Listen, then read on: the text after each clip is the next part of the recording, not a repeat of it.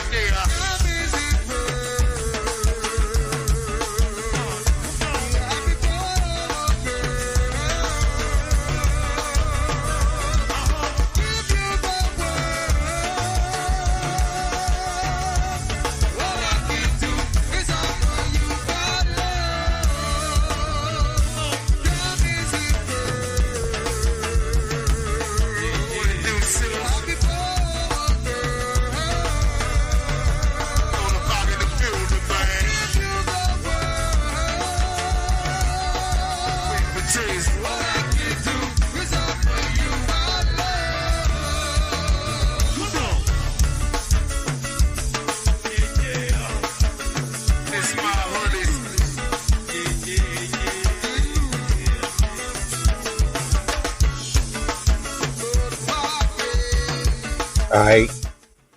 Yo, yes. How's everybody doing? I hope you can hear me well today on this Sunday. And it's 5:45 p.m. Eastern Central European Time, Central European Time, and that should be 11:45 a.m. Central Eastern, East Coast. What is that? Yeah. EST? Yeah. Eastern Standard Time for the USA. Sorry about that. And I just want to pick up where we left off here. And because I had to cut it abruptly last night. But this is an interesting cast right here of fellows that we have on the screen. I don't know if y'all can see that. Let me make it a little bit bigger. Let me see here. This was part of the conscious community news, you could say, as of late. And this is No Jumper podcast with Adam. What's this dude's name? Adam something.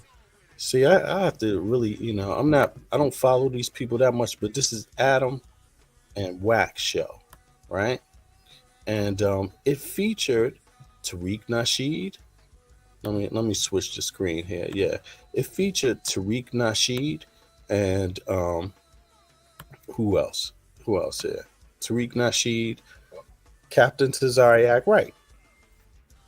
And of course, WAC 100, right? Now, the interesting thing is that this story, if you follow these, I haven't been following it for a few months, but if you go back 10 months, right, you will hear a debate, you will hear arguments, recorded arguments, telephone conversations, or online conversations in different places, recorded between Sonetta and WAC 100, and between WAC 100 and Tazariak. And there was some blowout there. And if you think back, WAC, he was talking about, he can't just, he was talking to Tazariak, and he was saying he can't just, if you can't let people around you that's, saying things and kind of coming out there, I'm paraphrasing, that are going at your people that you down with. And he don't mention names. He doesn't say anybody's name, But it's so interesting how 10 months later, he's on this show, right? 10 months down the line, he's on this show talking to this guy. And I'm just, a light just went off in my head. And I was like, is this the person Whack 100 was talking about? Like, is this what this was about? And I found it so interesting. Um, Adam, I don't even know what. Let me do some little quick research for y'all, just so I get this right. Adam, I think it's 100. Isn't it Adam 100 or something? Is that what it is? Adam, what's this dude's name? Yo, help me out here. What is this? I think I had it before. It was Adam. No, let me look here. Take 2 seconds. Maybe it says it here. I forget this guy's name. It's Adam something. Adam. Hold on. Let me look in the chat. Maybe somebody said. Can y'all help me out with this? Yo, a bit. It's 22. Is it Adam 22? Right there you go. Top flight. All right, there you go. You're in the house. All right, good. So you follow. You know what I'm talking about here. You know what I'm getting at. And in fact, I'm gonna go ahead and drop the link anyway.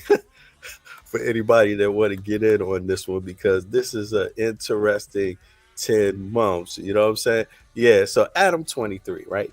Now let me just Google Adam 23 here, just so I get his background correctly. Adam 23. Now, first of all, oh damn, I'm getting like some DNA shit. What is this about? Adam 23. Let me say, is it YouTuber? Oh, I should say Adam 23, and what is it? Jumper? Something straight? No jumper? What kind of? All right. So if I go to Adam, all right, here we go. The creator. Now, this guy, if I have this correct, just so I'm okay. Oops, I took it off. Just so y'all see this right.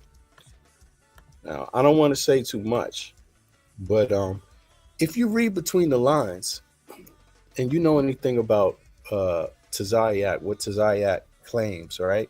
He claims to be a Hebrew Israelite.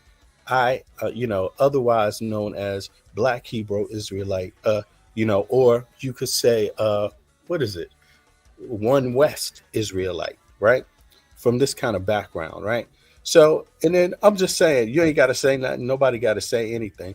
But this name, Grand Meissen, I have to say this out loud. I don't know his background. I don't know his ethnicity. But, I mean, would I be jumping out the window to suspect he might have some Jewish background? Anybody agree? If you agree with that, press 1. We don't know. I don't know. I never thought about it until now, because see, what's the interesting thing is that if that happens to be true, that's just another dimension to what's already weird when we look at what's on the table. Now, let me read this real quick just to make sure I ain't missing nothing here. They're talking about Adam 22. Adam. All right, let me see. This is, if I'm correct, this name strikes me as Jewish, German Jewish background, typically, right? So, and I'm not saying that's true. I'm not saying this is what he is, because again, you got to look at this in two different ways. It could matter. It could not matter. It doesn't. It's not the the name. It doesn't necessarily have to be. This is France. Okay, so maybe French and Jewish. Okay, and that would also make sense too. Basically, the same sense I'm getting at. But in any case, I just wanted to get that out of the way. Now, if we go back to look at what happened 10 months ago, we're gonna take it up from there. Hell no. Oh, Adam, he might be. Yo. Oh, what's up, Todd? I see you out there too. Stephen P. Also, what's up? A bit tired. Hey, sister. Okay, I got everybody now. Now check this out. Yeah, that's what I'm saying. He might be. I'm not saying.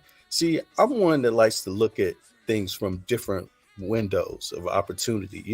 So I could look at it without him being Jewish. It's still interesting, right? But I'm just thinking in my mind, what if he is? Wouldn't it be really strange if nobody mentioned it at all? Now, hold that thought. Now, let me get to the video of 10 months ago, right? So we can listen, and then we're going to jump to the recent one with Adam and Tazayak on it. Here we go. Let me go back, and there might be an earlier one than this, but let's listen in here. Oh, do I have the? Let me make sure I got this up to copyright disclaimer. Under Section 107 of the Copyright Act of 1976, allowance is made for purposes such as criticism, comment, news reporting, teaching, scholarship, education, and research. All right, so look, let's listen to what they listening to. You know, certain things like that. Like we got a boxer right now in HOI Atlanta, and he's young, coming up, undefeated, and his pops is in the truth, his whole family, and they're asking, can he box on the Shabbat? And you know, because there's some fights on the Shabbat, and for people that don't know, when he say the truth, he's talking about One West Hebrew Israelites. Like, nah, you gotta hold it. You know what I'm saying? Zab Judah, when he came up in the ranks, he didn't fight on the Sabbath. You know, now, of course, he do whatever he want. But he didn't fight on the Sabbath. So I use that as an example. So, you know, I don't have a problem with you in any of the rooms. But when it comes to selling tickets, selling anything on Shabbat, you know, unless y'all keep the lunar Sabbath. If y'all change to the lunar Sabbath, then I understand. But I would like to hear the answer for that one. We definitely don't keep the lunar Sabbath, and we didn't sell not one single ticket. That was not our event. That room had nothing to do with me. So when it came to the opportunity to interview Ye, you weigh everything out in the spirit. Just like they try to come at the disciples for plucking corn on the Sabbath, or when we travel to go to camp, we break the Sabbath. Whether you got to get gas, pay a toll, XYZ. So interviewing this brother, who's at the time saying he an Israelite, to bring other people into the fold, XYZ, that's how I waited. I waited in the spirit. So we wasn't in charge. We didn't collect a dollar. That had nothing to do with me. Number one, I didn't even know I was doing an interview at all. I think Wack called me at like 12 p.m. and he was like, you're not a leader on the 100 stage, because I was just a member. And I said, no, I ain't a leader on the 100 stage. He said, well, I'm going to make you a leader because you're going to do this interview with Kanye. So I'm like, bet, because if there's anybody that's going to get a good questions out of the brother, it'll be me. But I didn't think nobody else would. And then when I found out they had gay dude doing it, I was like, I really got to do it. And you know it was successful for two reasons. One, he wanted to keep talking to me, and two, it came and boomed the room. So we didn't profit off of that. Only profit I got was teaching the truth. Now, just for reference, Kanye was also supporting the basketball player with another, you could say, One West Hebrew Israelite thing that came out where Kanye West was supporting. This is some more background. He was supporting the basketball player. I forget his name, from New York. I think it's the Knicks in Brooklyn. What is it? New York Knicks? Is it? No, not the Knicks. It's, what is it? I forget the basketball team. Anyway, but and is it? What's the brother's name, man? I'm sorry, y'all. The brother who played basketball, is it the Brooklyn? Something, I forget, man. Anyway, the brother got in big trouble with the media. You know, the man. Yeah, Kyrie. Exactly. He got in big trouble with the man, you know, and so he took back his comments. Although I didn't agree 100% with his comments myself, I thought it was interesting he took his comments back. I thought that was even more interesting. And you know, Kanye Way and others, a lot of Black Hebrew Israelites or One West Israelites supported that brother. So just to mention that, yeah. The profit I got was asking them questions. That's it. I got no other profit outside of that. I hope I answered the question.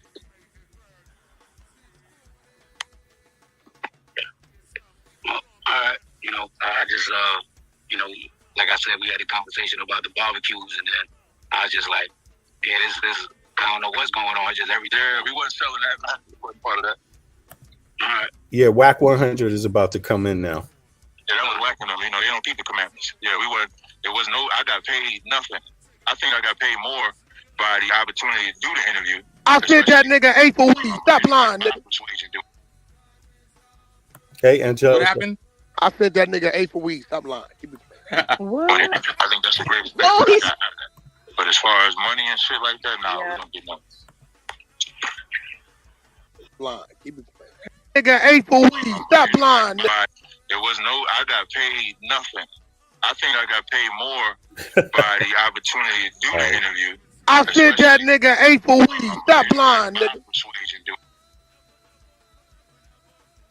What happened? I sent that nigga 8 for weed. Stop lying. Keep it playing. What? I think that's the greatest thing Oh, that I he's- got out of that. But as far as money and shit like that, no, Yeah. we don't get nothing. Hey, Salaki and Cap, I got 2 questions for us, sister. Sister, if you want to answer. One of the questions, If y'all hear noise, I just got some back. I'm moving and shit, so. one of the questions she asked, I ain't gonna cap it. Y'all see the title? Shit out of me. I forgot to ask you because usually when I got some type of grievance or concern, I just hit you directly. So when she Yeah, the title for that video right here. Let me blow it up for everybody real quick. Y'all see that? Wack exposes Sonetta for playing both sides with leaked phone call audio. Says he hates Israelites. Right? Everybody remember that pretty much. But for those that don't, here. it was about I think it was like the Cross the Line radio. It was about 2 weeks ago, and I think I came on. I think she followed me in a room, and then towards the end of the room, when y'all was closing out, the outro was more so like Cross the Line radio on the 100 side. So she was asking me like, I think she texted me like, damn, they got the influence, don't came over in the physical. And Angelica, we just doing some lead up to the No Jumper Adam 22 and Whack 100 show with Tazariak and Tariq. So we just doing some lead up. You know what I mean? And I was confounded, like, I didn't know how to answer that because I was like, I don't know why the 100 side is on Cross the Line radio, so I ain't know how to answer that. So I would have to hear it. I would have to hear it to see if we said that. I know if we was doing a room in One West, we would say One West on the 100 side. Okay, But I would have to hear it. I think she sent me the clip. I have to. Send it to me. Yeah, send it to me. Yeah, but I wanted to, Ali, get you to clarify that. No, that's not a problem. I would definitely have to hear it. And because we would say like One West on the 100 side, it could have just been something that we just said. It was Cross the Line. We don't even do. Was we doing the rooms in One West at the time? Because I know. Yeah, I could put them in there.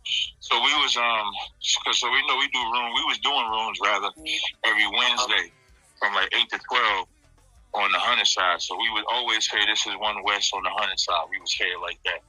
So I would just have to hear the clip. If you got it, you can. It was the I don't know if I was in that room. I think it was the Cross the Line because I think it was the Jesus, but it was just. That's the last room. That's the one I had. I did. So if you send me the clip that she got, cool, I'll do that. And then the second one, it was sense funny, so I'm gonna try to make out the sense of it. I guess what the sister is saying is that in reference to like, let's say.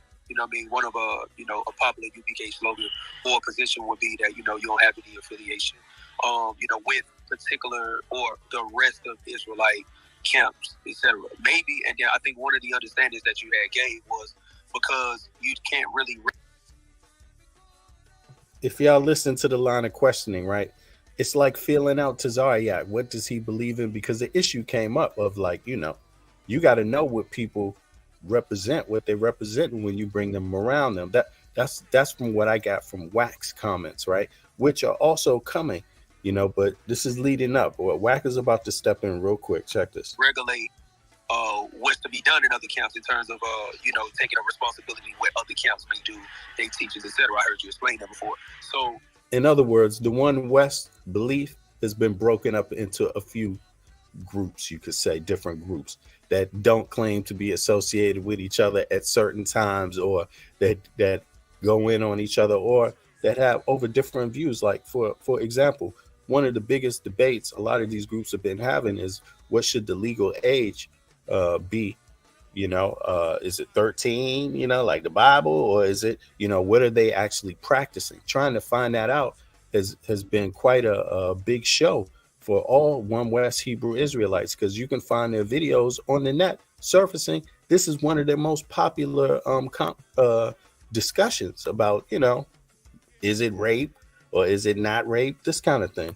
You know, or not even. I think you even on the app said before. So this is some of the lead up we need, because when we flip over into 10 months today, which is today down the line, and you will see the discussion is so interesting. I'm not God First Gang, but I rock with God First Gang, but I'm not God First Gang. Right. But I guess in a sense, you may say like, you don't mind getting like the 100 side PTRs and all of that. So you don't mind affiliated with like major wickedness, but maybe 1 or 2 points that you may feel like that differs. You know what I'm saying? In terms of our understanding, you won't affiliate with that. So I guess, what is your take on that, and how do you explain? But y'all never offered me a God First Gang PTR. I offered all of y'all a One West PTR though. I was never offered it. But I come on y'all stages. I moderate y'all rooms, moderate y'all debates. I work with all of y'all. So I look at it as all the same. I don't look at it like I'm 100 side and I'm agreeing with them no more than I don't look at it like I'm God First Gang and I'm agreeing with y'all. But I do believe that it's the same thing to me. Yeah, I do believe that it's the same thing to me. So if y'all was to offer me a PTR, I'd be like, yeah, man, I'm gonna send you my PTR. I'm gonna send you my picture. I think I'm a fly nigga. Dances are you ain't get a God First Gang one. I got mine.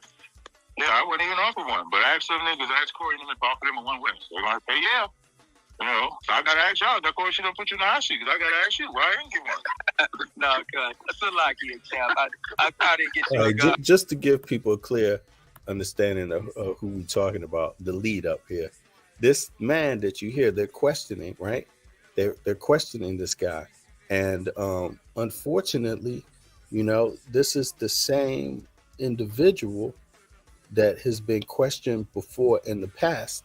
Here's the person. Are you accused of molesting your wife's niece, who is your niece through marriage? I have no recollection of that. You would have to inform me of what you're talking about. I have no recollection of that. Okay, I will be able to one day. So y'all hear that? The answer, this is ridiculous. The answer to that was, I have no recollection of it. There was a question. Are you accused of molesting your wife's niece, who is your niece through marriage? I have no recollection. Are you accused of molesting your niece? And the answer was, I have no recollection of that. But listen, this is who they're talking to right now. Are you accused of molesting your wife's niece, who is your niece through marriage? I have no recollection of that. You would have to inform me of what you're talking about. I have no recollection of that. Okay, I will be able to one day. Well, yeah. So what she was saying was more so like the affiliation with camps outside, because God First Gang is like an online unity camp of camps. So how she was phrasing it was talking about other camps. That's what I was pretty much that angle. So I was just saying that you had a mention of that on the stage. I said it when Corey said how she was phrasing it was what? More so in terms of the affiliation with other camps. You get what I'm saying? Like, right. That's how she was. Well, I'm not gonna but just like they're not gonna physically assimilate with us, we're not gonna physically assimilate with them. And it's not really just a camp thing. Ours is that we're not affiliated with nobody for the very reasons you just said. Like, we don't regulate their policies. We don't know what they're doing, more so just as much as they don't know what we're doing. So for us, if we say I'm this or I'm that, and then they doing something we don't agree with, or let's say we doing something they don't agree with, whether it be doctrine, position. Check this out. Or could the difference be this? Could they be discussing some sort of a disagreement about this? Third question, Captain Cesario, do you have a homie that's in prison right now for child molestation that you support financially? Yes. But I thought you were against child molestation and those that are molesters to children. I am against child molestation and those that molest children. So why are you supporting this person, but you speak ill against others that have a love for people that have been just accused of child molestation? Okay. So you see, there's different camps that debate these things and how to deal with it. So, for example, if a person comes up in these groups, what a pattern has been like, if one group all of a sudden a person is found out to be a pedophile, the other group says, oh, I'm not with them. We have a different doctrine, or we're not associated with them. But then you ask that same group similar questions, you will get similar histories thrown back at you, similar beliefs thrown back at you, similar understandings and practices thrown back at you. So just to give you some background of who and what could be discussed. But check it out. It gets more interesting. So this is Tazariak and WAC 100. Sonetta's phone call is about to come in any second. And this is 10 months ago. Versus once we finish with this, we're going to look at just what happened the other day with WAC 100, Adam 22, Tariq Nasheed, and Tazariak on the same panel. Okay. Morality, whatever it may be, that's just our way of being clear from that. Y'all know it's not offensive because I speak to all of y'all. There's not a brother on the stage that unless he says some wild shit to me. What's up, Jay? Come out the way and just do some shit to any of y'all. Just like 2 weeks, I think the same 2 weeks ago, some cat called into the show, tried to disrespect y'all were all in Zabak, and it was me that shut him down the whole time. Y'all were all calling me and thank me for it. So, not affiliated and being able to communicate and be cordial is two different things. Shalaki, can y'all hear me? Because I'm at work. It's a little noise in the background. I'm glad you mentioned that, Captain Cesario, which is going to lead into what I really want to get into. Well, did anybody? I'm assuming y'all got into that, or y'all not affiliated with any other camp. Because now, that's what they was asking me. Yeah. Okay. Right. I think it's a disrespect a lot of times. The other camps feel that when y'all make that statement, because to be honest, right now, you know what I mean, I'm breaking my own Sabak, the head of HOI, because he really, to be honest, he doesn't want you brothers even on the HOI platform. Nevertheless, the build is here, and I think it was something with their cap, the disrespect. Now, it's very disrespectful when y'all brothers say that y'all not affiliated. Now, you went more into it, but I think a lot of brothers feel the disrespect coming that way. So when y'all brothers say that we're not even in the truth. We're not even in the truth. So I think that's something that we got to be honest with. We're going to rob, because even WAC used that. They're saying, well, y'all not even with the other Israelite camps. So how could y'all talk about unifying? You understand? So I think if we're going to have this conversation, and maybe the conversation shouldn't be open on Clubhouse, it should be more man-to-man or one-on-one. But if we're going to have this conversation, that's something definitely that got to be brought out. Years ago, I contacted a few of the brothers. I contacted Daniel Hashar. Believe I contacted Zabak. I know me and Zabak communicate off and on throughout the years. I can't say with 100% certainty on this subject. But I've offered everybody the opportunity to sit down and have a conversation. It don't have to be public at all. Sit down and we can just work it out just like that. And I know Hashar and Daniela, we did have conversation, but nothing else came of it. So it's not that we want to sit down and have the conversation. We can have the conversation. It's not that hard to do. That's not something I would do on a public platform. I think even with Corey and tried to do it one time on Clubhouse, he was having private rooms with leaders that have their differences too. So it's not like, and when they did it, I showed up. I mean, Corey's a witness. Every time anybody has had something where we're going to sit down and have that type of conversation, I've been there. So the only thing I would say is, where's everybody else at? Because I show up. I showed up and I offered. I offer y'all to come. We offer y'all to come to every event we have. I have not gotten any offer for any of y'all meetings that y'all have ever had, ever. Not one. But I have offered y'all to come to every single event that we've had. There's not an event that we've had that I don't say, hey, man, all y'all can come. So it ain't about me not showing up. And when I'm saying me, I represent the whole ISUPK. It's not about me not showing up. I'm there. So if that's something y'all want to do, y'all just have to say so and we can have a conversation. That's the end of that. That is the end of that. That was a lot to take in. So he lying on the stage talking about he had us speaking in fucking Hebrew. I don't even know. I don't know unless y'all was doing. I don't know. Maybe y'all did some shit when I was going. Man, we was mocking that nigga. Weird ass fucking talk they got. Ain't nobody talking like these weirdos. I ain't gonna lie. You heard the nigga tell him, see what you get out of them versus what I get out of WAC. Versus what I get out of Sinetta. I want you. So he uses Sinetta, right? For his little Sinetta TV. He thought he was gonna use me. But So I was just exposing who this nigga these is. are some private phone calls. He released one with Tazariak. Now he's releasing the second one with Sinetta and explaining it. Check it out.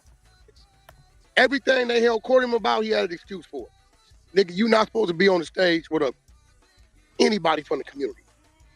Ion came in the room the other day and said, yo, WAC, this dude is telling me, Ion, it's your show. He got to report to you. Because I'm knowing Cap going to bag up. The nigga submitted to Ion. I said, oh, yeah, this nigga right here up to something. I'm doing everything to run him away. You heard what them people said? Wack continued to disrespect. When was you going to draw the line? Right? When I seen this nigga ain't going away, I'm like, what the fuck is he after? Then he started coming. Yo, Wack, could you set this interview with no jumper? Yo, Wack, could you send me Ye's number? Yo, Wack, yo, Wack, yo, Wack. I said, oh, he making his move now. Time to spin him and expose him. Now, that lets you know that them Hebrew Israelites, they like everybody else. They motive driven. They ain't doing shit out of brotherhood and righteousness. They doing shit out of trying to use your ass, brother. That's it. When they get done or whatever they get out of you, they spin off and go their way. You heard what the motherfucker said. We evil. We're unrighteous. We're all the shit the so-called white man they say said about us. Now they saying about us, right? Because we're not them. But we're driven. No, I'm like, what the fuck is he after? Then he started coming. Yo, Wack, could you set this interview with no jumper? Yo, Wack, could you send me Ye's number? Yo, Wack, yo, Wack, yo, Wack. I said, oh, he making his move now. Time to spin him. Did you hear that? Just listen to it. It's not me. See? Let's check it. Check it out, yo. Then he started coming. Yo, Wack, could you set this interview with no jumper? Yo, Wack, could you send me Ye's number? Yo, Wack, yo, Wack. This nigga ain't going away. I'm like, what the fuck is he after? Then he started coming. Yo, Wack, could you set this interview with no jumper? Yo, Wack, could you send me Ye's number? Yo, Wack, yo, Wack, yo, Wack. See? Yo, Wack, can you set up the interview with no jumper? Yo, Wack, can you send me Ye's number? So no jumper is just the interview he did. Now, this is 10 months ago where they're having this conversation. Now, 10 months later, which is just a few days ago, they have a different conversation. But let me let you hear a little bit more of this conversation first before we flip over it. And then you tell me after you hear it and after you see the components being discussed and the individuals discuss it, tell me what pops up in your head. Then we can have that discussion. I'm going to tell you what pops up in mine. Check it out. I said, oh, he making his move now. Time to spin him and expose him. Now, he after, right? When I seen this nigga ain't going away, I'm like, what the fuck is he after? Then he started coming. Yo, Wack, could you set this interview with no jumper? Yo, Wack, could you send me Ye's number? Yo, Wack, yo, Wack, yo, Wack. I said, oh, he making his move now. Time to spin him and expose him. Now, that lets you know that them Hebrew Israelites, they like everybody else. They motive driven. They ain't doing shit out of brotherhood and righteousness. They doing shit out of trying to use your ass, brother. That's it. When they get done or whatever they get out of you, they spin off and go their way.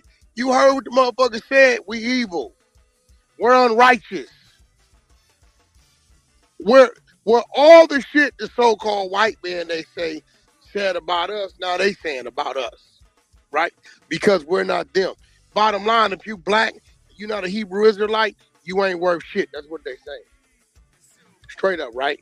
But these are the motherfuckers that hate people, hate Africans, hate white people, refuse to feed a 13-year-old black African child, all this crazy abuse shit, right? women. Abuse they fucking women. Mentally challenged children. They throw them away. Are you accused of molesting your wife's niece, who is your niece through marriage? I have no recollection of that. You would have to inform me of what you're talking about. I have no recollection of that.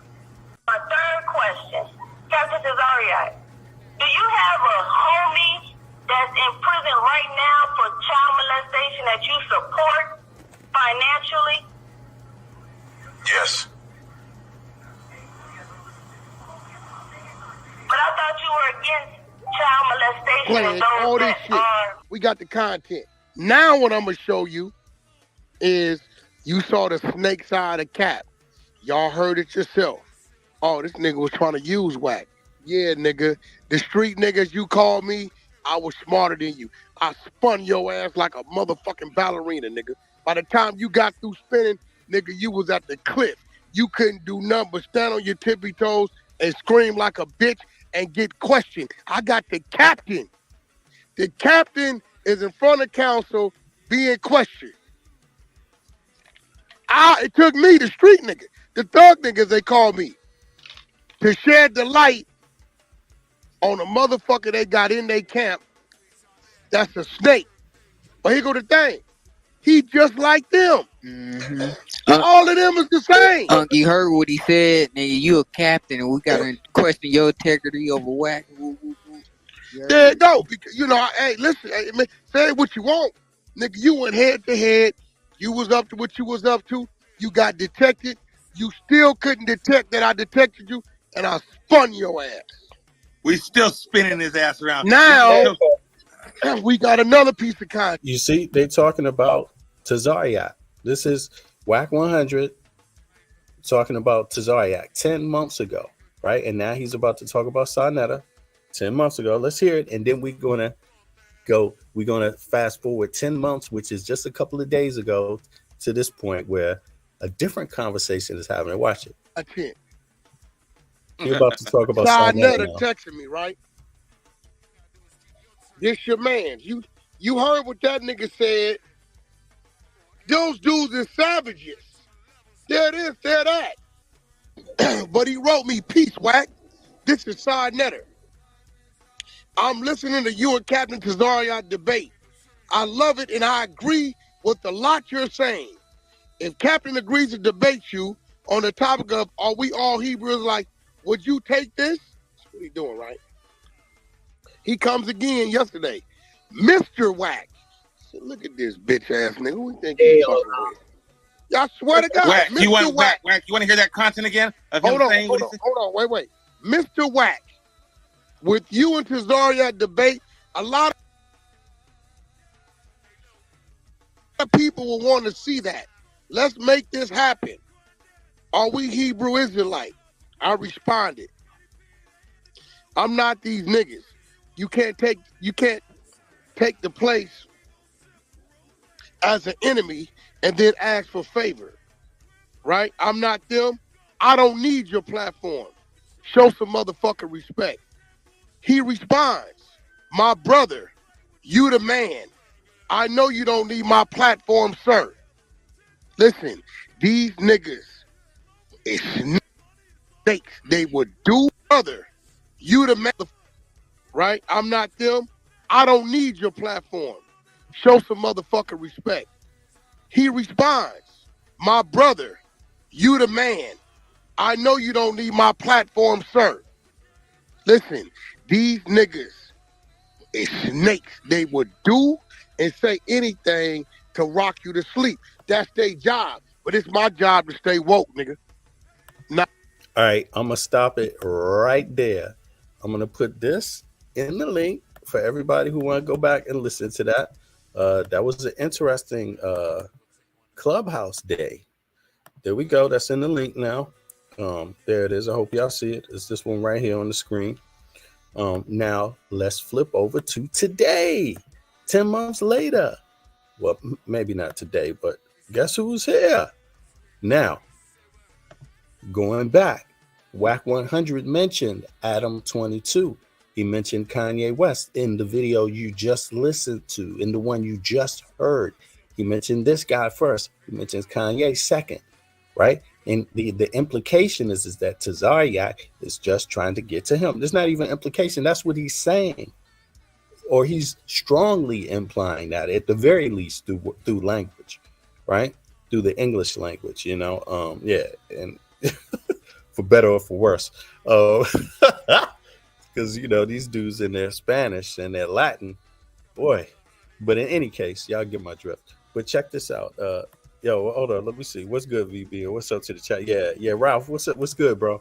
Hop on up when you feel like it. Anybody else, Angelica, a bit tired, but just check this out now. So we saw the last video. We saw Sarnetta. We saw Wack playing two phone conversations and having his chat, his Clubhouse group go in on them. He played Tazariak first. He reacted to that. And they reacted to that. Then he playing Sonetta, and we just stopped it halfway so you could get this point. Now we 10 months in the future. We're here now. This just happened a couple of days. What is this? A week ago? November 5th. Yeah, this just what? A few days ago, really. A week ago, basically, right?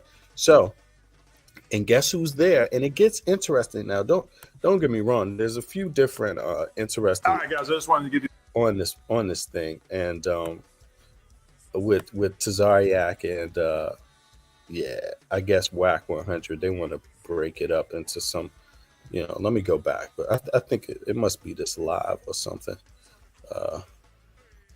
Let me go back further. Is it this one? It's this one right here. All right, so let's get into this one. Now this is Adam 22. Yeah, Adam and Whack. Oh yeah, and let me just make sure this is up for so they get it. Just covering the news here, just covering the news and making some comments. Show, and we've compiled a panel that I know that you have been extremely passionate about making happen, and you think that this. Now, see, we got Whack 100 here that he's talking to. That's now to the right is in the burgundy or in the maroon shirt. Yeah, is Tariq Nasheed. Now to the left here with the black t-shirt on is Tazariak, right? Now that's the one he just got finished. Whack 100 just got finished ripping, calling a snake, and he implied that whatever the guy's snakiness was up to, it has something to do with getting at this man Adam 22, who you see there to the left, top of the picture, right now, and or Kanye West. Now 10 months later, they're in the picture together. He's on Adam 22's show. I mean, is it the Adam and Wax show? Who cares? But it's the same thing. He got at Adam. So we're at the he got at Adam point now. This is 10 months later, and this is the conversation. It's just, I mean, it's not the only conversation. This is a clip out. This is clip 14.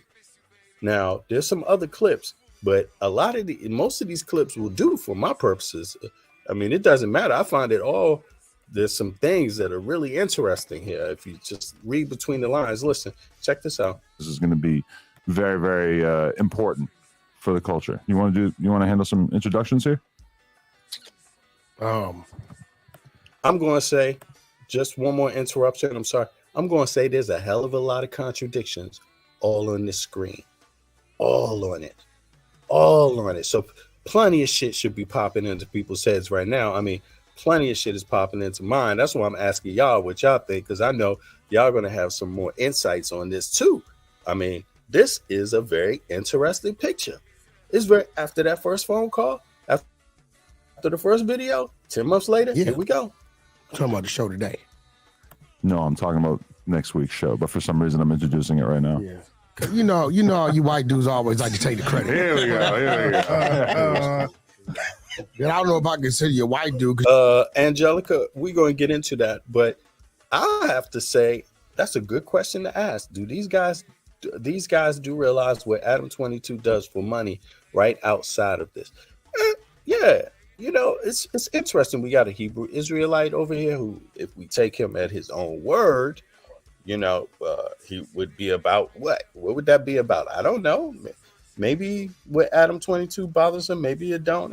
But it's clear that Whack 10 months ago thought that Tazariak was trying to get at Adam 22, get his contact, and so Whack had some questions. It's kind of like, yo, dude, what kind of dude you take me for? He even went as far as to call him a snake, saying that he doesn't care about him. He doesn't care about brother. None of that. It's just if you're not one of them, but here he's on the panel. All right, Andrea. Hey, Andrea. Hey, sister, you back? I got you. There you go. Yeah, we finally caught up again. Exactly. Big up to Andrea, Adam and his wife. I mean, let me let this shit play. I'm talking too much. Here we go. 10 months later. Because you don't have a pickup truck. Off camera, he's getting on my ass for not having a pickup truck. Kind of white dude is he doesn't have a pickup truck. But today, I feel like a lot of the podcasts, a lot of the bloggers, we it's fueled off of controversy, beef, and gossip. Mm-hmm. And it's cool because somebody has to talk about it. But we have a lot of voices in our communities that have a strong following. You know, I believe you've interviewed Tariq before, right? Yeah. And then we got Captain Tazariot, who's from One West, Hebrew Israel. Now, I'm sorry, Tariq. For those that don't know, he's been called a grifter, and that's like a person that hops from theme to theme, trying to get the public support behind it, as if it's going to amount to be a whopping changer in the game of life. You know, for FBA, he's coined the term. I believe coined it, or he runs that. This, I don't know, is it a viewpoint, or he owns a belief in what's called FBA? He's pretty much coined it. He's championing the term foundational Black Americans. So that's Tariq in the maroon, right? And he's got documentaries, a few documentaries.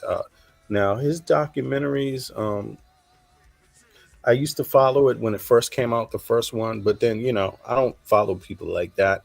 I might catch them later at a different point, but they've been somewhat inspiring, especially in the beginning, the first one, I would say. And I like the one a little bit about Haiti. That was okay. But in any case, that's beyond the point. That's what Tariq does. Now, as Angelica mentioned, what does Adam 22 do for money, and his wife outside of this? But then we have to the left, we got Tazariak. He's not in it for the money, is he? He's in it for the religious purposes, right? And we have all these interesting folks at the table. But at the very least, what we know for sure is that it is 10 months later, and Tazariak is on. He got that number. He got that number, y'all. This is some crazy shit. Tariq definitely gets a bad rap. Yeah, I'm not going to flat out. I won't go as far as to diss Tariq. I take him seriously. I don't know about what he's planning and what he does, how truthful that is, or any of that, or what his even thoughts. I've never talked to him one-on-one. I've never interviewed him, so I won't judge him, but that way. But yeah, you can't deny he's inspired some people, so I take him. He does put in work, so you have to understand that's a grind in itself too. So that's as much as I would say. I respect him on that note. I don't necessarily agree with him. Not FBA is a lineage, right? If that's what people want to believe, I believe that too. I don't have an issue with it because of my own background. Why would I have an issue with that, right? But I just wonder if it's sometimes the language gets lost. But in any case, here we go. We 10 months here. We 10 months down the line. So Tazariak, he got that contact. He's on Adam 22's show. Let's go. You're like, now my first attempt was to get a debate going on with what was the Richard Spencer, your brother. You were trying. What I like about this is Wack. He tells you flat out what he's thinking. Now he told people the first video what he was thinking 10 months ago, but now he's saying it again. He's putting it out. I'm gonna make him make a comeback. Well, I mean, because he goes from One West, Hebrew Israelite.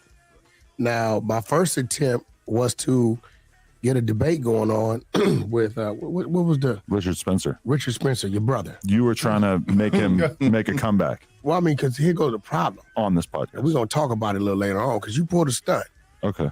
Pulled a stunt. You know what I mean? You use the culture to create your platform, and then know what you do? You put a Klansman up there in front of all your viewers. Klansman is inaccurate. With no representation. Not a Klansman. Of us. That was X. Is he an X?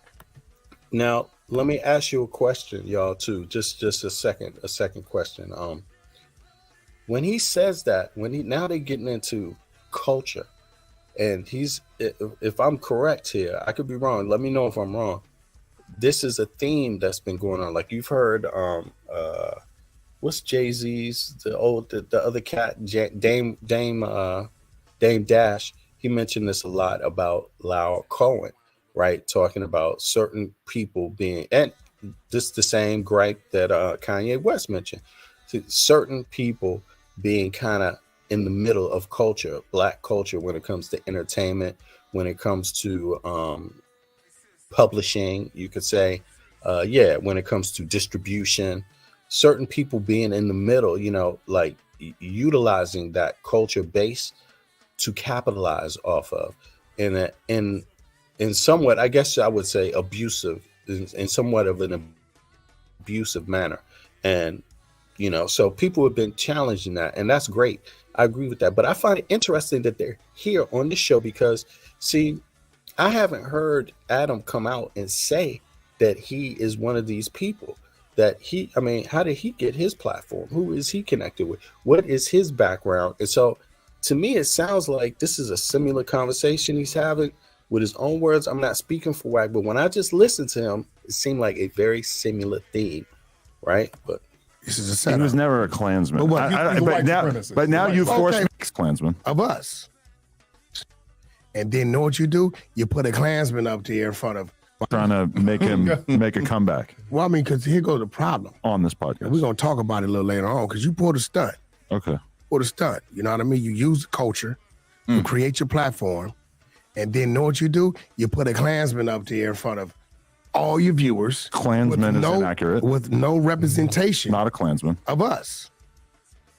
That was an X. Is he an X?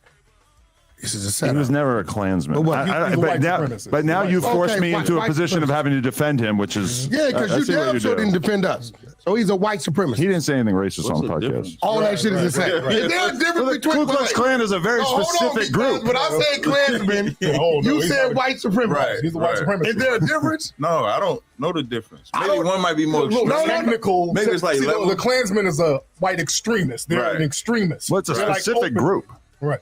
So the Klansmen are white extreme. But a white supremacist can be any type They're of white. An organized group of white supremacists. So you can be a white supremacist, but say I'm not affiliated with the Klan. Right. Yeah. But isn't this also the same energy? Tariq also talks about this too. Like, if he's talking about FBAs getting the culture, being tethered. I mean, not FBAs, but others being tethered to FBAs and the culture, still in the culture, which is, I believe it's a legitimate conversation to be had. I don't agree with how everybody always has that conversation. Sometimes I think they make it turn it into something that it doesn't have to be, because most of it, to me, in my view, would be logical and rational, not really confusing or creating a lot of dissent or division. But Tariq, he addresses this kind of thing about, culture things. So, okay, this is an interesting thing. Let's go on. Yeah. But for black people from the outside looking in, it's all the same to us. That's why he said white supremacists when you say Klan. And that's why I normally wouldn't argue with someone who called him a Klansman, except for Wack. I have to argue about it. Like when they have the Unite the Right out there in Charlottesville. But that wasn't like organized by the Klan. That was organized by Richard Spencer. It was about a bunch of white supremacist groups. All of them. I'm not that group. I'm not that group. All of them are white supremacists. So that's what we do. We look at them as one and the same. We don't separate them. And you know what? I can say I understand it because a lot of people don't understand a lot of shit I do on Clubhouse. Yo, 24. What you think this is, bro? Shit that I'm dumb to, don't know about. I'll go find it and pull it into me and educate myself about. Once upon a time, you asked me about a Hebrew Israelite, I wouldn't know what the hell you was talking about. Right. But what you just said, because I've learned that it's a lot of Hebrew Israelites, but then One West, ISUPK, right? They operate independently, but a little different from the rest, right? So I get what you're saying, how like Richard Spencer has his own movement, right? But then they are tied. Ultimately, you guys are tied to so being a Hebrew Israelite. From ISUBK under Commander Jenny Hanna, he comes from the original foundation that was established in 1969. And so a lot of the Israelites that you see today branch off from that. So you do have other Israelite groups, but they were a branch off from the ISUBK or One West. So even when we say One West, it's an address. It's an address. Right, it's an address it was an address in Harlem where it was founded. And so that's why we use the moniker One West. One West. It just represents that. Identifies who you are. But I will say this, right? Adam caught a lot of flack bringing that guy on here. I heard a lot of flack. Adam's kind of like me in the sense with you guys. I learn from you guys. Right. I don't know what you guys are going to say. I learn from what you say. And I don't think Adam really knew what the guy was coming to say, but he has a following, right? I don't believe the guy's following. Right? For the record, though, I was actually pleasantly surprised because he seemed like he had really kind of lost faith in any of his prior It racist seemed he was views. lightened up. Yeah, No, but wait, but hold or on, at least, Cap. but I also feel like he just kind of feels like racism is not politically useful, so it might not be indicative of his actual beliefs. That's 'cause Trump failed him. No, but that's listen, true too. wait, listen. He's a big Biden guy, much like myself. Listen, now, you know? I'm a Trump Biden guy. I'm a Trump supporter. All right, so you can see the conversation is about to open up a little bit. But you know, when I look at this picture, I see it from the first lens I look at it through is content creators. You know, this is clearly there was a problem with content creation. Some of these, you know, like Whack 100 questions Cesare asks, content creation or his views essentially. You know, he called them snakes. He literally, I mean, what we just listened to before this is, let's just go back because maybe you know, I don't want people to miss it here. We just got finished listening to this. This is like, what is this? Let's go. It was a buck, and it was me that shut him down the whole time. Y'all all called me and thanked me for it. So this is 10 months ago.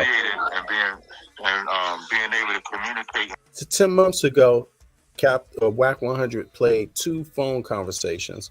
One he had with Tazariak and one he had with Whack 100. I believe they're both phone conversations, but in any case, his Clubhouse group is reacting to him playing the message, and so is Whack. Here, check. Poetry is 2 different things. 10 months ago. Shalaki, can y'all hear me? Because I'm at work. It's a little noise in the background. I'm glad you mentioned that, Captain, to conversation.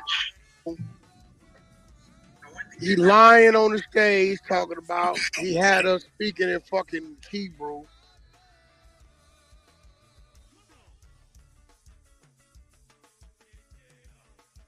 I don't even know that. I don't know unless y'all was doing. I don't know. Maybe y'all did some shit. Yeah, this is Whack talking about Tazariak. This is Whack 100 talking about Tazariak now.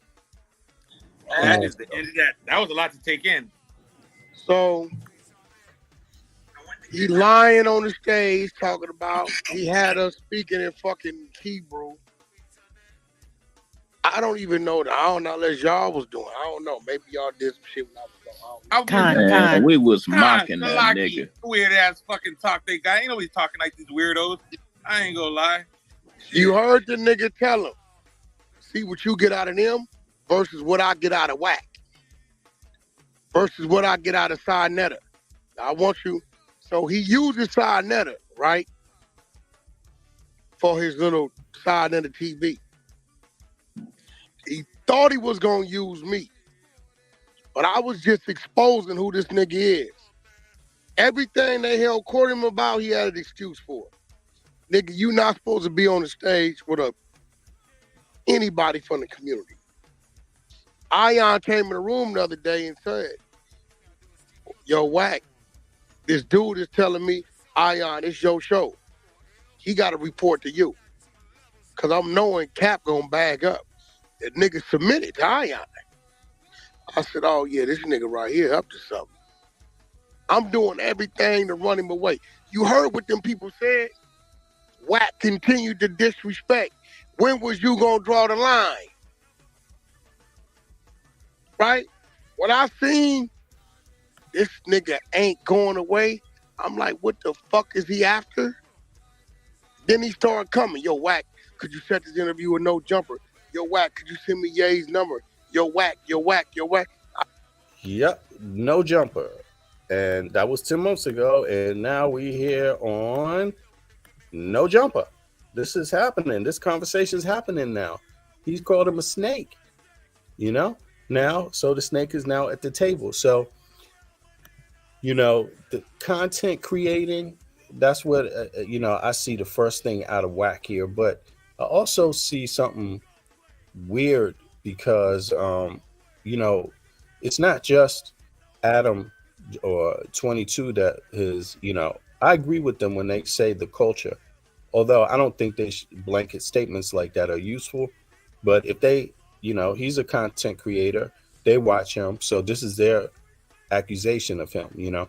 They're saying he's a culture vulture essentially, and then he went and flipped back after he got that audience and started, trying to raise KKK money essentially by showing white supremacists, blah blah blah. They just criticized him. Tariq, Whack 100, and Tazariak. They all sat there. They're at the table. That's what they just got finished talking about there. So, there's a question there, because if they're concerned about the black community themselves, shouldn't they know better? I mean, who's telling them to make these kind of moves? And what kind of example does that set as a black content creator to be clout chasing? I mean, to me, this looks like clout chasing somebody they criticize ultimately. You see what I mean? And I wonder myself now, don't get me wrong, it's not for me to judge their intentions. I'm just trying to understand what's happening and make sense out of it. But it's not my move.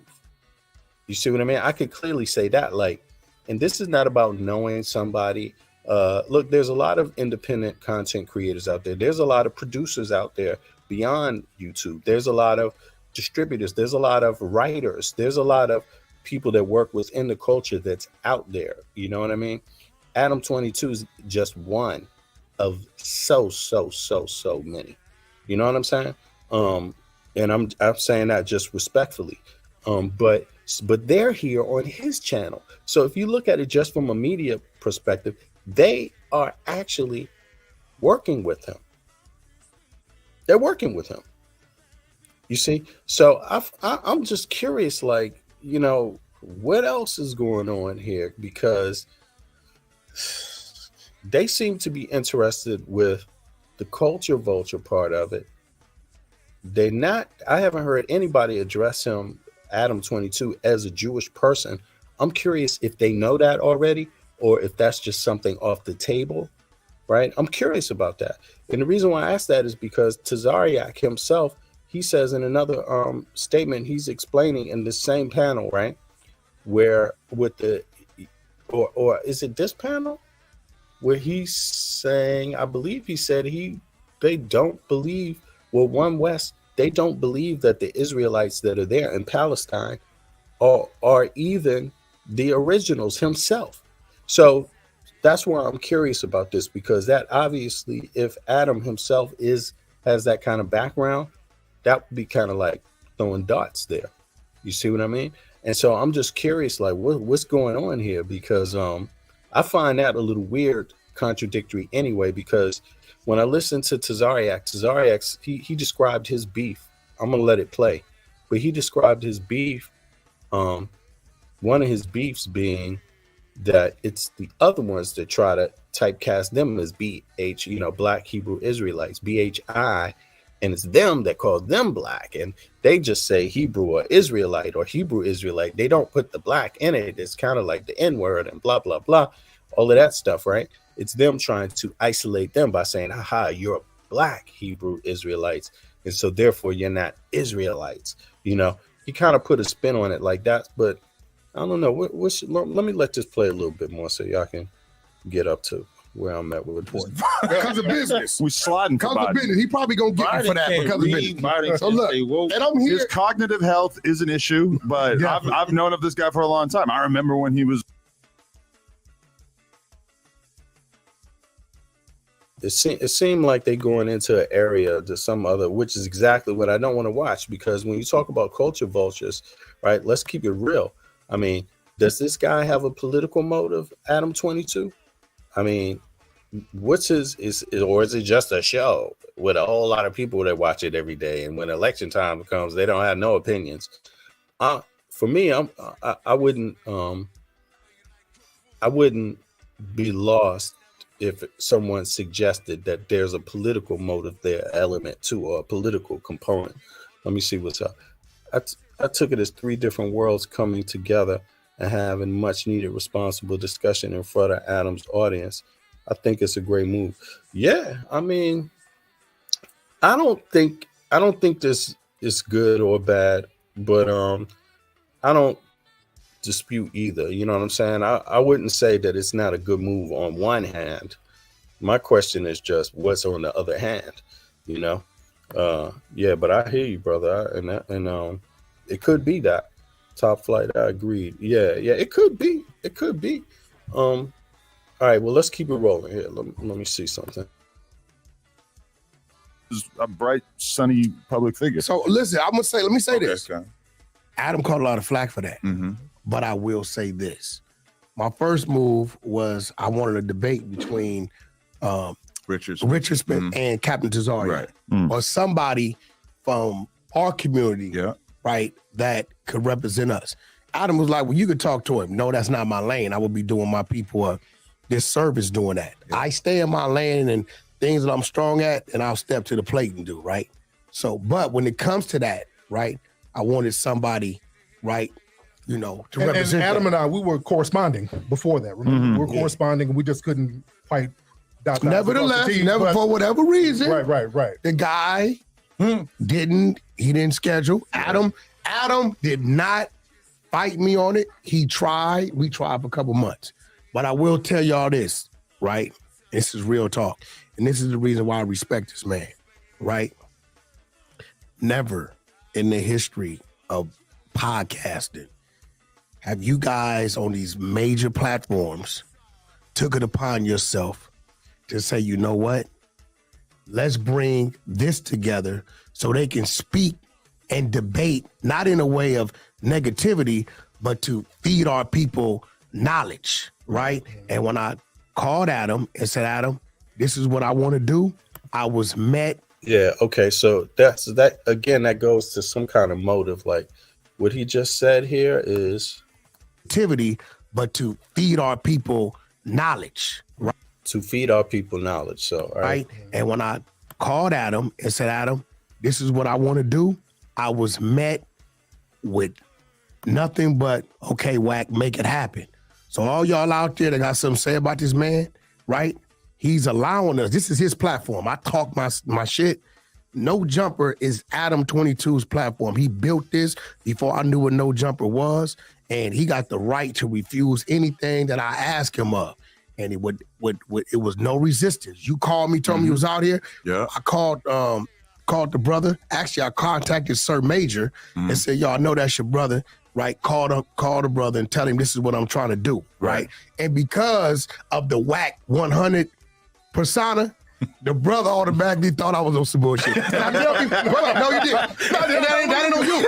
And I tell people, I always say this, once you get to know me, you'll realize the people. I'm just speeding it up a little bit just to make sure I don't miss something. It's another one of these videos I wanted to check here. No, you gotten to know me. Absolutely. You know when I'm doing something that may seem like this, you know it's something else. Right. And when I got on the phone with the brother, right, after probably like a few minutes into it, we start building, he like, yo, this is something that needs to be done. Right. To bring this together, like Adam, this is a lot of knowledge right here for our people. This is knowledge I can't give our people. Okay. But let me ask you another question. Let me ask you a question. Do you think Adam 22, Tazariak, Wack 100, and Tariq all do you think they have any type of political agenda outside of just, what they say, the culture or the people? I mean, do you think they have do you think they share a political understanding? Do you think, because when you bring in people together, there's usually a motive. And don't get me wrong, I've heard people cite the culture. To me, you got to be more detailed than that. Anybody can just say the culture. Anybody can. What's behind that word? What's behind that word should be a lot of detail, so people really get what you want right now. What is this really for? Like kind of when you're dealing with customers, or when you're soliciting people's support, you don't tell them half the story why you need their support, and then the other part you just say, I keep that to myself. I didn't say this I was going to get this and this also, but hey, you got one thing, you got something for this. It should be kind of open. So I'm curious about that. None of them have the same. Okay, none of them have the same motives. Now that's interesting. I'm curious. I also see it as that too. Like to some degree, they might have a few different things that they bring to the table, but how could I ask this? You know, he was about to start speaking. Adam 22 was about to give his opinion about Biden, who is the president, who is facing re-election. Those are facts. That's what's happening in the national news media cycle right now. That's what is at the top priority for most Americans right now, is that upcoming election, how they position themselves for it. So black media and the culture media is pretty much going to be working in that sphere also, trying to have a convo about it. I believe WAC has a motive.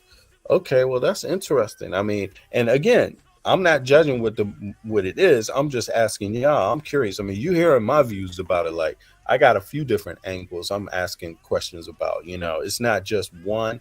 So, thing I see kind of that I'm curious about here. But one of them is the political. The other, for me, it's obviously economics is going to be one of them. We could say they all agree with that, even if they say otherwise. But, like Tazariak might say, it's about God. It's not about money. I mean, hey, okay. But I'm just curious, anything else? And the reason why I say this is because, again, 10 months ago, the conversation that we heard, you would think this would never be happening. So let me just play a few more seconds because I want to hear what Tazariak say right here, and then I'm gonna flip to the next video. Let's see. A student to them. How do you break down your belief system or what being a black Hebrew Israelite is for the unacknowledged or the people who haven't really? Okay, so say regardless of ethnicity, right? Just from the belief perspective. So for us as Hebrew Israelites, we don't really like the term black Hebrew Israelite. Okay. Because the Jewish man, it's almost like saying the N-word. Listen to this very carefully. Listen to this. The derogatory, regardless of ethnicity, right? Just from the belief perspective. So for us as Hebrew Israelites, we don't really like the term black Hebrew Israelite. Okay. Because the Jewish man, it's almost like saying the N-word in the derogatory fashion. So you might see the abbreviation BHI or black Hebrew Israelite. So we just say either Israelite or Hebrew Israelite. Well, y'all don't put black in front. No, we don't put y'all black. Don't like to acknowledge the black. Not that we all black. Yeah. But we don't like to acknowledge black Hebrew Israelite because there is no term white Hebrew Israelite. Gotcha. So they're trying to, they're trying to isolate. Their way, right. All right. Did y'all hear that? Did you hear that? Listen. Hey, that's their way. BHI or black Hebrew Israelites. Israelites, we don't really like the term black Hebrew. Student to them. Unacknowledged or the people who haven't really. Okay, so say regardless of ethnicity, right? Just from the belief perspective. So for us as Hebrew Israelites, we don't really like the term black Hebrew Israelite. Okay. Because the Jewish man, it's almost like saying the N-word in the derogatory fashion. So you might see the abbreviation BHI or black Hebrew Israelite. So we just say either Israelite or Hebrew Israelite. Well, y'all don't put black in front. No, we don't put. Y'all don't like to acknowledge the black. Not that we all black. Yeah. But we don't like to acknowledge black Hebrew Israelite because there is no term white Hebrew Israelite. Gotcha. Oh, wow. White. There's no term white Hebrew Israelite. Okay. That's interesting. So, yeah, there's no term white Hebrew Israelite. That's true. But just because that's true, why is that the answer for somebody calling you a black Hebrew Israelite? Like, how can I say this?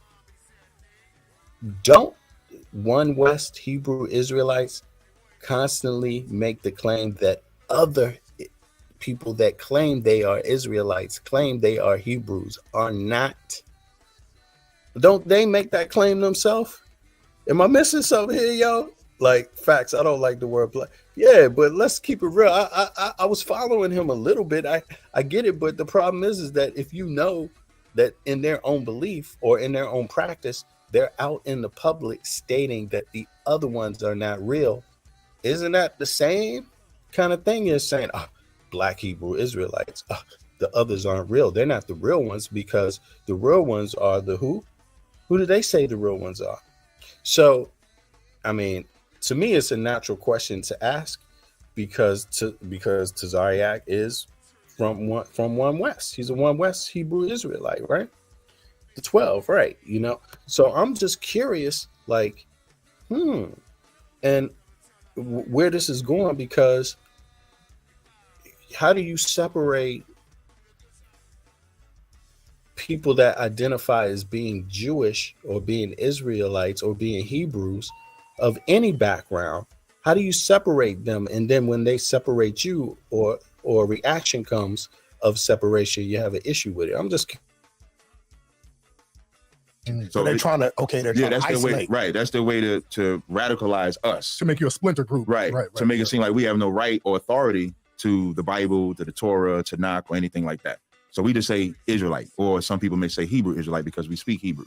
So to a novice or somebody that has no idea what we teach, what everybody does have in their house is a Bible, and everybody Christianity or whatever it may be. So we come in and say we are the children of the book. So we're the ones that when they talk, whether they talk about Moses, whether they talk about Paul, whether they talk about whomever, that's in reference to us. That's our culture. And so we identify certain things that are transpired in the Bible that correlate to us today.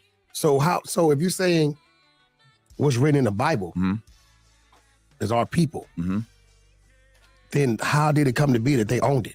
You mean, I'm assuming you're saying like the Europeans or the white man they own it because of disobedience. Like the greatest question for black people in America is, I don't understand that question though. I got to say, how is it that they own it?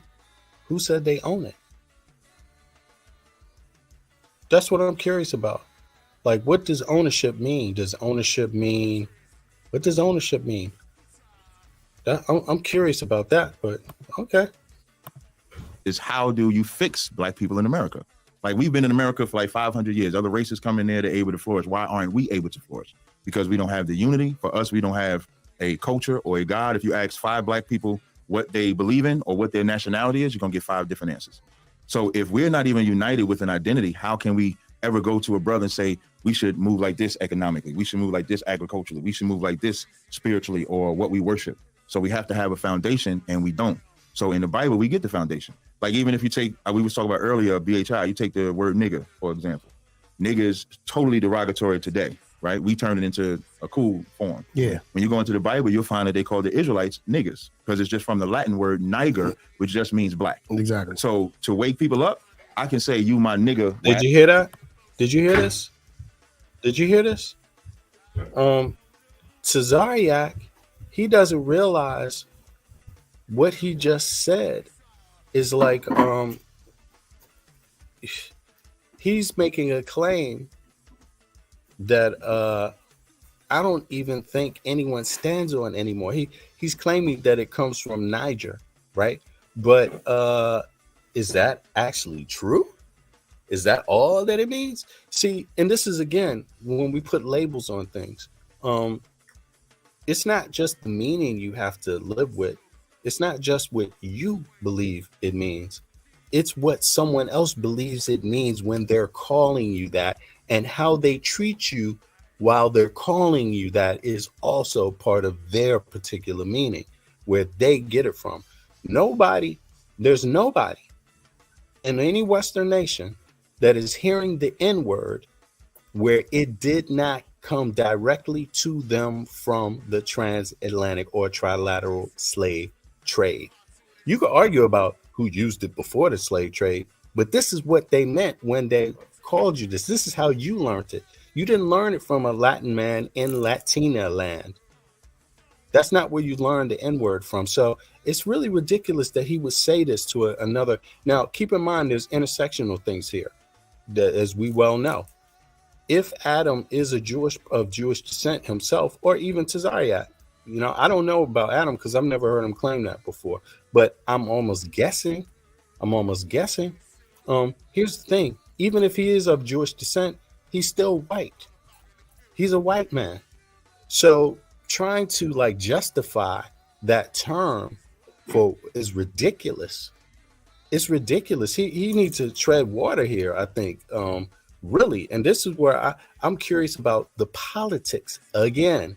You see, because think about this. Adam, there's been some, Angelica, she even mentioned about some of the other ways that he makes money with his wife. Okay. But he has clearly worked together with proponents of white supremacy, which Tazariak himself has admitted. WAC 100, Tariq have all admitted on the stage. Let's see where this conversation goes and see if there's any pushback from the others.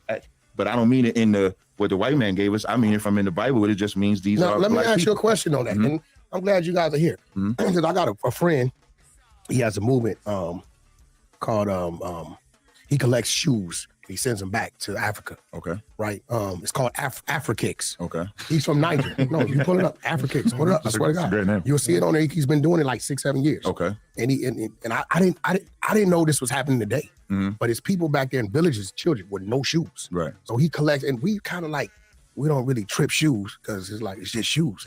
But back there, he sends me video. I swear, you go to Instagram, put up Afrikicks, you're gonna see these kids there with no shoes, barefoot, and he had these containers where he's passing out shoes. Right. So he was like, yeah, the word nigga was like, one of the first places they got the slaves from was Niger. Right. Right.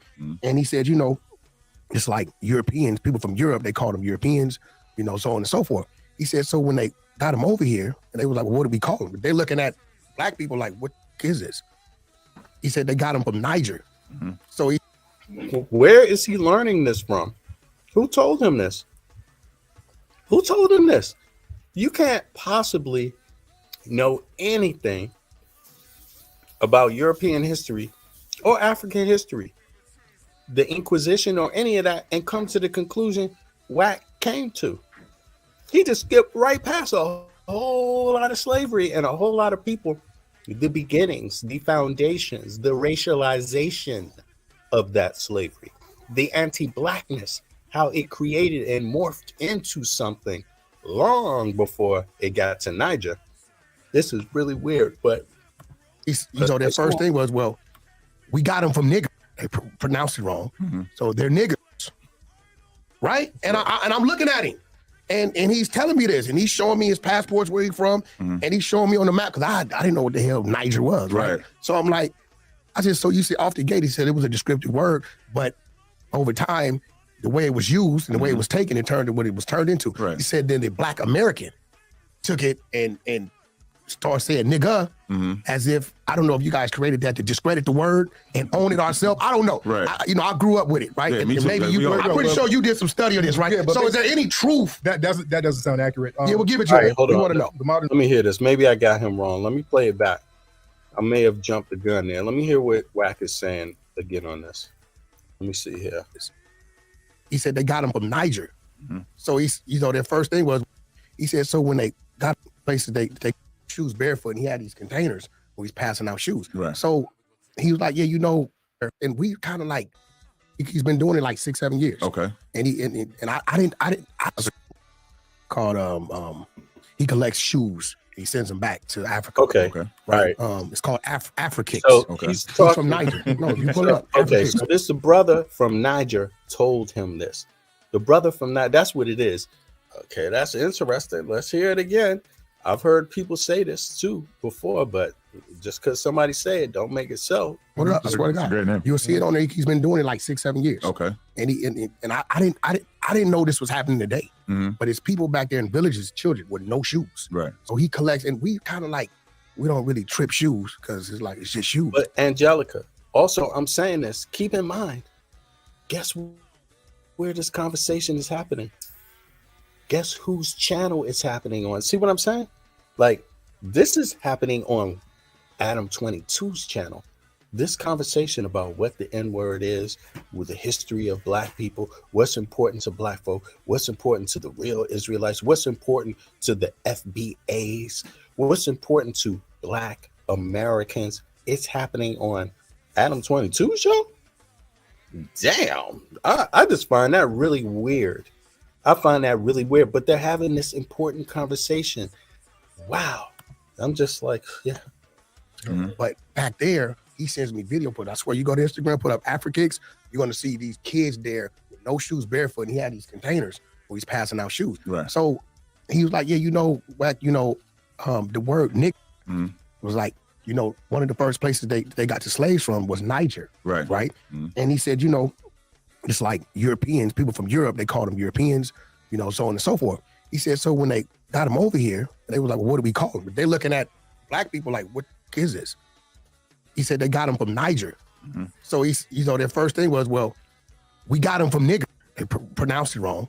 So they're niggers, right? And I'm looking at him, and he's telling me this, and he's showing me his passports, where he's from, and he's showing me on the map because I didn't know what the hell Niger was, right? So I'm like, so you see off the gate, he said it was a descriptive word, but over time, the way it was used and the way it was taken and turned into what it was turned into. Right. He said then the Black American took it and started saying nigga as if, I don't know if you guys created that to discredit the word and own it ourselves. I don't know. Right. I grew up with it, right? Yeah, and me too. maybe Like, I'm pretty sure you did some study on this, right? Yeah, but so is there any truth? That doesn't sound accurate. Yeah, we'll give it to you. We want to know. The modern slave trade actually started in Spain.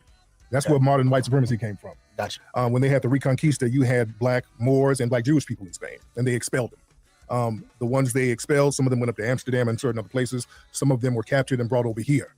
That's why when Columbus and all of those people, when they came over here, they had translators. They had Hebrew translators, they had Muslim translators, because they had already been traveled here from Black people who were Muslims and Jews and all of that stuff. So we've already had a presence in the Americas for a long time. Once they brought over the enslaved Black people from Spain. Stop right there, brother. You're saying Black people were here in America prior to the slave ships coming here. Yes, indeed. Okay, talk to me. There's a great book on that. They came before Columbus by Ivan Van Sertima. Von Woutenau, Black Native Americans. But again, you had travelers coming over here. Right. We knew how to sail. We had ships. They looked at some of these Native American tribes and saw that they have Hebrew languages in some of their native tongues. Yeah, a good book is Lost Tribes in Promised Land, where they actually spoke Hebrew. And they knew what tribe they came from as far as being Israelites. And just to add, most people think the transatlantic slave trade started from Africa to America, but it started from America to Spain first, just to back up what you're saying. They took the Taino Indians first. Right. They took 1,100 Taino Indians as a trial run. And out of that 1,100, 300 survived. And you know what they said? That's good business. Make sure your phone's on. They said that's good business. And that became how the transatlantic slave trade started. They was losing 800. Damn. Just remember, back then it was like a year and a half voyage or something like that to go along that. And wait. You telling me? Yo, I mean, but just not to again, what I'm saying is that these guys are having a conversation. They have a very powerful platform. That's the whole point of the conversation here, right? All of it has been about acknowledging how important Adam 22's platform is, directly or indirectly. Some people do it directly through words, like Wack. He said it himself, and indirectly to some things. He said, basically, this guy's a snake, Cesariak. He's just trying to get at his contact with me, through me, to get to Adam. Basically, that's what he's saying. That's what he said. So you don't, that implies that everybody's clear it was about Adam, right? Now, what I'm saying is that they give him power. That's what I'm saying. I'm gonna just be very clear about this conversation. Black folk need to have this conversation desperately, long before it reaches Adam 22's desk. And the reason why I'm saying that is because they're mangling. First of all, it didn't start in Niger, and it didn't start just like he's saying, Tariq is saying, in Spain. You can't even skip over this period without saying the words Inquisition, because that was part of the Catholic Church mechanism. That was them employing their mechanism, their belief, their system through the Inquisition. And the Inquisition started before anybody got to Niger. You didn't think about that, like way before anybody got to Niger. All of that stuff, begins with, back in Spain, like Tariq is, alluding to. Essentially, there's a long history there, which created that atmosphere by the time they even got to the word, to the country Niger, if you want to call it that. If you even want to say the word comes from a country or it comes from a region, if you want to say that it comes from them, there's not too many people that will be able to point out how long that term has been used. By the way, when it came to anti-blackness and throwing Black people in chains, it happened way before the N-word didn't even need to exist. That was agreed upon anyway, because they had a system already in place, and the more you know about the system, the more you will know who was a part of it. Israelite, the Sephardic Jewish people were a part of it. Yes, of Spain, of Portugal, right, of Morocco, of certain Arab nations, North African nations. Mediterraneans. Then there were Muslims. Those are called crypto Muslims. They also changed their names when they came because of the Inquisition to America. You see, So it's like it's interesting how they don't mention it. But let me just keep playing it. Yeah. First slave trade didn't come from Africa to America. It went from America to Spain. And then they circle back around. Spain, the Spanish word for black is Negro. All right. So they started using the word Negro as a pejorative. Yo, Angelica, that's exactly what I'm asking. At what end? What is the real point behind this? Because it can't just be media or this guy's important. It has to be something, or we want to have a talk about the culture. No. I'm not that stupid. You know, it's got to be a few other points. There's something else, if you ask me, that would be important. It doesn't seem like they're speaking it right out right now. I guess they're creating a conversation. They want to have that conversation turn into some action. I'm guessing. I wonder what it is. When they brought him over here, the word Negro somehow flipped into nigga. It got short to nigga. And again, they had to dehumanize and use these terms as pejoratives for black people. Then it became a negative thing. There's no real definition to the word nigga. All right. That's the trick bag. That's why it flips people out so much, because when you label somebody something and you can't really define it, it throws them off. The word nigga has zero definition. Nobody can explain why it's negative. They say it's an ignorant person. There you go. That's what I hear. Right. Yeah, you know, but Spanish, you got to ask yourself, brother, when they say that, this is where people be flip-flopping. A lot of times people take Spanish to mean Latin. That's not the case. Spanish is Spanish. Latin is Latin. There are Latin languages that derive some of their architecture and words from Latin, but that's not Latin. In other words, there's plenty of Latin words that were applied to Africans. You see what I mean? And way before that word even existed, with the same meaning behind it. They didn't have the term, but you see, there's more to this story. But let's keep going. They're ignorant white people. How come they're not called niggas? You see, nigga is a word that they throw at us, and when you can't define it, you put power on it. For example, critical race theory. That's a powerful thing they use in politics now. There's no definition to critical race theory at all. It's whatever they say it means at the moment. So whenever they put a name or title on somebody without any definition, they can control you. This is why it's important for us to control our culture, identify who we are and what our culture is, without letting them label us. Which is why I broke that word nigga down to show it's even used in the Bible, but it wasn't used in a derogatory sense, to back up what he's saying. It wasn't a negative connotation as to how it is now. It's only a negative connotation now because of the stigma to whom they applying it to. So it's supposed to be the nigga is slow, the nigga's not intelligent, the nigga can't do this. But when I look at our history, 40 years removed from slavery, building the greatest civilized cities during the Great Depression. During the Great Depression in America, you got like Wall Street, you got Seneca Village, you got Paradise in Detroit, you got all these cities that allowed to flourish. So when you say we're slow and stupid and we're unintelligent, it doesn't match up historically. HBCUs, historical black colleges, are black men and women that were able to build colleges during a time where we were supposed to be unintelligent. So we talking about the word nigga. I like how you said there's no definition of that word. The derogatory connotation is on the individual. Not Again, you know what I like? It seems like what's going on here is Adam's platform is being used as a way to probe this segment of Black America. The segment that follows Tariq, the segment that follows Wack, the segment that follows, for example, a Tazariak, because a lot of the questions are going to, it's about Black people here. This is all about Black history. And by the way, no one's putting them to the test about any of this Black history and how they come to their points. Now, I'm not saying I'm outright against any of them. Like, I'm more so in terms of substance leaning what Tariq said, right? But still, things don't happen by accident, by happenstance. People are debating right now in front of Adam 22. So there is represented right here an if factor.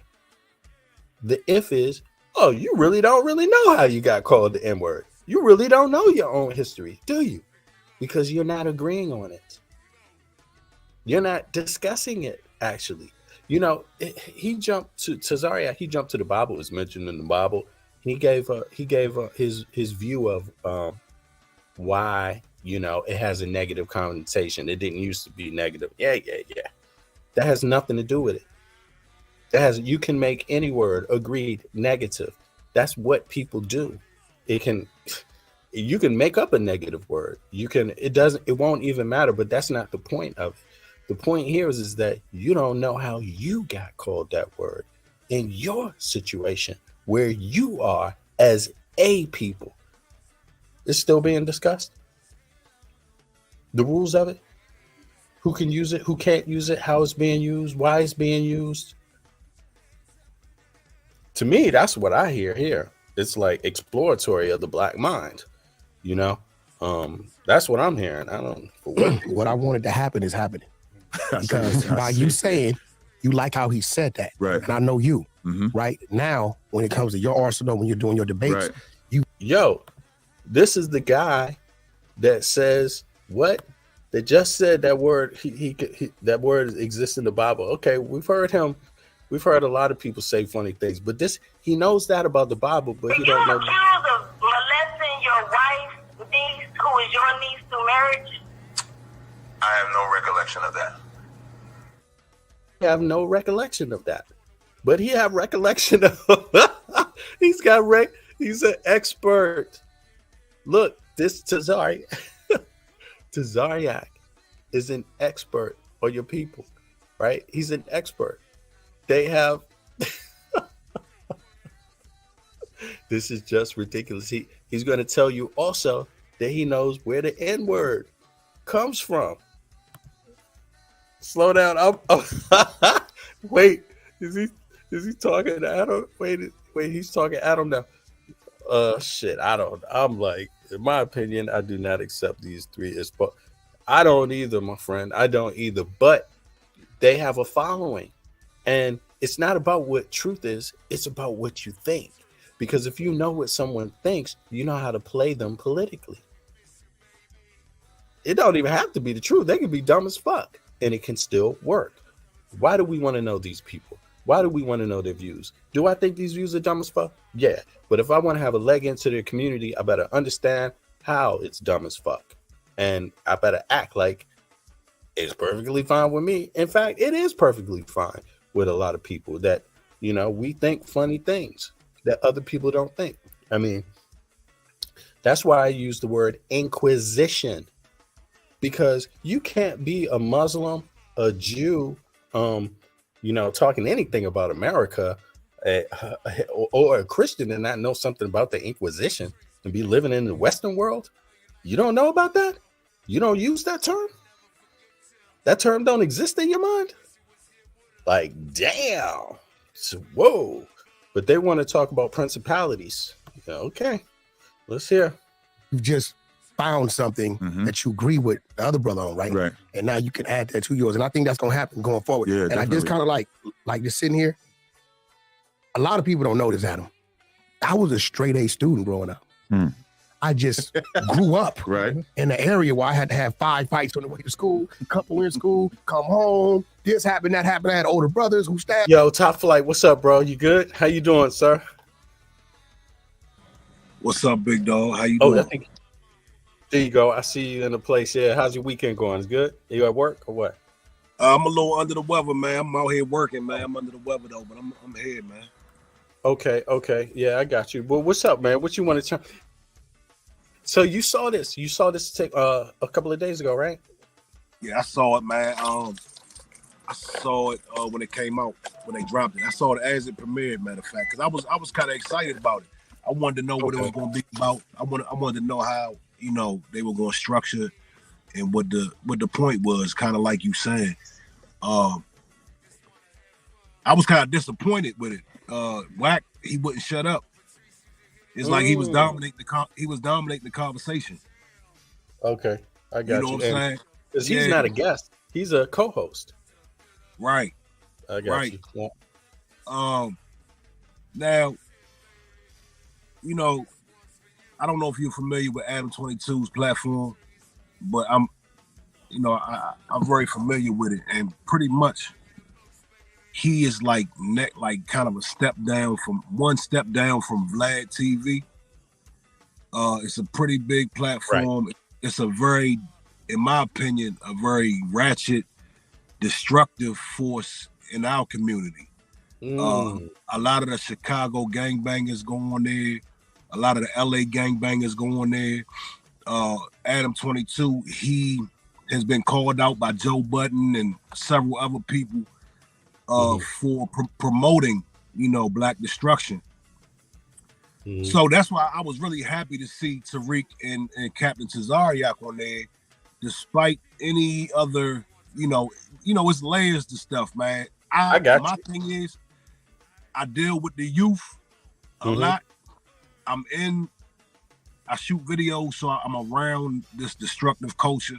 I'm right here on ground zero with these people and these kids that emulate and that are in the street. So I was happy to see some knowledge, regardless of the knowledge. You know what I'm saying? I mean, just the fact that maybe one or two gangbangers, maybe one or two people that are thinking about gangbanging or that want to get out, they see two intelligent, maybe three intelligent black men on there. See, Tariq, when I tuned into Tariq, I saw an intelligent black man and it made me step my game up. You know what I'm saying? I understand you. You see what I'm what you mean. saying? Right, because the youth is in another place. They in another place, though. They don't know they don't know nothing about none of this. When I saw Kevin Samuels, whether people agree with him or not, but when I see a black man in a suit on TV or being publicized, I like that because we are really it's a big agenda being promoted. It's so much ratchet stuff going on. It's refreshing and it's good to see intelligent black people being promoted, especially on these platforms. You know what I'm saying? So I agree with you.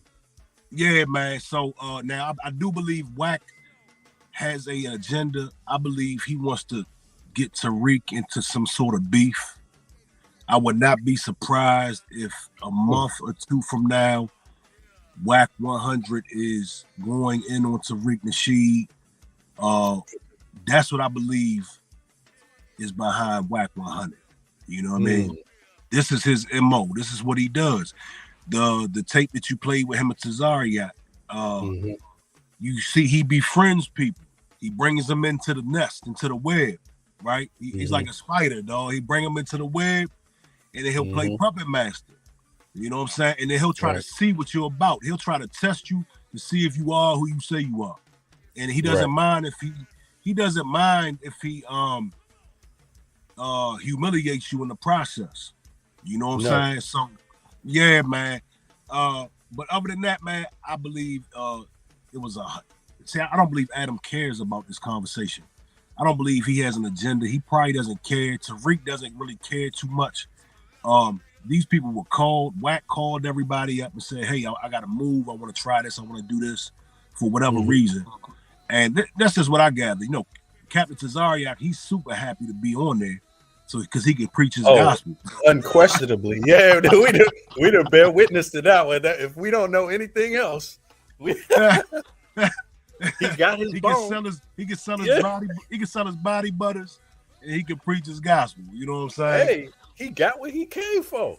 No, and I'm not mad at it. And even if man, it's so bad out here. Even if one of these young brothers become a Hebrew Israelite, it's that bad out here, dog. Like I'm happy. I'm happy if somebody sees this and say, "Hey, man, I like the way Captain Tazariak was talking. I want to be a Hebrew Israelite," and cleans they act up. You know what I mean? Just off the strength of seeing and hearing this discussion. So, yeah, that's just my 2 cents, man. That's what I gathered from it. Like I said, I was disappointed because Wack was dominating the conversation, and he was doing a lot of cooning. Like he was really bigging up Adam 22, like you know he's some sort of special individual or something. I didn't like that part because you'll probably get to that, but and Tariq even chuckled with him and called him out on that a little bit and played with him. You know what I'm saying? He was just doing a lot of extra. He was doing a lot of extra stuff, man. But nevertheless, yeah, this happens a lot on this channel. They bring certain gangbangers that didn't like each other together. They bring certain names, and that's the name of the game over there, man. So that's my 2 cents, bro. All right, I appreciate that too. Yeah, and I understand you got some real insight into it because I mean, Adam, I don't know much about his platform. You know, I don't watch that kind of. Well, I'll give you a. I hate to say this, but like I already said it, and it's no pun intended. I'm not on the internet. I can't have this conversation with white folk about the N-word. Yo, it's like to me, it's just like that. I'm not sitting up on no white person's platform and talking to my own people. I'll talk to you myself. any day of the week. You know what I'm saying? On your own platform. But to me, it's just like, it embarrasses me, you know, and that's no pun, because I believe, I could be wrong, I believe Adam knows exactly. I'm not saying motive. I'm not saying it's a sideways motive or anything like that. I'm saying I believe he knows exactly why he's having that meeting. You know, I wouldn't even insult his intelligence that way. I mean, there must be a reason why he have these brothers here discussing this kind of stuff. And again, it's them volunteering what they want to discuss. You know what I mean? It's not us telling them what you know, this is what they wanted to talk about. But they, I think it's laughable. And they got, just like you said, the young brothers, this show is good because young people that need to see this, they might see a positive example in somebody like Tariq or in any of them that could make a difference in their life.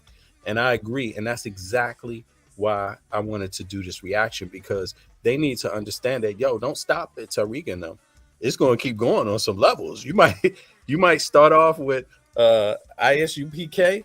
You know what I'm saying? I mean, I could have been in ISUPK flat out. I've been in the joint, in the temple. I know what's up with them. I know who's invited, how they think, and what gets down, what the get down is. You see what I mean? I would have done well under them. But the problem is that I'm a DC dude that believes in violence. And so you ain't going to be playing me, period. And I think when they know that, when they can feel that up off of you, they don't want us like that. They don't want nobody that's going to get too much crazy shit. They don't want that. You know, they even more, I'll give them that much credit. They know kind of who to stay away from, who to pick up and stuff like that. But there's levels. They can move on and be flip the whole script and have Cesariak's, have Tariq's view on things. But they need to also know there's other black folk out here that, yes, we watching, we see this, we see the moves, and we're interested in the conversation too. And just like they will have Cesariak's view, they will have Tariq's view, which I like some of what Tariq talks about, his viewpoint, right? Especially in terms of history. I won't knock that, but I don't agree with all of it. But on top of that, they need to hear our reaction. You know what I'm saying? They need to hear how we react to this and what we thinking, and maybe that will give them a little bit of depth also they can take in time if they want to get it. But I found the most, I'm talking too much right now, sorry, bro. But I found the most thing is like the fact that he called him a snake. They laid it out in the conversation. Wack, in the last video, he says Tazariak is the snake. He just want to get on. And it's like, and 10 months later, he's here. What do you... So that implies Adam 22, he believes Adam got the power.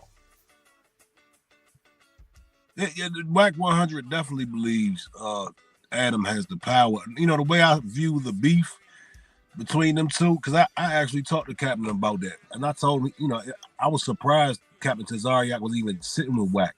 And I didn't like the fact that Tariq was sitting with Wack. But I came to have some understanding. But right. even with Cesariak, man, when they was beefing, man, I told I was like, dog, why would you even go around or affiliate with that man? Because he's gonna take some stripes off your coat, man. That's what he did. You know what I'm saying? He made Cesariak, he made him look really stupid, dog. Like he made it. Cesariak had a certain level of respect in the community, or maybe respect, or we looked at him in a certain light, and Wack came and diminished that. You know what I mean? And the way I see that, it's like WWF, man. You know what I'm saying?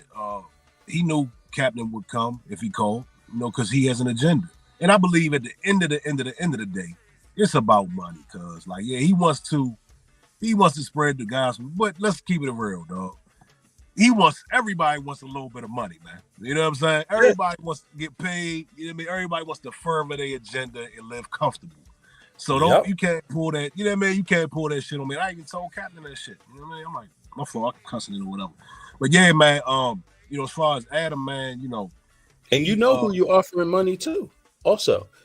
Isn't that the interesting thing? Because everybody not the same. Like, somebody could come at you and say, hey, I could offer you this. They don't know what your answer will be. Your answer could be like, you know what? I can get down with that. Or your answer might be like, man, fuck you, and be on out to the next day. They don't have no, but to make it look good, the offer, they at least need you. They at least need to pick people that's going to say yeah, because you get too many people saying, "Hey, fuck you." They offer me that. That's going to work backwards. You know what I'm saying? Absolutely. They picking people that say yes. Somehow he got them. Tariq is on that panel. Right. Well, I know Tariq definitely got paid. Absolutely. See, I understand show business at the same time. So, they have their fees. Tariq has a fee, and also, it's not Tariq's first time on No Jumper. He's done several interviews on No Jumper. He wasn't interviewed by Adam. You know what I'm saying? But he's right there in LA, so he's no stranger to No Jumper, and he's no stranger to that area, man. So, you see Tariq's being very quiet. He's not really invested in that conversation. He's chiming in every once in a while, and he's on code. He's not talking about other black folks. It looks to me like they're having the conversation amongst each other, and Adam is just looking and watching. And I understand what you're saying. I don't, we don't say certain things in front of white folks, right? And we don't go on certain platforms to talk about our business. But at the same time, this the way I'm looking at it.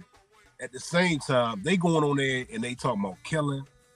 They're killing outside of the studio. You know what I'm saying? It's all kind of beef. Right. I mean, they acting a fool in front of that white man. So why not give them a little history in front of that white man? They can't hurt. You know what I'm saying? It's not something we want to practice. It's not something we want to practice all the time, but it is for the greater good.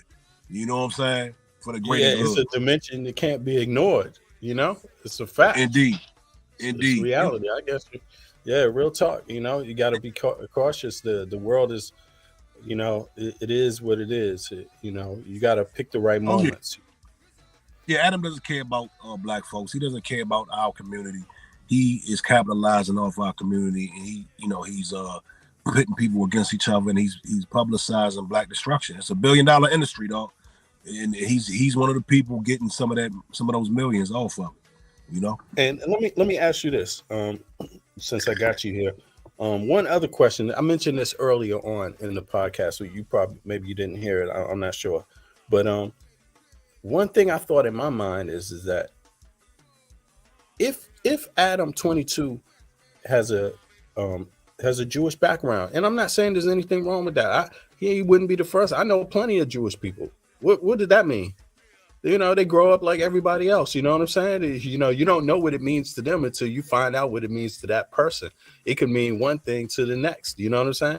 It can mean different things. Some of them just grow up like that and they don't have nothing to do with it. Don't have a political position. Don't even go to a synagogue. May not even know where the synagogue is, just because they have that background. Maybe it's family related or something like that that you inherit. But so it doesn't bother me. But my thought is that if he is, I would really like to hear them just go right to it. Have the conversation. Have Tazariak with his belief. Go straight to. But as far as the Jews, their position I would find it strange if Adam don't mention it. If they don't mention it, these two on the same table, you got Tazariak, who's one West, and I'm just saying if Adam is. I don't know if he is, but if he got Jewish background, whether that's his parents or whatever, and I'm just going by his name, to me it seemed like, I don't know, man, it wouldn't be the first time I met a Jewish person with a platform. Oh yeah, you see what I mean?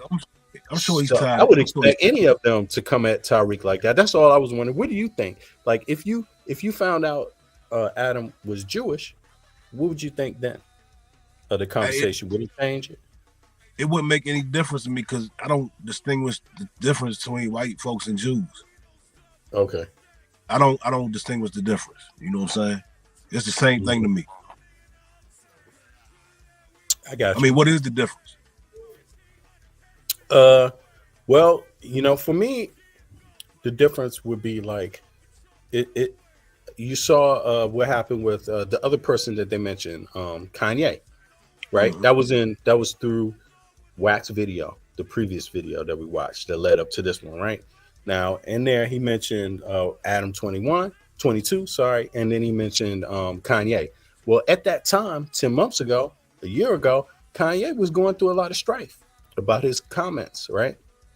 And it was Kyle Irving who made some comments too. You know, that was a thing for a second, this thing about Jewish people controlling African American culture. Let's keep it real. That's what the implications have been. That's a real conversation that's happening through a lot of different individuals bringing it up by chance maybe, or by for a point. Who knows? You know, they're all different. Everybody chimes in, can be different at times, you know. Just like we discussed, maybe one motive is this, maybe the other motive is this, and they meet somehow. But that's what I'm thinking. Like, come on, man, this has been like 2 years now. We've been talking about this, and it's a real conversation to be had. We've heard Farrakhan talk about it in the past. The NOI, I'm not afraid of that conversation. I like that conversation, but I just think the conversation needs to happen with real understanding and real honesty. Like, let's not just throw everybody out there, because if you hear me mention it, I will tell you Inquisition. And what I mean by Inquisition is, I mean Catholic Church. They gave they gave certain people the right to convert to Catholicism. You keep your name, you keep your property, you do this, right? You convert, you'll be allowed you'll be sanctioned to work with us, right? That's during the Inquisition. The same thing for what they call crypto Muslims, right? They happened on the Iberian Peninsula. All these people were part of the Inquisition. Their ancestors migrated because of the Inquisition to America. They are stakeholders in the American slave trade. They are. Right. So my thing is, like, let's talk about it, but let's talk about it through being real about it, you know, and just put it on the table. We don't have to be enemies to put this shit on the table. And the reason why I say that, because you could go to a Sephardic Jewish website that's tell you flat out they was involved in slavery, multiple ones in the Arabic slave trade and in the Catholic, under the Catholics. Right. You see what I mean? So, yeah, right. So I still don't understand. Oh, well, I don't think me and you find a difference there. I don't think we find a difference there. But I think what I don't understand is, why wouldn't they want to have a motive to talk about that? Or maybe it's coming up. Like, what you think about that? That's all. I'm just probing a little bit. I just find it weird. You know? I see what you're saying. And look here, man. Look here. Vlad and Adam 22 are very, very close. So even if he's not Jewish, he has an allegiance to one of the most popular Jewish platforms. You know what I'm saying? Which is Vlad TV. So absolutely, man. You know, it's run by white supremacy, man. That's just the way I cloak it in that. I don't really try to separate the two. I feel like that's kind of like because even white supremacists, they'll tell you, oh, it's just the Jews, it's the Jews. They'll try to scapegoat you. They'll try to scapegoat it and put it on for the Jews. You know what I'm saying? Right. Yeah. You know what I mean? That's so funny, right? You'll find more white people that are mad at the Jews than you'll find black people mad at the Jews. So they'll try to put it off on them and act like their hands are clean. You know what I mean? Exactly. Yeah, that's what I'm saying. We can have that conversation. What would it right? But they not having that convo. Right. No. Right. Yeah. You know, that's what I find like, wow, this is interesting, man. No, I noticed that. Well, let me give them some bail. Let me shoot them some bail, man. Yeah. They want to. You got look here. It's your first. It's captain's first time, right? Mm-hmm. You gotta be strategic. You gotta be, and I'm just giving them the benefit of the doubt.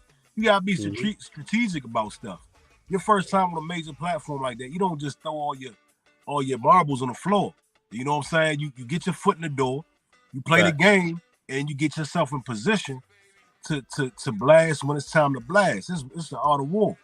You know what I'm saying? You don't just come out there guns blazing. Now you got a problem. Now you blackballed off the top. Right. You know what I mean? Right. And so you saw the whole thing. So that never came up. But I didn't see the last 10 or 15 minutes. I don't believe it came up. I don't believe that came up. Maybe it did.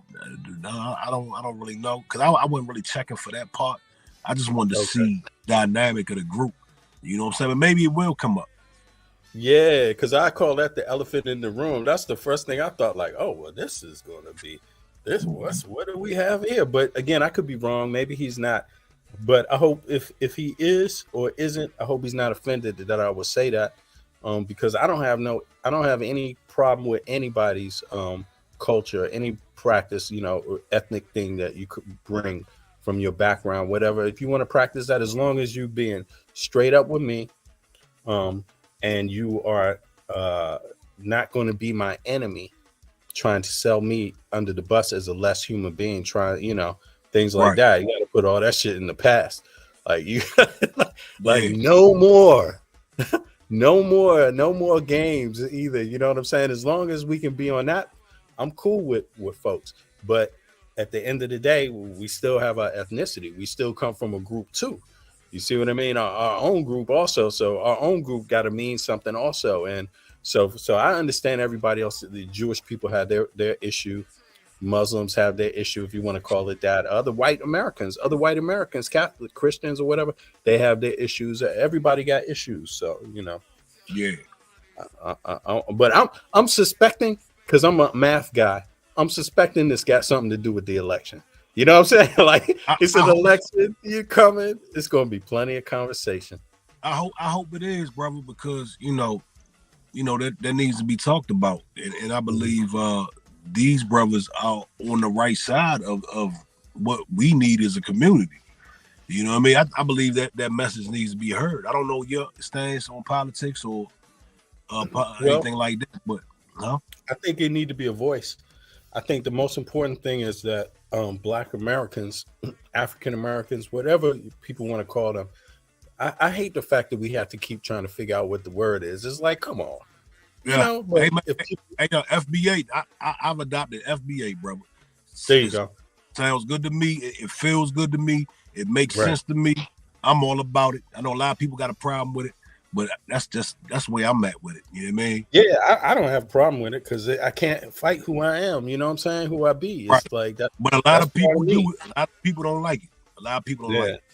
Yeah, You know that's my damn name. I would be a damn fool with that name and be like, yeah, I don't like this. It's like, you use other words. Why not FBA? It's all right, But to me, it seemed like what's most important is just conversation with FBAs.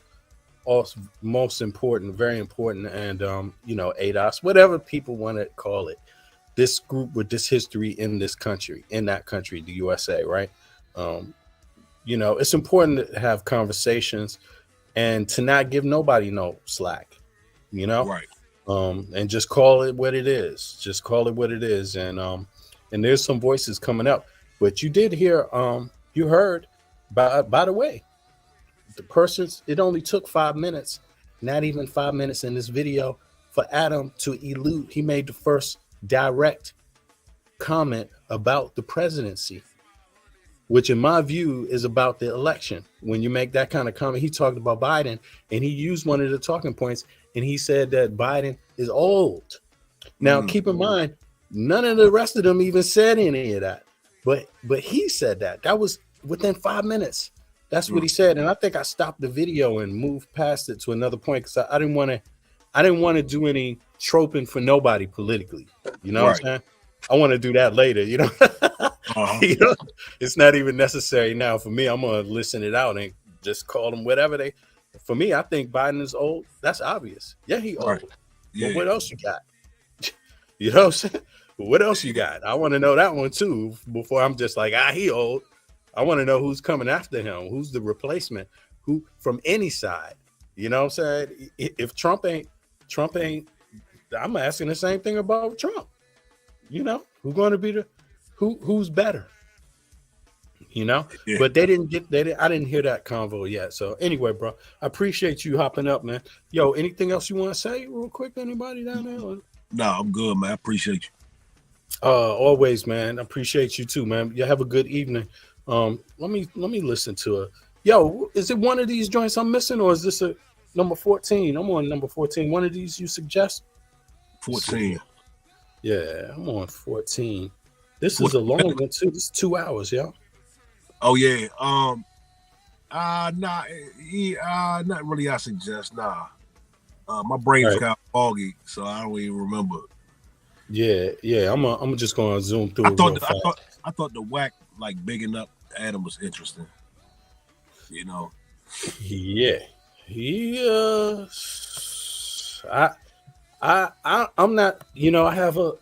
I think you described it best. He have a motive, and it's probably money. You know what I mean? Positioning and I don't blame him for that. If that's what he say it is, I don't blame him for that at all. Because that's what it is. That's media. It's money. They all in it for the money to some degree. So they gotta make a living. They don't want to work a 9-to-5 job and then do their podcast. Nah, they want to do their podcast and make enough to do whatever else, if possible. But if he said that, I take more so Tariq, and because of his background now, Wax says he's a gang member. So I would think, okay, money, he ain't got a problem with trying to make money, do some business. Why would that be an issue for him? I understand that you want to survive, and live well, And but I take issue more with Tazariak and Tariq in a way, because they make the claim that it's about more than money. You could say, you know what I mean? Like just by the fact of it being about the culture, for one, they mention that. So it's about the culture, right? Is it about the culture? Because it can't be about the culture and the money at the same time. Don't always work. Well, I disagree. I know Tariq, man, he makes no mistake. He doesn't hide the fact that he's a businessman, and I love the fact that he's making money off of our culture. You know what I'm saying? Everybody else is doing it, and he is doing it too. And he's also sent out a great message, man. And he's been stand up. From what I've seen so far, he's been stand up, and he's been about his business, man. So, as far as the money thing, the culture, he's done a lot for the culture. He's doing a lot for the culture. As far as Tazariak go, he wants to take us back to ancient days where we Hebrews and shit. You know what I'm saying? So I don't know how that's gonna work, but hey, it is what it is. You know what I mean? But, yeah, I understand you. I'm not trying to say he's wrong for. And I think anybody in that business, if you're in media, you should want to make a good living from it. You know what I'm saying? Or in any industry. And media is an industry on its own. So he's also provided tangible stuff. I mean, a museum, dog. Whether it's a museum like everybody expected, or whatever, he's produced Hidden Colors. Hidden Colors is responsible for a lot of the woke. I mean, Hidden Colors like set the woke shit on fire. Like it tuned a lot of people that you see that got knowledge of self right now. A lot of that was sparked directly or indirectly from the Hidden Colors series. And a lot of people don't get that man's credit. You know what I'm saying? It died down. You know that's why Sarnetta got popping. Sarnetta got popping. Something significant, because while everybody else was like, not everybody else, but while you could say the YouTube sphere was full of people that was just doing it on YouTube, he did a different format. He did documentary style format. So, it drove people to YouTube. Yeah. It drove me to YouTube. A lot of people benefited off that, and they don't even know. Like Sarnetta benefited off that. You know what I'm saying? Because people start seeking out consciousness. You know what I mean? Umar benefited off that. A lot of people benefited off Hidden Colors, man. So I mean, look, as long as you're not pulling like a Sarnetta, hey, just cash at me, you're gonna get a debate. You know what I'm saying? Like stuff like that. I mean, he's bailed people out of jail. I watch people, you know what I'm saying? And to this day, I haven't found anything suspect. You know what I mean? But I've seen tangible evidence. I've seen real things being done, not just, scamming. You know what I mean? Yeah, his antics, they're not just some little antics. He's not up to small stuff. He's doing things that have big impacts on people. So it's true. Yeah. It's true, man. I agree with that 100%. Let me get up out of here, man. I appreciate you, homie. Yeah, you too, bro. Be good, man. I appreciate you. Thank you so much, bro. Have a good one. And is the weather bad out there or what? It's cold right now, huh? It ain't too bad right now. I'm on my way to Capitol Heights for work, man. So it ain't too bad. Okay. Yeah, that's right. It's still early. It's 1 o'clock, almost 2. Yeah. All right. Yeah. Have a good day on the hustle, man. On the grind, bro. Be good. You too, homie. Peace. All right. Peace. One. Yeah, y'all. That was Top Flight checking in. Yeah, let me read a few of these comments here. Oh, what's up, Shaka? What's up? You there too? Okay, and a bit out is back. All right, let me see here.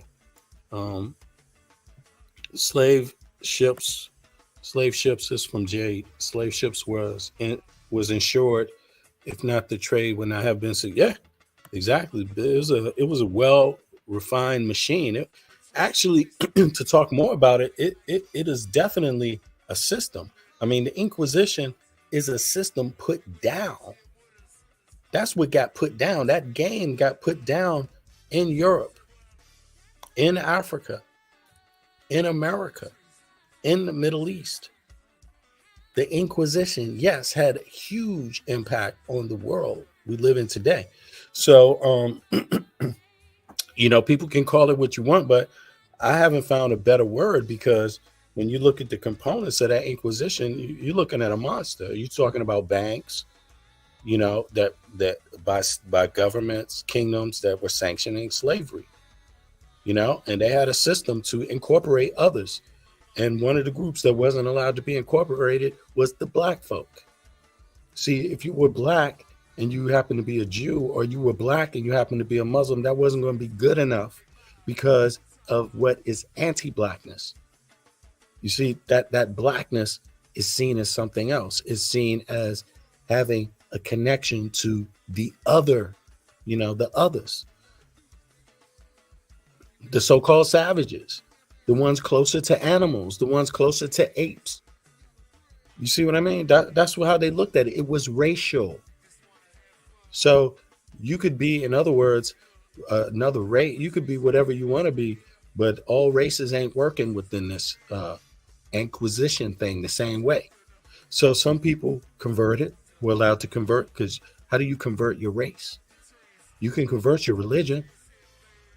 You see what I'm saying? So, I mean, yeah, and there's laws that came along with that, laws that governed the way people live their lives.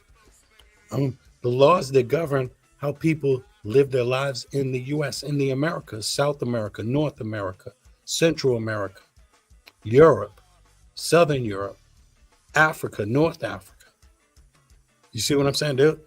Catholic Church put it down. They put it down big. The banks. Yeah. But let me see here. Yeah. Black narrative. Angelica, black narrative is commodified by everyone, including yes. Yeah, so it is hard to it's hard to try to diss somebody who puts out decent content and gets some financial support for it, or gets paid for it. It's when everybody does. So let me see what else is in this video, and then we call it a quiz. And let me know your comments about this meeting. How y'all think this went over, and your views. Have you the dudes cross the street, so I was kind of like a product of my environment. But I was a brainiac. Got to a point in elementary, I had to go from the 5th to the 7th grade, because starting about the 2nd or 3rd grade, they had to put me in the next grade. They would literally send me 2nd grade to the 3rd grade class. 3rd grade, 4th grade class. So by the time I was in the 5th grade, I was doing the 6th grade work. So they're like, what are we going to do for them? So they sent me to take the test. I passed it. I was tested at like 8th or 9th grade in the 5th grade. So I graduated in the 5th grade with the 6th graders, and I went to the 7th grade. But I say that to say this. You two are like, when I look at you, Cap, because I'm a movement guy. Right. I got caught up in this gang stuff because that's what it was, right? And this is why I denounce being a gang banger. You hear me say it all the time, right? If I would have I had to be part of a movement, it'd probably, like, I'm looking at what I probably would have been. If I would have just stayed in that other lane, right? It's the brother right here, right? If I could have focused on that, but I had to, dealing with everything else, you pick up this slang, you start to become a different mode. Okay, can we follow that thread? Yeah. Very acclaimed black intellectual Charleston White has had some things to say about that gang topic. He said that American gangs, the Bloods and the Crips, are way more effective than the Ku Klux Klan ever was in terms of basically destroying the fabric of black culture. Can we get some thoughts on that? I'd love to know what everybody says about that. I will put them, listen, and I like the way you came with that, because it needs to be addressed. I would just love to know. Even though it was a white guy's ploy, but it's a good one. I wouldn't say more, but I would say they goddamn in the same lane. I'm not gonna fight that. The Klan has basically been marginalized. It doesn't seem like they have much going on. What do I always say about Martin Luther King, and I say it. I don't know if you ever heard me say it. No. I say Martin Luther King. What I wouldn't have.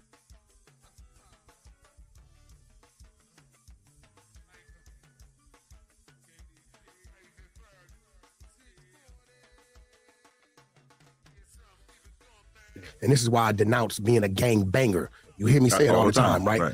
If I would have been, I had to be part of a movement, it'd probably, like, I'm looking at what I probably would have been. If I would have just stayed in that other lane, right?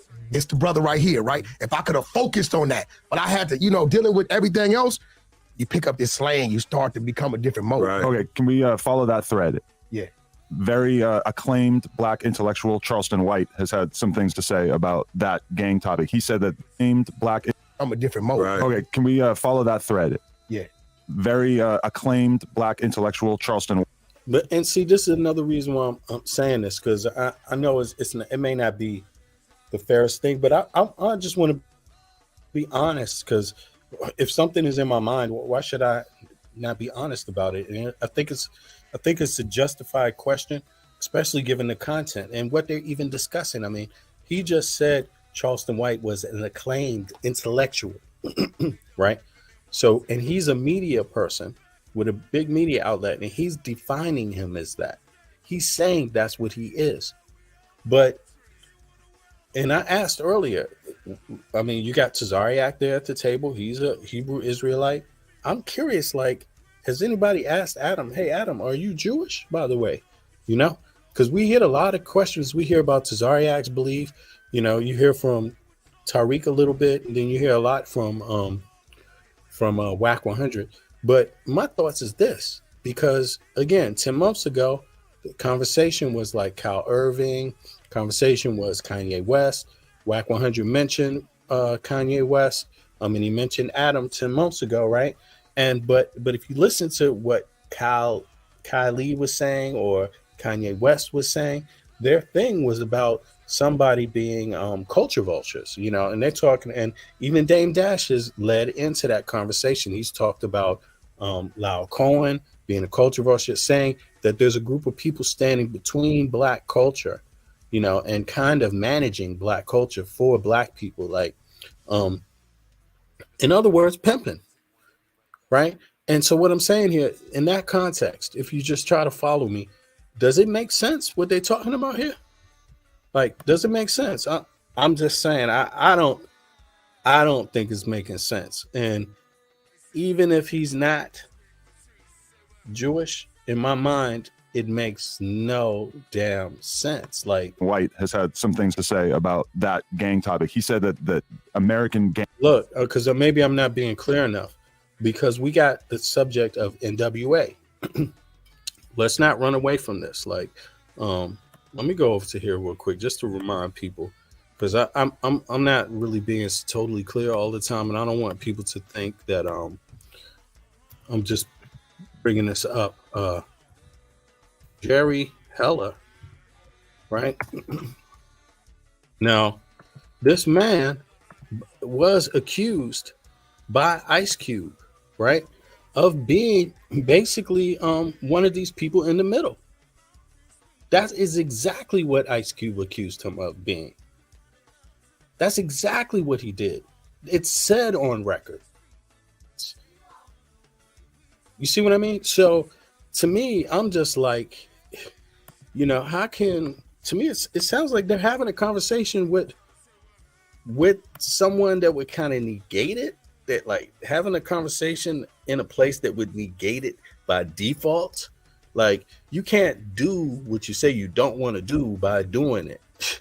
You know what I'm saying? The Bloods and the Crips are way more effective than the Ku Klux Klan ever was in terms of basically destroying the fabric of Black culture. Can we get some thoughts? Now, just keep in mind the facts. They might be spitting some facts about the gang culture and all of this, but what's the underlying question?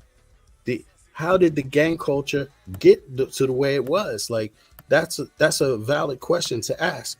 Look, people accuse this of being the father of, like, the gang culture in the music, in the rap music, in the hip hop music, in the industry. Hence, an industry that plenty of people have made the claim that someone is being a culture vulture over Black Americans. Like, let me read this here. Yeah, I'm sorry, y'all. The bar is hella low. But but again, as we talk with Top Flight, it's necessary though to for some young people might benefit from it. The bar's in, let's see here. Yo, anybody could. The bar is in, but he's dangerous to. I don't want to give him that much credit. Maybe dangerous ain't the right word, but he's not going challenged. Nobody there challenged him and said, "Hey, by the way, this dude ain't an intellectual, man. Who you been watching?" As if he doesn't know the controversy. I think he does. Exactly. All right. So let me go back to the video. Just I don't want to. I forget. Sometimes I'm not being so clear myself. I would love to know what everybody says about that. I will put them. Listen, and I like the way you came with that because it need to be addressed. I would just love even though it was a white guy's ploy, but it's a good one. I wouldn't say more, but I would say they goddamn in the same lane. I'm not gonna fight that. The Klan has basically been marginalized. It doesn't seem like they have much going on, right? What do I always say about Martin Luther King? And I say it. I don't know if you ever heard me say it. No. I say Martin Luther King. What I wouldn't have done is died for the cause he died from, knowing what I know now. Right. Why? How did I guess somebody was going to talk about Martin Luther King? See, this is what I was getting at. What's the purpose? What is behind this? Like, and here we have a black man who's showing an objection to Martin Luther King. Andrea, how you doing, sister? What you think about that? What you think about this convo? What's going on? I think that white people, generally speaking, want to find something to hold on to say, see, that black person over there said that, and that black person over there, agreed with me or disagreed. That's why I'm telling you, as I get older, I have no patience for comments that they make that they know that they're not justified in making.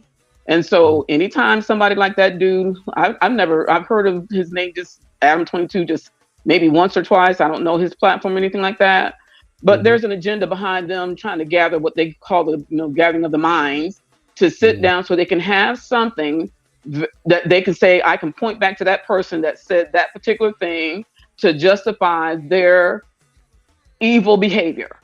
That's what it all boils down to me. I don't care what any of them have to say. I don't want to, I really don't. If you're not coming with some kind of, I don't even know if they can come to any kind of understanding. That's just my opinion. I mean, for people who keep saying, they want to use Martin Luther King as an example for everything under the sun, but yet they don't want to realize that he was assassinated for making certain statements and stuff like that. I don't want to hear it. I mean, I've had it with that narrative of them thinking it's okay for them to just put people in, like he talked about Charleston White being an intellectual. Who told him that? But they say those things because they want somebody to now go listen to that man, and they know that he knows that filth that comes out that man's mouth. Within 2 minutes of each other, those two statements are found in this podcast. Within 2 minutes of each other, one, Adam says he calls Charleston White an intellectual, and then 2 minutes later, he's criticizing his partner's criticizing Martin Luther King, as if he would know. If I was Martin Luther King, I probably wouldn't have. Oh, well, we know that. Exactly. And so they do. So now now he said that white man has made that statement about Charleston White. Now them other white folks listening are going to go out there and listen to him and say, this is. We told y'all that's how black people are. That we've been saying that. Anybody who gets invited on somebody else's platform like that, they're all suspect to me. Cesaria, whoever these other guys are, I don't know none of them.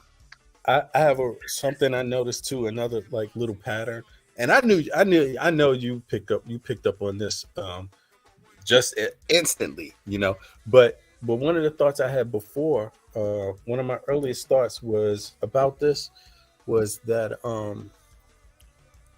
they are inviting these guys here, and it's like, it is exactly what you said, but damn, what was it? Oh my God. It's there. They can, how can I say this? It's political. It's political.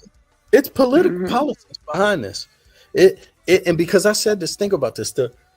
And this is, I'm sure a lot of people will know this. I called it Slumming, this video originally. I changed the name because I looked at it as Adam 22 slumming, basically, right?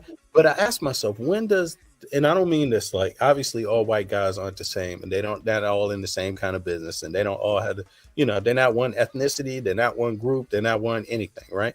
Fine. But, it seems to me that, when his business is going down, when your business is not doing good anymore, that's when the black promoter comes in. And it saves the day. He's like the last DJ welcome in the club. All the other DJs, they will get the benefits of when the club starts. Boom, grand opening. They will, then they will get the big boom effect, the money, the dollars, the popularity that comes along with it. And then after a few years, after that gets boring, then finally the black dude gets to promote the club. When the guys on the way out of the building want to sell the building, let's let this guy promote the ass end of the dinner. What do you think about that? Well, when it comes to them being who gets more out of this? In other words, the one who started to begin with. They're the ones who coming out the end seem like they get the crumbs, but I refuse to anymore start separating them based upon all of them saying, well, it's not all white people. Well, then don't broad brush us that same way. So I throw them all in the category. You have to let me know that you're not one of them, because until you prove that what you say that comes out your mouth, that it's going to be beneficial for me, then you're just like them. All of y'all are the same. I don't differentiate anymore, because I'm sick and tired of us having to put that caveat out there that they don't do for us. I don't do that anymore. I don't give a damn whether you're Italian white, you're Russian white, you're Ukrainian. I don't give a damn. At the end of the day, stuff has happened to black people around the world based upon the color of your skin. And you're not going to sit here and try to tell me otherwise, that we just all have to go along to get along, because you have this epiphany that,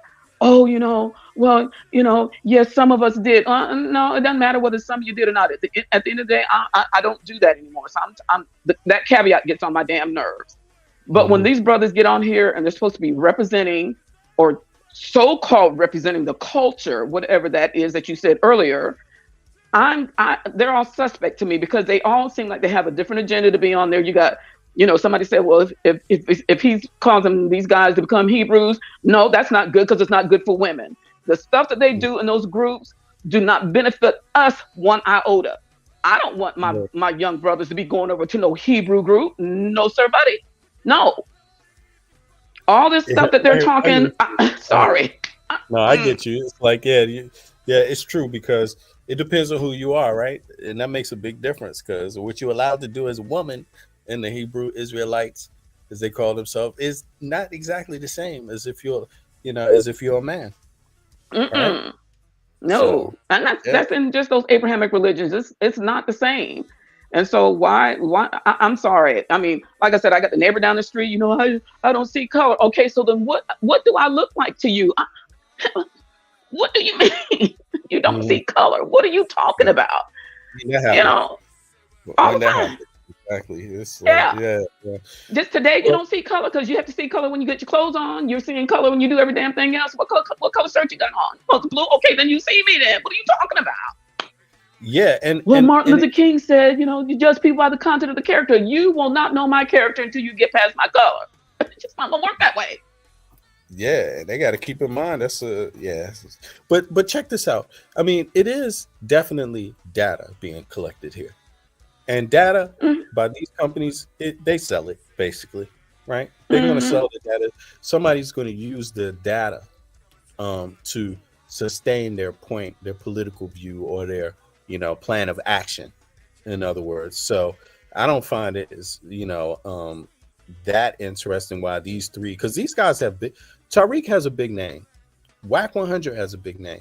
These are two black men that have big names that have their voice in the ear of black youth, right? To some degree or another. I don't know the real difference in their demographic between Tariq and Wack. I would presume Wack's a little younger, his audience, somewhat. But in any case, they both have big names, and so I don't find it hard to make the jump that this is about probing, like data, probe Black folks' minds before an election. Exactly. And that's their MO all the time. They want to get the pulse of Black America, who they claim we ain't shit, we ain't this, we don't have to put any protections for anti-Black racism, we don't have to give you reparations, but we want to know if you're gonna vote for our candidate. We want to know that much. We want to know who you out there, putting yourself on the line for. And just like Angelica said, I'm at the point now where I don't even want to vote for anybody, because at the end of the day, until you show me that you're willing to what's in it for me, I don't give a damn. Yeah, Biden is old. Yeah, he is. Okay, but these young ones ain't no better. These young ones, especially white ones, some of the white ones ain't no better. Yeah. What are we supposed to choose from? I mean, hey, yeah, they still gonna have to try to. I mean, they could call him old all he wants. If you don't, so far it doesn't look like he's got many challenges. You don't look like he got many challenges. So I mean, yeah. He might be a little old. And the comment that the guy, the comment that the person just put there, all these guys, like they said, are talk about white people. White people ain't this, and white people ain't that. White people are the devil, and then they jump on that white man's platform. What kind of idiot are you to do something like that? I'm sorry. Get to the part where this conversation with these three Black men who have something to say about white people, why are you even engaging in that conversation with that white man if you believe that they are who you say they are? Andrea, you are break. Thank you. Keep talking. This your show now. Tazariak said that they're evil. That they're the Edomites. They're the Esau. We're not supposed to have this, but he's on Esau's show. You got Tazariak who says we're the foundational Black Americans, and you doggone white folk gonna give us what it's are. But you're on that show with that white man and the other dude I don't know, so I can't comment on him. But I mean, come on now, you can't. How are you guys? Where is the benefit in this? I'm except for them filling up their pockets. That's the only thing. Or in Tazariak's case, it's a mission trip, and he's out there trying to recruit people out there who might be listening. If those white folks know that you don't want them, that they're the devil. They're gonna rip you apart. I mean, I'm like, when is Tazariak gonna get to that part with this man? Yeah, and it's probably not gonna happen, because if he opens up that floodgate, it is over. Then it's gonna be mutiny. They need to go out there and do whatever they need to do anyway. But I'm so sick of these people. I don't know. I mean, they just get on my damn nerves. And the brothers who should know better. I mean, I'd have a little decent respect for Tazariak if he just stuck to the game. Man, you on the street corner telling the white folks they evil, you're not who you say you are, but then you're gonna come on this show and try to have some civilized conversation with the white devil. I'm sorry. I find they make you want to cuss right here. These Negroes right here make you want to cuss. I'm sorry. Hey, I understand you, but at the same time, I believe something that Top Flight he did say, and that is that they have their ear. This guy Wack 100 and Tariq, the guy to the right in the burgundy or in the maroon jacket. I know who Tariq is. That the youth, a big portion of the youth have their ear, or have the youth's ear. In other words, in that if they don't at least hear this might be the only positive thing they get a chance to see through these. Now, I mean, I can understand that view. I agree with that to some degree. Sure, if you're coming from one point and you want to get to the next level, then great. The next level up, even if it's not perfect, it's better, right? But, I think on the other hand, this is, if we step out of that frame of mind and then just look at it in terms of like how people collect data, how groups of people are collecting data today. To me, this is like, from that picture, it looks really bad, even worse, because now they have a message, but now not only is the message getting to the youth, But you have somebody else like Adam. He has this message on there for a reason. Mm-hmm. He definitely has to be a winner for him, a real winner for him somehow. Like otherwise, he wouldn't do it. It's a lot. I mean, to me, I think they should be responsible. Whack 100 should be responsible. Tariq should be responsible. Tazariak should be responsible because of what they say their motivations are. That now people should hold them to what they say they really are, and if they're saying their motivation is about the culture, people should hold them to that. But my question in holding them to that would be to them: is this show giving the certain politicians, or left or even right-wing politicians, data to be able to walk away and to say that, now we understand how Black Americans think? Would they admit to it? White people are always trying to find a leader of the group, and if it's not defined, they'll make somebody. They don't give a damn who they point out. Just like the stupid idiot just said, Charleston White is an influence. I'm like, if you don't, that's what they do. That is their method. They always want to make one person, maybe two people, the spokespeople for all Black people. So they ain't got to come to everybody, because if he came to me, he can get a mouthful. These people don't speak for me, but they want a person. So now they got 3 dummies sitting on that platform where he can just somebody. Yep. They found three dummies who will not stand in their square, because if they really believe what they said about white people, Tariq and Tazariak would not be talking to the enemy, because that's who they consider that white man to be. I'm sorry, I'm lost here, but no, they don't come out there and poll Black people like that, because if they did, they probably get a whole lot of stuff said to them that they do not want to hear. No, they're going to use a spot poll. This is just a spot poll. Yeah, I told you. Exactly.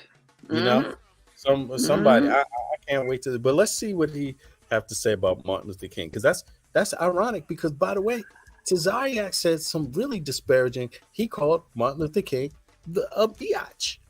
It's true. He did.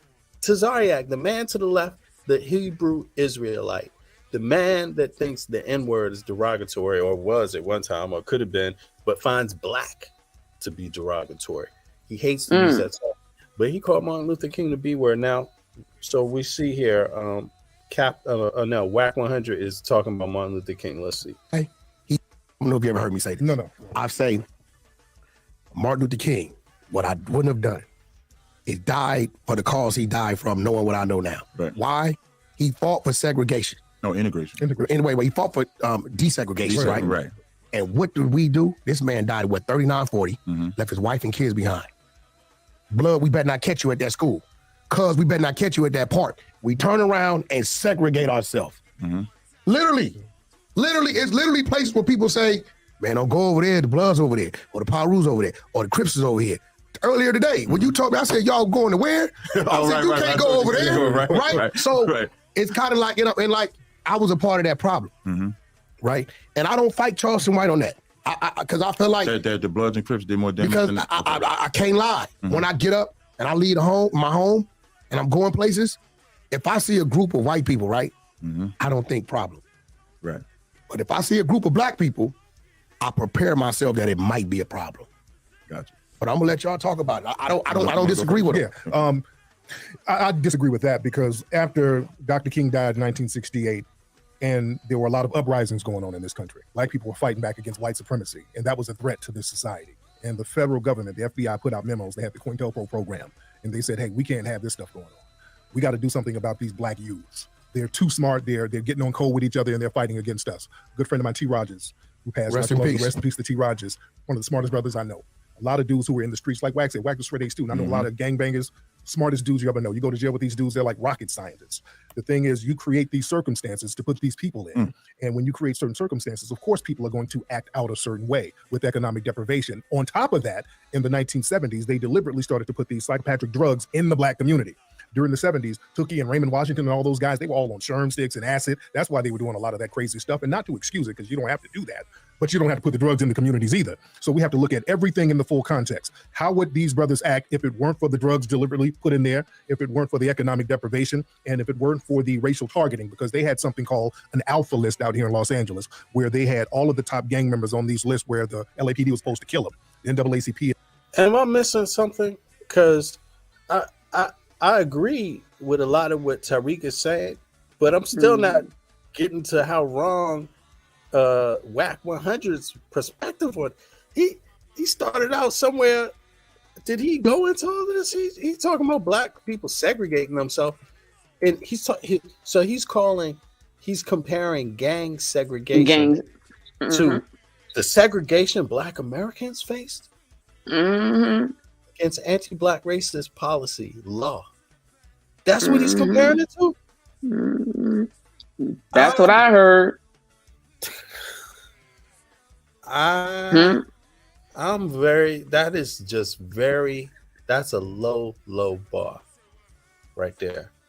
That's a low bar in my view. Like, I don't understand that. Maybe this is like what something Top Flight was alluding to. Like, I'm not, but okay, so Tariq starts to give some pushback on it. So let's hear the pushback and see what else happens. Excuse it, because you don't have to do that, but you don't have to put the drugs in the communities either. So we have to look at everything in the full context. How would these brothers act if it weren't for the drugs deliberately put in there, if it weren't for the economic deprivation, and if it weren't for the racial targeting? Because they had something called an alpha list out here in Los Angeles, where they had all of the top. Hey, you know what? Absolutely. That's what I'm saying, Afro, cuz, we got to keep in mind, he made that comment in front of Adam 22. And in my mind, I'm just saying, go back 40 years, to everybody's parents. 50 years to everybody's parents. What their parents went through in the 50s, 40s, 30s in this country, right? And I'm just thinking, like, it seemed to me that if you are a Jewish person, you would understand how anti-Semitic shit in the U.S. was not good for Jewish people, right? It seemed to me like they would understand that. But here, on the other hand, is a Black American who is comparing gang segregation. I'm just mind-boggling. I'm curious if Adam 22 is going to give WAC some pushback on that. Let's hear. What's his Ariak? Let's see. Gang members on these lists where the LAPD was supposed to kill them. The NAACP and all of these people had to come out and stop them from having that alpha list. So there's the system of white supremacy that's governing all of this stuff. But look, bro, I hear all that. So are we dumb enough not to know to touch these things, or were we just not strong enough? No. Yeah, if I could tackle that, right? You know what I'm saying? Which one was it? Yeah, when we talking about this, right? There's Europeans or white people have something called divide and rule policy. Divide and rule policy is something that they used in India, where they was able to divide India, where they would have one side of white people function and help us, one side of India, and then another side of white people function with another side of India. They keep them at odds to fight each other. And they didn't get free from that till about 1946, 44.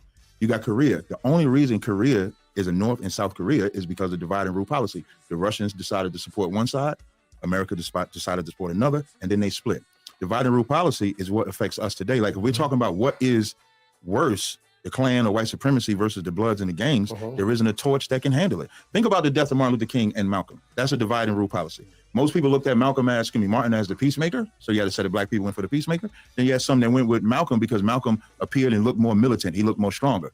And then both of them got killed from COINTELPRO, which is what Tariq Nasheed brought out. So now you got sets of Black men. Which is a form of the Klan. Thank you. That's what all of this is. Like, we ain't COINTELPRO. Right. And that's because they never disbanded the Klan. You know what I'm saying? Listen, the Klan is the cop that pulls you over. The Klan is your manager at Home Depot. The Klan is everybody. That's everybody. Now, if you can function like that, you can still deal with them and sit next to them, conduct your business and smile and work with them just like they work with you. That's something that Black people got to learn.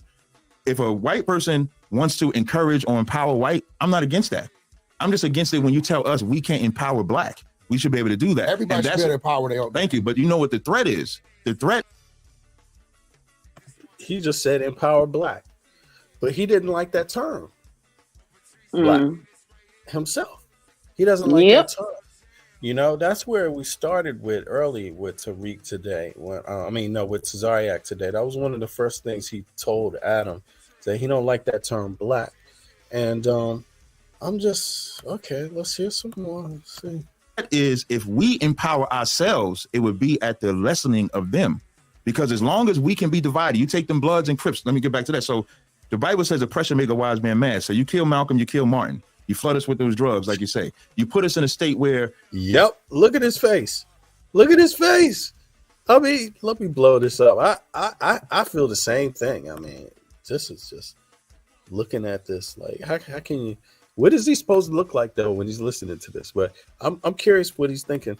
We can't get jobs anymore. So now we're just stranded in the neighborhoods, have to work because this is a business. America is an economic country.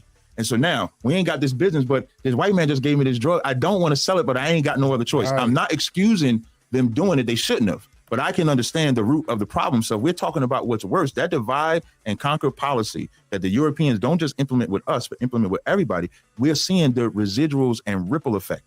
Blacks killing blacks is an act of civil war. And yes, we do harm to each other, but there ain't a greater murderer on the planet than the white man. I don't care where it is. There ain't a better strategist when it comes to destroying a village or a people and to get them to be sorry for it at the same time. And when you had the Bloods and Crips getting together, having a peace treaty in the 90s, that was a threat because the minute they got together, they went after the white establishment. And that's what they don't want to have. So there's always that rift that they're trying to create. Because can you imagine? Hold on, Cat. See, we can't do that. Because, see, listen, all right. White guy, kills George Floyd, right? Right. Shut cities down. They loot. They march. All this, right? But a lot of that looting was white folk. Yeah. Antifa. Yeah. Okay. A lot of that looting was white folk. Rodney King. Okay. They beat Rodney. Yeah, go ahead. No, I'm just agreeing with. He said that right. Yeah. He said a lot of looting was white folk. Okay. Yeah. I'm still at a loss. They could just even keep that out. I'm like, still trying to figure out where does he lining up? It's like there's something being lined up here. You got Tariq on the right and you got Tazariak on the left. And you got Adam and Wack, which is it's their show. Okay. Rodney King right here in my neighborhood in the city of Pacoima, 4 miles from here. Built here for the police station beside the Amsterdam Park. They went crazy. That's when right? Now, how come when Big Sebo shoot the park up and kill little D and little B-Dog, and then hit an innocent kid over there, why the community ain't marching and demanding that shooter be dealt with? Why is the only time we do that is when we feel like the so-called white man has done something to us? Well, Debo is going to go to jail, number one. Not all the time. If he gets caught. You're not walking around with bodies on you and everybody knows it and the cops ain't. What I'm saying is there's no outrage. But they get arrested, and if that's the white man, right? That's the white man doing their job. What do we do? Because we get together and say we finna go hit Rodeo. We about to go loot Beverly Hills because they killed Rodney King in Pacoima. But that dude who's killing a kid, that's not a community thing. The community ain't co-signing. No, it was a straight bullet. Right, that's what I'm saying. We backing Charles White. Right. The whole community ain't backing up that guy. Nobody's co-signing this. What are they doing? Well, he gets arrested. That's the white man doing his job. Right. What are we doing? And I'm listening. And I'm talking to y'all. Right. This ain't me, but brother. He can't even answer the question. I'm Rick Bad. No, I'm not. He gets arrested before we can do anything. That's the white man. Bull. Right. Bull. That is a lie. But when you think about it, you know, it's a little. It's getting lost here. I see they're trying to line up something, but I don't understand how they equate these things. They take one thing, equate it to another thing. I mean, look, you want to talk about, they're saying that the police are all white people, right? Who's doing this. If if a kid in the neighborhood gets shot by a stray bullet from a black guy, he's saying that the police locking the guy up who did that is the white people, right? They're white people, even though there's some black police officers, right? But they're saying that while they're sitting on a panel, and Adam 22 is not black. He's a white guy. that whack, whatever his name is, he's just trying to make them white folks feel better about themselves. That's all that is. He just can't come out there and just throw down on them like that. It's just, I mean, I'm surprised Tazariak said what he just said. At the end of the day, that man knows why black folks don't get up in arms about no more than white folks get up in arms when them they'll go to when they do all these mass shootings and stuff. They don't get up in arms when you got all this opioid and all this other crap going on in their communities. You don't see them out there hollering and doing all that kind of stuff. But every time something happens in our community, they want us to run out there, make a spectacle, be spectacles for all these folks out here to be on some TV, news feed or whatever. But yet we don't expect the same thing out of them. I mean, yeah, they'll do it for other little, stuff that they think is supposed to be, what everybody is wanting. But when it comes to their behavior, they do not go out there and do what they do now. They'll cry a little bit, this anti-Semitism and all that crap. You'll hear them, we're over here dying. And then just somebody, what are they going to? Well, y'all don't, ain't nobody going to cry with you because y'all ain't crying for us when that happens to us. Deuces. So Whack 100 need to go sit in a corner somewhere because with his face in it, because he don't know, he's not making a good representation here at all. No, it's I don't understand these conversations that don't involve women. You see these men sitting here running their mouth, and there is no.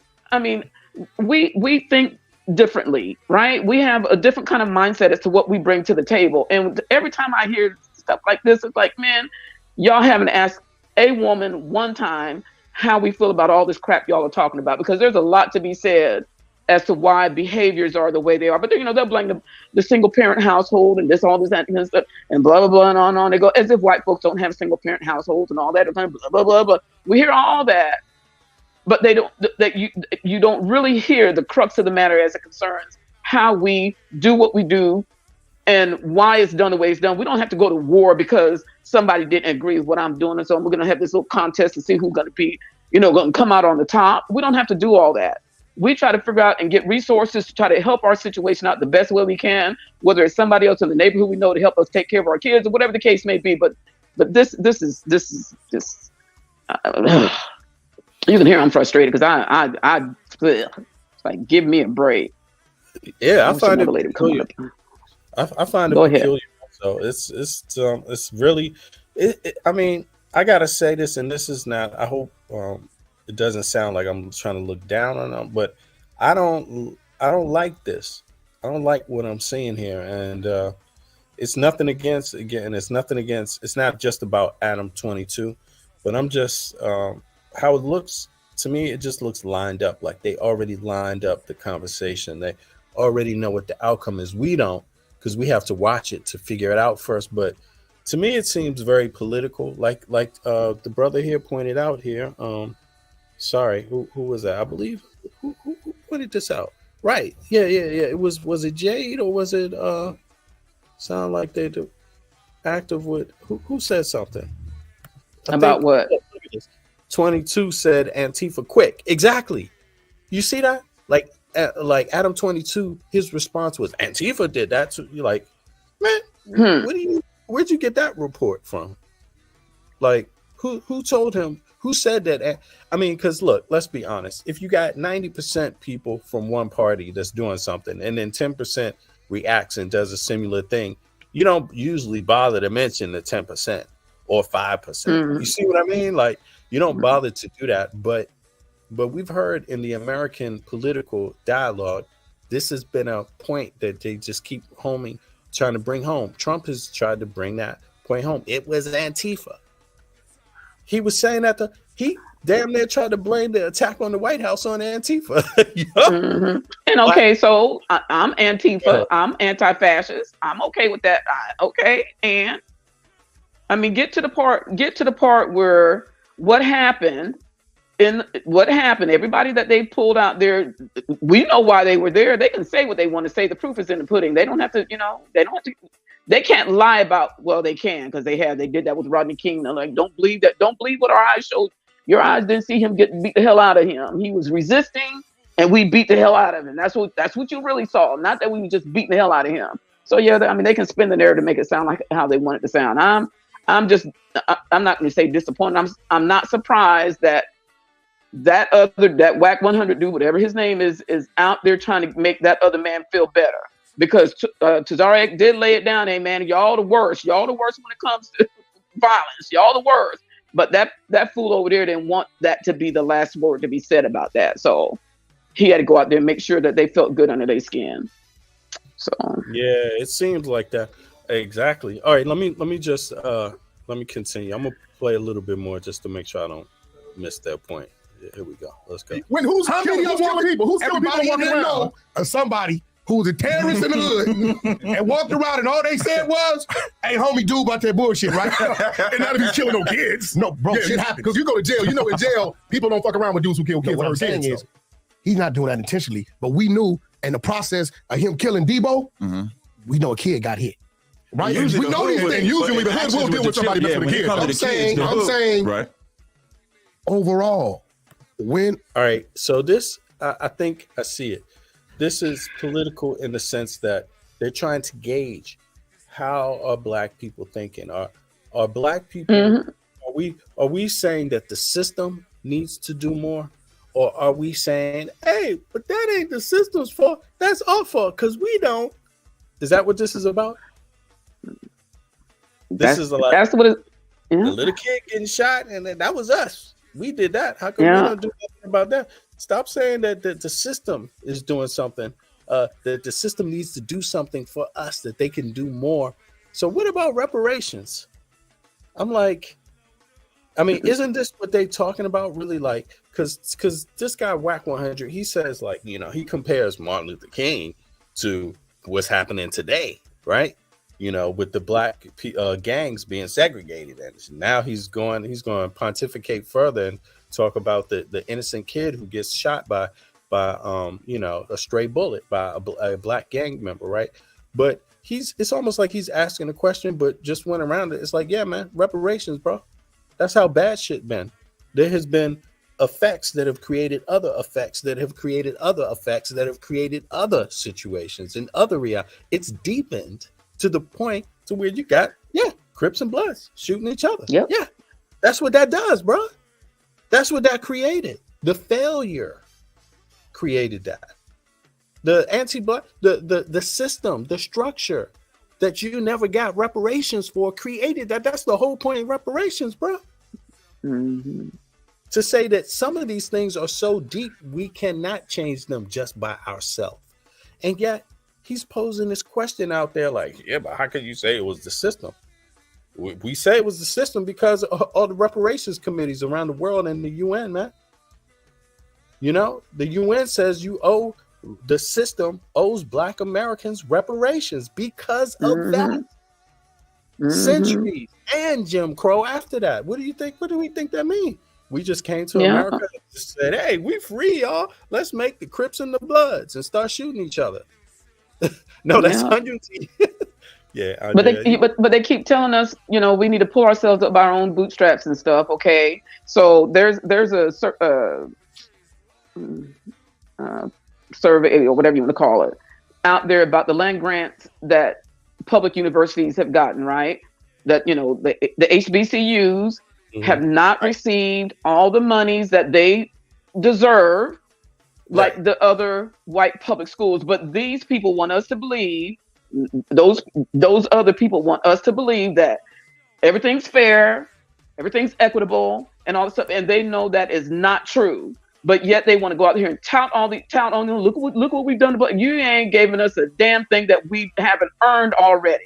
But yet you guys, because, you know, I mean, I'm gonna make a comparison, which is so I saw Joe Manchin, who's one of the senators up there, and I don't remember what state he's from, but West Virginia, I think. And he's trying to stop these brothers who are at these colleges from not being able to get their scholarship because of their name, image, and likeness. Oh, we got to do something about that because they're making too much money. So what we need to do is stop them from getting, you know, a scholarship, because that scholarship money goes. Okay, so then at the same time, then, man, make sure that your people can't get in because of who you are, right? They don't want to look at that. They don't want to look at how unfair they've been all all these years, over and over and over and over and over again. But yet they want to point to this now that these brothers are making money.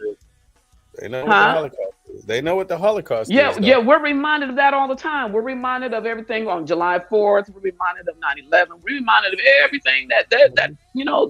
Remember the Alamo. We're reminded to do all these things. But when it comes to the massacre and slaughter of black folks, that's critical race theory. We can't let that happen. We got to cut this out. We can't have all these black. I'm not. Stop. And that fool needs to shut up. He needs to. Somebody needs to punch him in his throat. That's what I think. But anyway. Yeah, Angelica. Look at what Angelica said. We haven't even gotten 30% into the video. Yeah, that's why I picked this video now. But is that what you trying to tell me to be quiet, Angelica? I'm gonna shut up. I'm gonna shut up right now. Ooh. You can't get through 30 minutes because they're saying things that people have to react to. You know, quite naturally. I mean, we deserve answers over this, you know. But they're saying it. This is part of YouTube's policy. It's called a reaction video, right? So we're giving commentary. We're criticizing what they talking about. And who's talking the whole thing, the whole table, the whole show. You know, because to me, it's like you have to be irrational to not see that this is a setup. This is a setup. This has nothing to do. And even Whack 100, he's like trying to give the blame to, isn't that us who shot the little child, the innocent child, you know, unarmed on accident, the stray bullet? You know, he wants to give responsibility to black folk there. But look whose platform he on talking about this shit. Like, where's the responsibility there? And the reason why I'm saying this, in case anybody wants to know, is because in reality, in real life, I'm a person who actually had loads of meeting with just black folk talking about racism, about the law. It's legal. You can actually do that. Talking about identity. It's legal. Talking about the N-word. Talking about a whole lot of things that are only particular, you know, to anti-black racism and black existence. So I have the right to question them on that. It's not me sitting on this panel, on this table with some dude named Adam 22 talking about this shit. Yeah. I dare say they might be doing it backwards. I'm just saying, you know. Yeah. All right. I wouldn't even invite him on my panel, but that's you know, I mean, you wouldn't invite him on your panel. I mean, I wouldn't invite Adam 22 on my. I mean, for what? It's like they act like they don't know. This is not new. What has been happening in America and around the world is not new. So why do they need to engage that person to get a better understanding of what? He hasn't said anything. He's just sitting here and let these brothers just run their mouth while he's sitting back in the cut, just like, man, this is good. I'm assuming. I'm not saying, man, this is some good shit. I ain't got to say a damn thing. I'm gonna sit my little cracker ass up here and not say shoot. I ain't saying shit. I ain't got to say a damn thing. I'm gonna let them hang themselves, and he ain't got to do that. So he'll throw a question out there, get them all riled up, and then he'll let them go on for 30 minutes and throw another one out there. Stop it. Especially if they know he don't. Isn't he? Didn't he say he was always talking about black people anyway? Is that it? Was he talking bad about black people anyway? That dude, Adam 22, was he doing that? To my knowledge, well, no. I'm not sure if that's him. You know, but this is a big theme here. The idea of people that claim to be supporting or make money off of black culture. You could say these media houses and these personalities, right? Or these radio shows, these, you know, companies, record companies, all of this, you know, the media in general, news media. There's this thing right now where that's like culture vulture is coined by another guy, one of Jay-Z's partners. Damn, I mentioned his name earlier. I'm sorry, I keep forgetting it, but and the idea is like addressing this concept that how come we can't be in charge of our own conversations? Why can't we have our own companies? Why can't we do this? Why are we always in a situation where we need someone else to be able to make decisions for ourselves, where we need permission? So I look at this as like a permission slip. Like they're having a permission slip like that to have that conversation. And They may not see it that way, but in my view, I see it as if black folk just had the conversations they're supposed to be having every day by themselves, it will equal more. It will equal the respect that we're looking for. That's my view on it. Like, I don't believe I need to sit down with Adam 22 because he should know about the Inquisition too. If he doesn't fucking know, like I said before, I would think that would be an insult to a person's intelligence. If it's a Jewish person, I would think not knowing about the Inquisition would mean you must be dumb. I must think you're dumb. Like, it would be an insult talking about racism in America, in the Western world, and presume somebody who's never knows what the Inquisition is.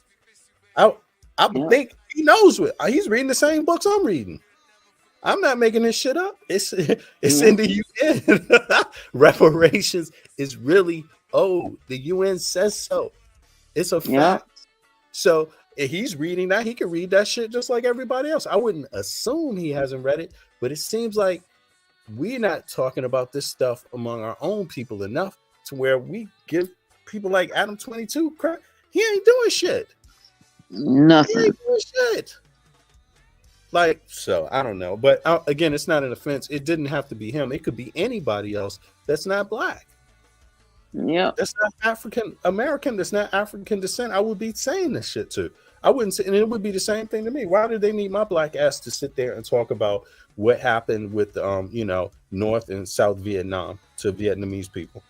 Why do they need me? Exactly. What the fuck would I do about it? What about it? You know what I'm saying? Yeah, you're right, North Vietnamese. Y'all sure right. What's y'all? What am I going to say? Yeah, look, I had this professional that I had to go see for whatever. And he says, so what do you think about what's happening in Ukraine? I said, man, I don't care. I said, when y'all fix what's happening in the Republic of the Congo, when that gets fixed, then you come talk to me. Because that to me is a worse atrocity than what's happening over there. I don't care about y'all fighting over there. You do what you gotta do. I don't care. But y'all are affecting what's happening in the Congo, and y'all need to stop it. So that's what I'm concerned about. So until that happens, I don't care. Yeah, and a lot of the same folks that are that are really adamant against get out of Ukraine. How come we support Ukraine, or why did the U.S. support Ukraine, or even why is the U.S. supporting the Palestinians? Even to that degree, it begs the same question, like, how come a lot of these people aren't interested in having conversations about the Congo? How come they're not? How come that's not on their radar? I mean, how come that's not on our radar every day of the week? And I'm not saying anybody should be alone in that, or anyone should be not be accountable.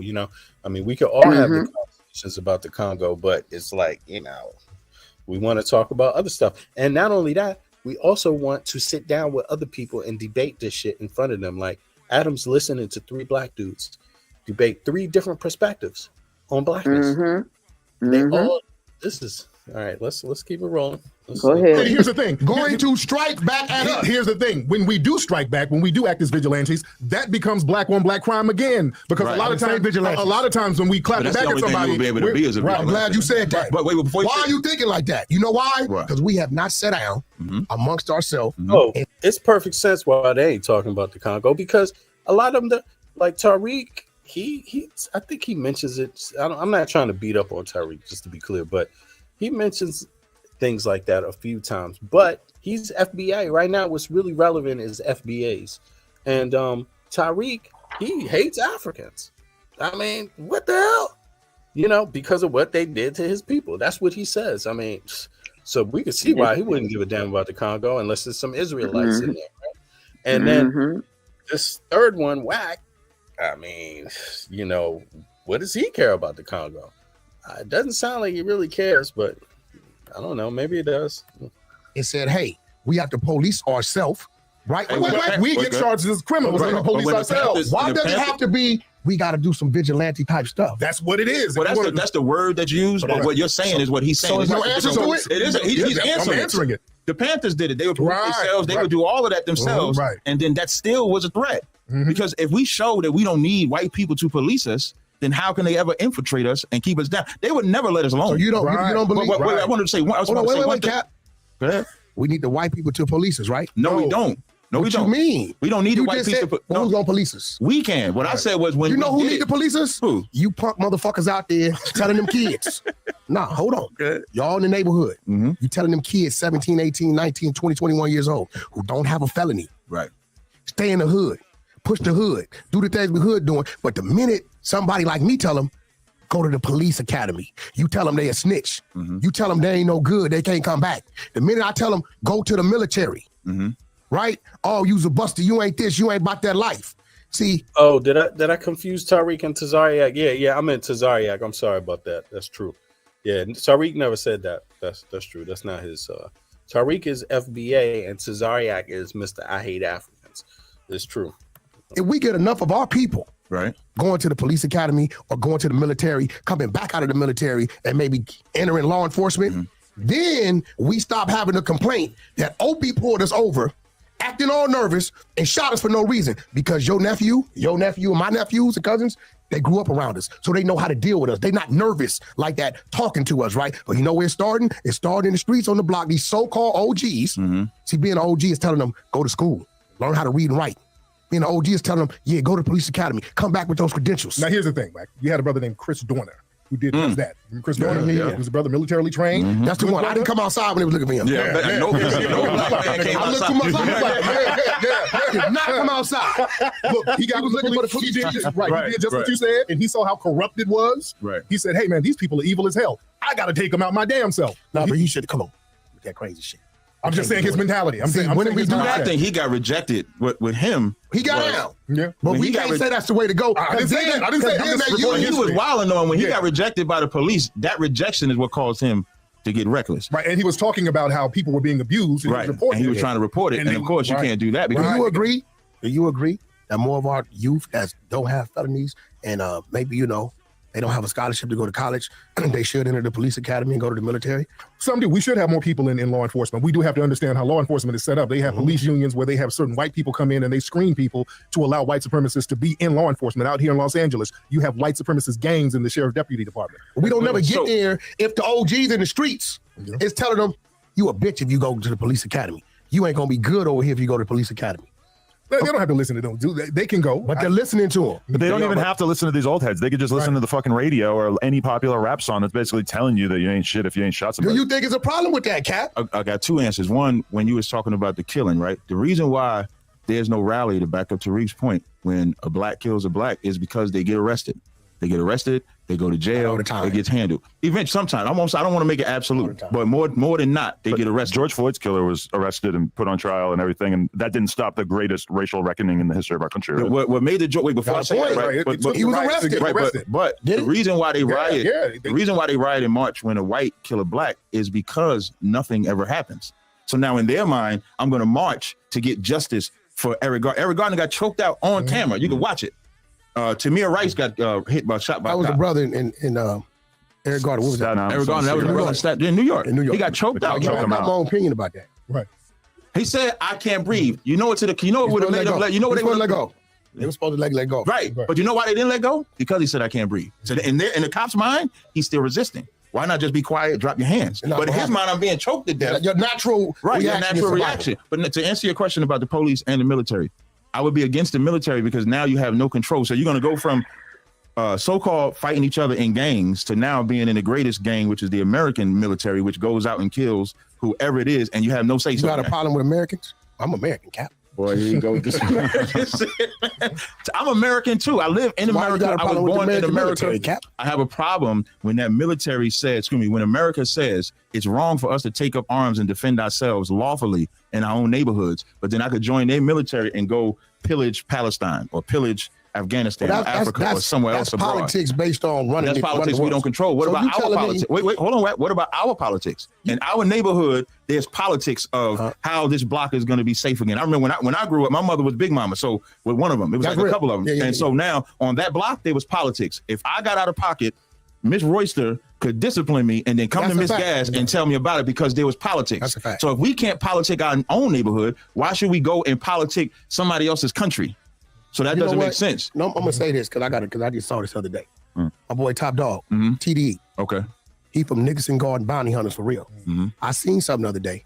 You got Grape Street Watch. You know, he entered. That's interesting. You know, because he said, you know, why can't we have guns here to police our own communities? You know, and then, you know, why is it that we could go to Palestine or some other place like that? You know, that's interesting how that popped into his head. I guess that's the example, like Palestine or go pillage Palestine that's what he said, right?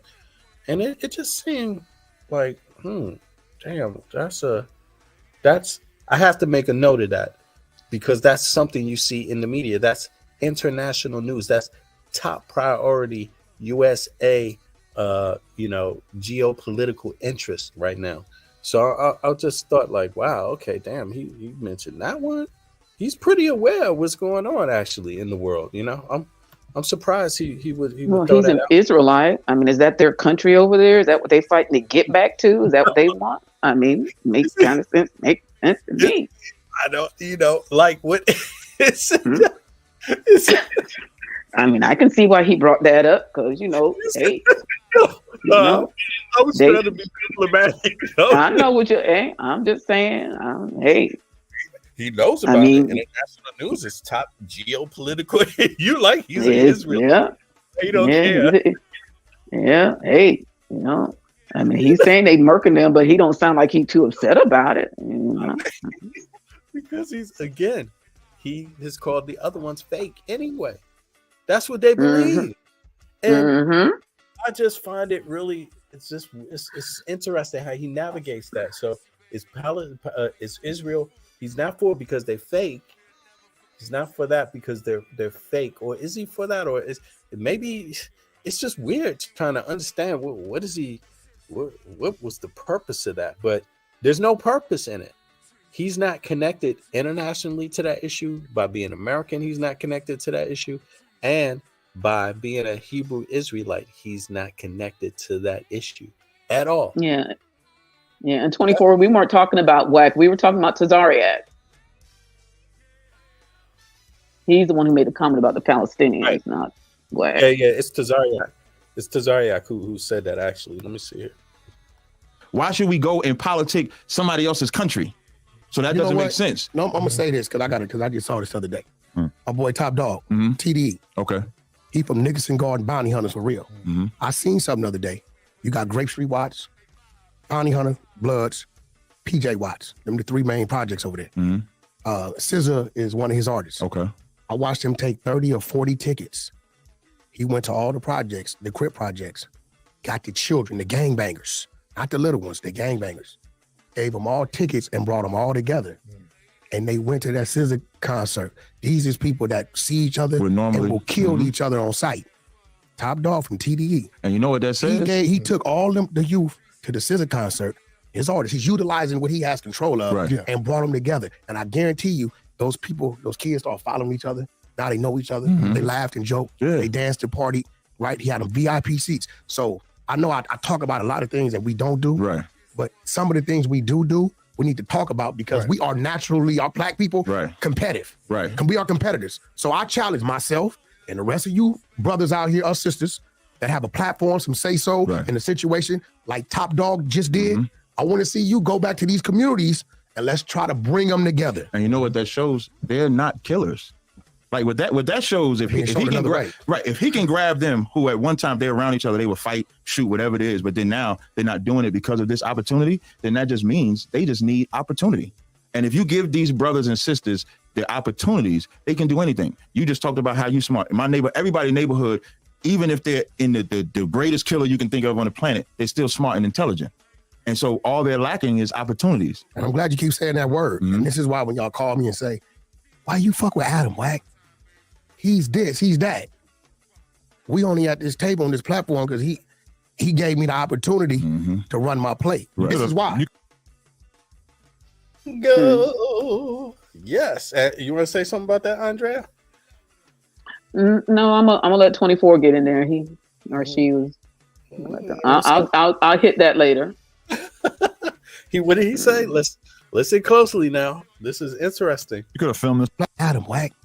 And I'm glad you keep saying that word. And this is why when y'all call me and say, why you fuck with Adam, Wack? He's this, he's that. We only at this table on this platform because he gave me the opportunity to run my play. Right. This is All right. What's up, 24? You there? Yeah, what's going on? Can you hear me? What's good, UK? How you doing, bro? What's cracking, man? What's going on? What's the deal? Yeah. What's going on, 24? It looks like Wack. What's your name? Andrea. Andrea. Uh-huh. Hey, Andrea, you're spitting some facts. Are you on Twitter or something? X or? No, I'm not. I'm just. No. You need to get on. You need to get on Twitter and start running some Twitter spaces. Seriously, because you're going in. You're going in. You sound like some of these Twitter people on online. They go in. You know, Black Twitter. Yeah. That's them. That's them. They don't take no prisoners. Seriously, man, get yourself an account because you. From what I've heard, I've just been listening, boy. And yeah, man, you're hitting nails on the heads. So Thank you. Obviously, I know you've got problems with certain people like Tariq and that. Tariq's my guy, man. I can't even lie.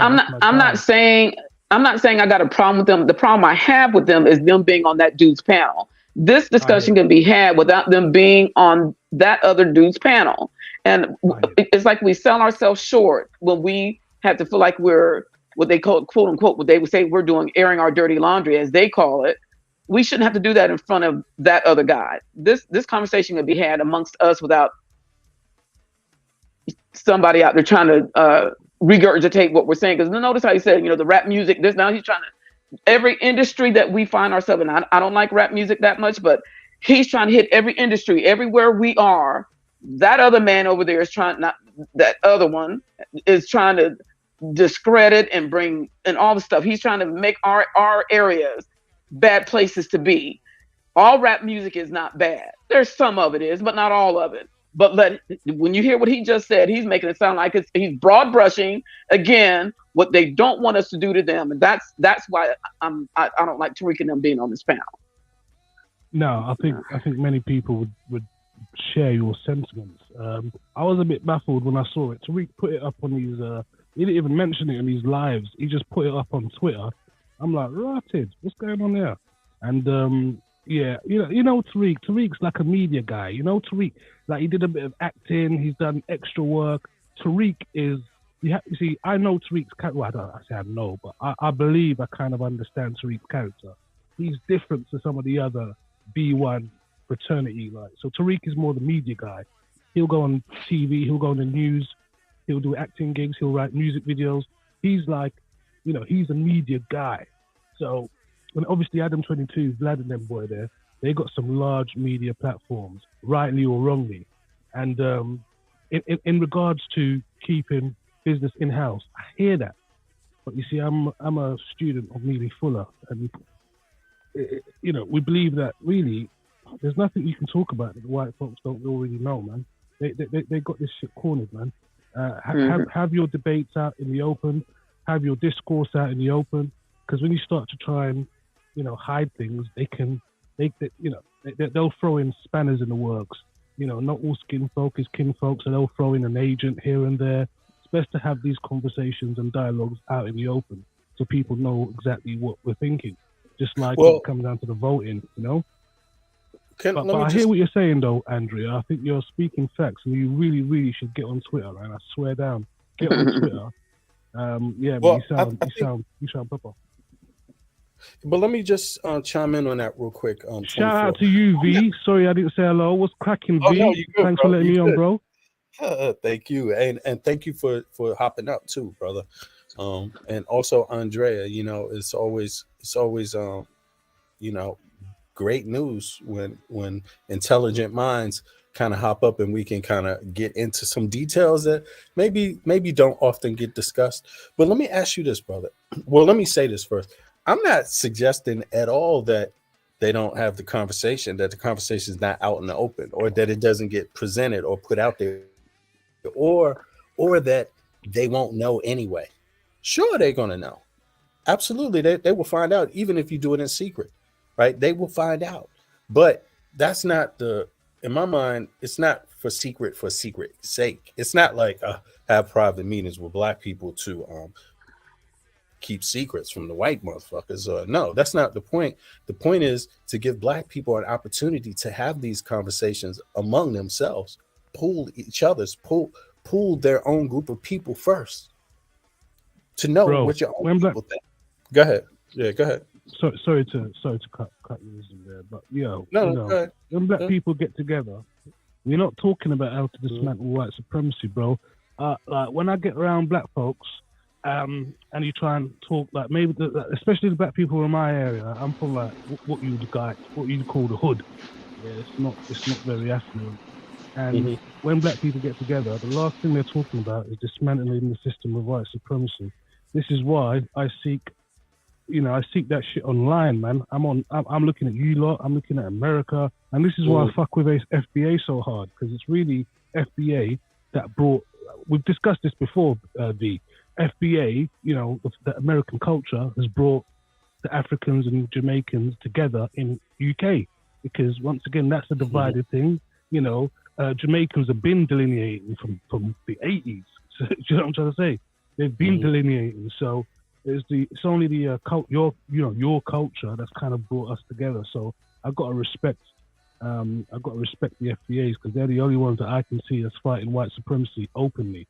I don't see no one else fighting white supremacy the way Americans fight white supremacy. So this is the reason why, obviously, I'm on your show. I'm more looking out there. But I hear what you're saying about, we need to do that in our own space. But boy, man, being around a lot of black spaces, and boy, talking about white supremacy, that's like taboo, bro. No lies. Oh, and you know what? I don't even coin it that way. But just one more thing about this. I don't call it white supremacy, but let me just stick on this one thing.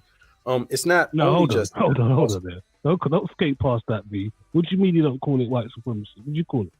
I call it anti-black racism. So for me, it doesn't matter who. Okay, same thing, but I hear what you're saying. Yeah, who does it? That's what I call it, because I want to make it be sure that we're not just talking about people that might identify themselves a certain way. You see what I mean? It's like regardless, it's just anybody who practices anti-black racism in any form of it at all. Period. You see what I mean? But no, I hear that. Sorry, what were you gonna say? Yeah, and at the end of the day, it's discrimination. It's racism. So we should all be clear about that. But here's the thing. It's not only the thing about his race, or the fact that this is not really a black space right here. Really, you know what I'm saying? Now, if it is the type that it makes me wonder, because they've issued this criticism already. I mean, it's out there.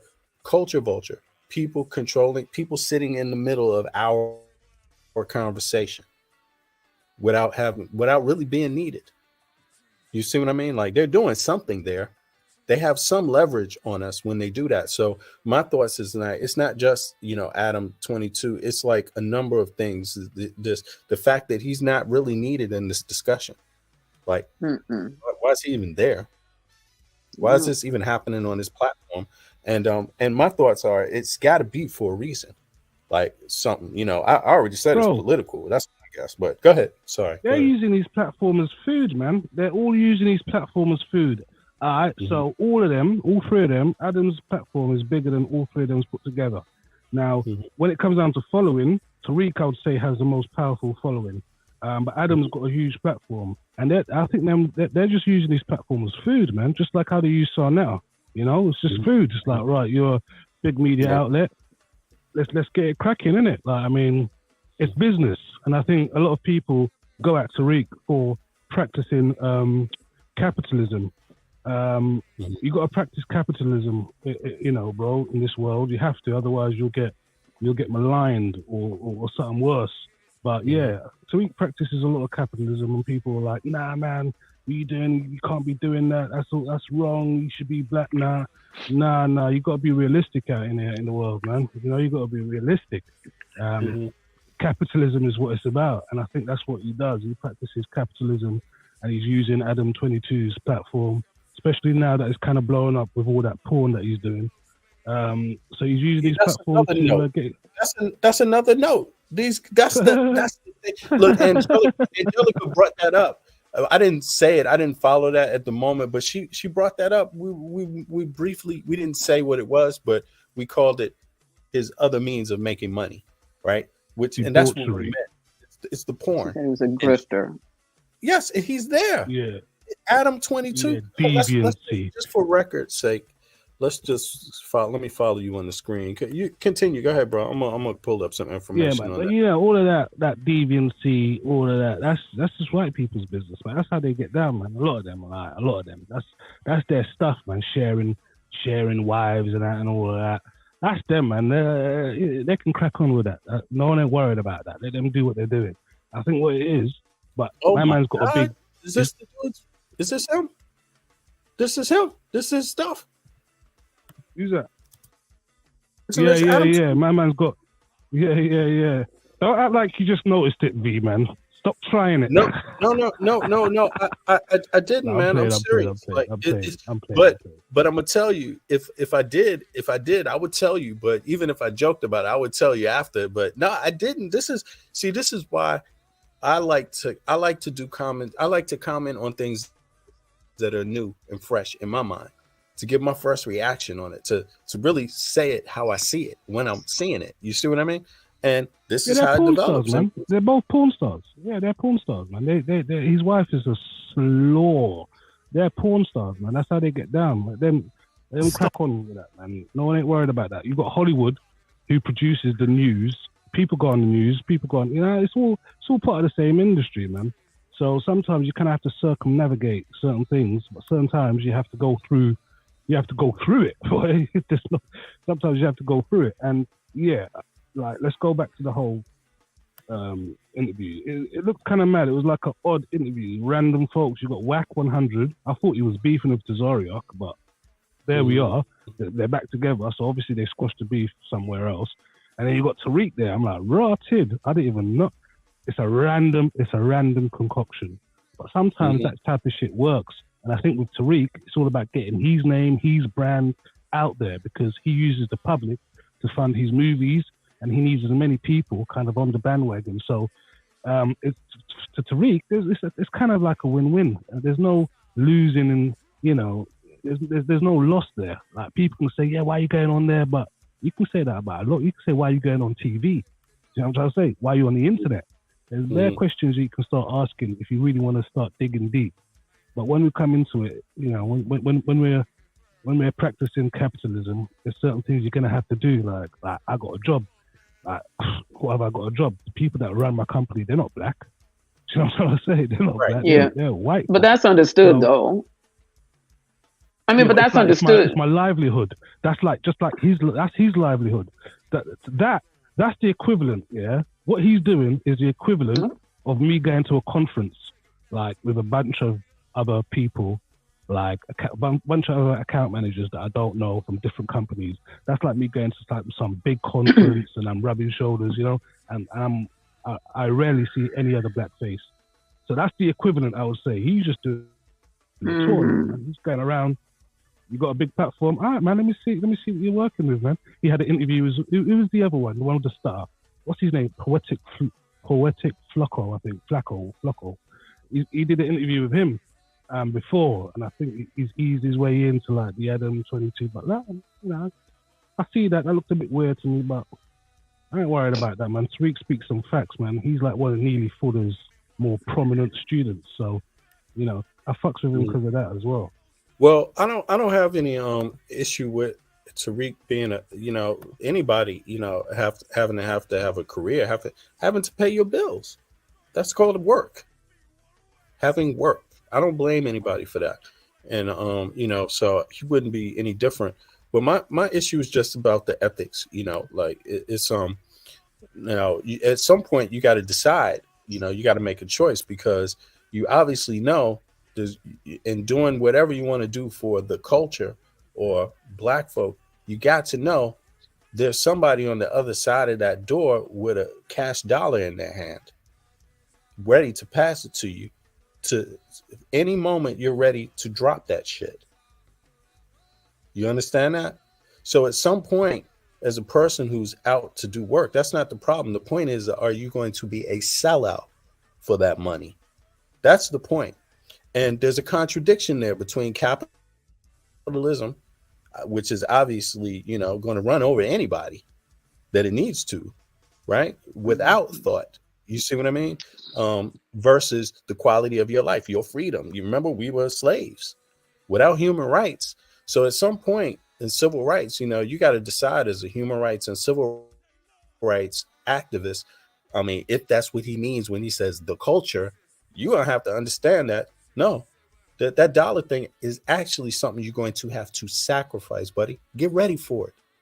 Don't play with people's emotions and play games with people. You will definitely, without any question whatsoever, have to sacrifice money, sweat, blood, and tears. Just For understand what? that. So if Tariq is claiming he For was what? going to do all that, then I don't have. For what though? No, but what I'm saying is that because if you give the illusion that you're about something, you need to really be clear what it is, because you don't have to be that. Now, if you saw in the same interview here, we heard, we're sitting on a panel with Tazariak, who called MLK a bitch, right? And the same panel, that was different when Tazariak said that. Now on this panel, we had the brother here come out, Whack 100, and say he wouldn't have followed the same, I'm paraphrasing, methodologies as Martin Luther King, because look what we doing today, y'all. We segregating, we gang members, and we segregating. That was his word on it. See what I mean? So it's kind of like, for some way, it's almost like they're not coming up the middle. Like they're kind of trying to pretend that they up to doing something that they're not for profit sake.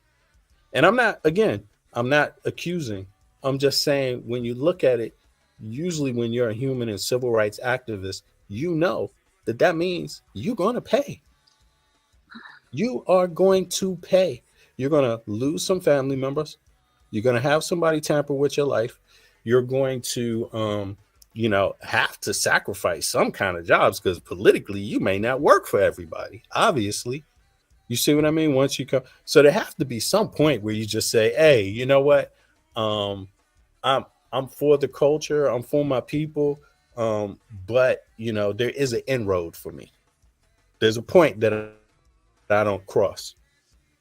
I mean, don't you think that's fair enough to ask these guys? Like, if they're for the culture, the point you don't cross is anymore. What does the dollar not matter? Number one. The point you don't cross, is cooning. You don't start cooning. That's the point you don't cross. That's simple, isn't it? The point you don't cross is the point where you're starting to coon, or starting to do something crazy, like that. That's the point. That is the point. Don't coon. Just like Neely Fuller says, if you don't understand racism, white supremacy, what it is and how it works, everything else that you understand will only confuse you. And that's a prominent statement. And I hear a lot of people confused because they don't understand white supremacy and how it works. You need to understand what it is and how it works, bro. Because if you just know what it is, but you don't know how it works, you're just fighting, you're shadow boxing. You're fighting blind. If you know how it works, you can work with it. You have to. You're in the world dominated by white supremacy, bro. You ain't got no choice. So you need to know how it works. And I think that's the key thing. And like, I hear what you're saying, and I know you're not going against them, and I know you're really playing a devil's advocate role, because a lot of people will have the thoughts that you're saying, and you're trying to get as many points of views across. I get what you're doing, B. And me, I'm just acting as someone who has thought about these things and who's come up with a reason. It's not like a definitive answer. These are just the reasons that I'm just thinking, like, well, this is what it is. So to your point, yeah. And before I go on, sorry, does Andrea want to say anything? I know we've been going back and forth. Yeah, there's Beverly also. No, Beverly's on. Let Beverly. Yeah. Does someone want to say something? Yes, I'm here. I just want to, but everybody answered it already. These guys are Whack 100. He has his own issues with scamming. There's something with pedophilia going on, And Tariq Nasheed, he's a scammer. Tazariak, you can check it all out on YouTube. They have channels. Where's the scam from Tariq? Like, let's not just say anything. I'm not saying he scammed somebody. The first time I ever heard of him. Who did Tariq scam? It's on YouTube. I can't remember. It was so many years ago when I first you can't do that. No, you can't do that. No, it's on YouTube. I mean, it's something about, I can't remember the name of a movie he did. And something he did, he scammed the people. He didn't pay the people. Give them back for something they did. I think you've got Tariq confused with somebody else now. No. It was Tariq Nasheed, because I never heard of him before. I may be wrong. 2012. Since 2012. It was on YouTube. I only know what I saw on YouTube. So you may be right, but I'm only telling you what I saw. I don't follow them. At WAC 100, he has issues. They have issues. All of them have issues. Tazariak is totally different. He has channels of stuff, foul stuff he said about women. This is just crazy. I don't know. I don't follow it. I know that Tariq and Sanetta and Polite were all together. And I don't, like I said, I could be wrong, and you're right. I shouldn't have said it the way I said it. But I've listened to them for a while because they do. And I don't know who this Adam 12 is. I thought it was Vlad TV because they don't have women. They never have women. They never have women in these stupid discussions they have, and they don't represent all black people. Not at all. Absolutely. So they don't do it, but check out, it could be wrong, but I only know about Tariq Nasheed what I read on YouTube, and if it may not be true, but it's out there and stuff. And Tazariak, he has a whole bunch of stuff on there with him. I was listening to him, and maybe he is right. I don't know. I don't follow any of it anymore.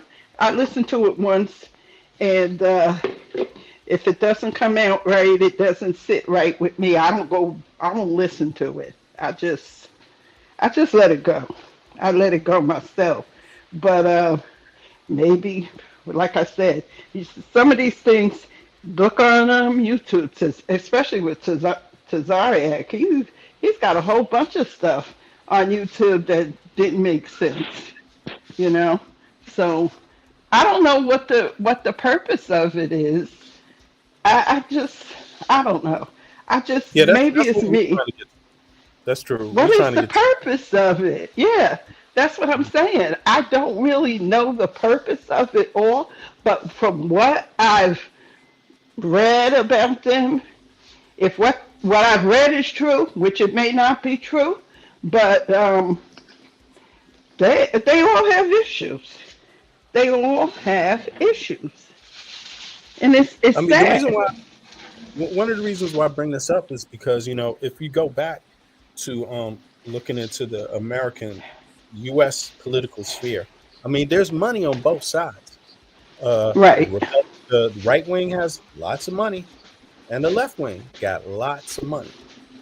So I mean, they're politically speaking, either one is liable to want to be spending some money on black folk, trying to figure out where they stand in this upcoming election. Probing them. Let me just mute you a little bit.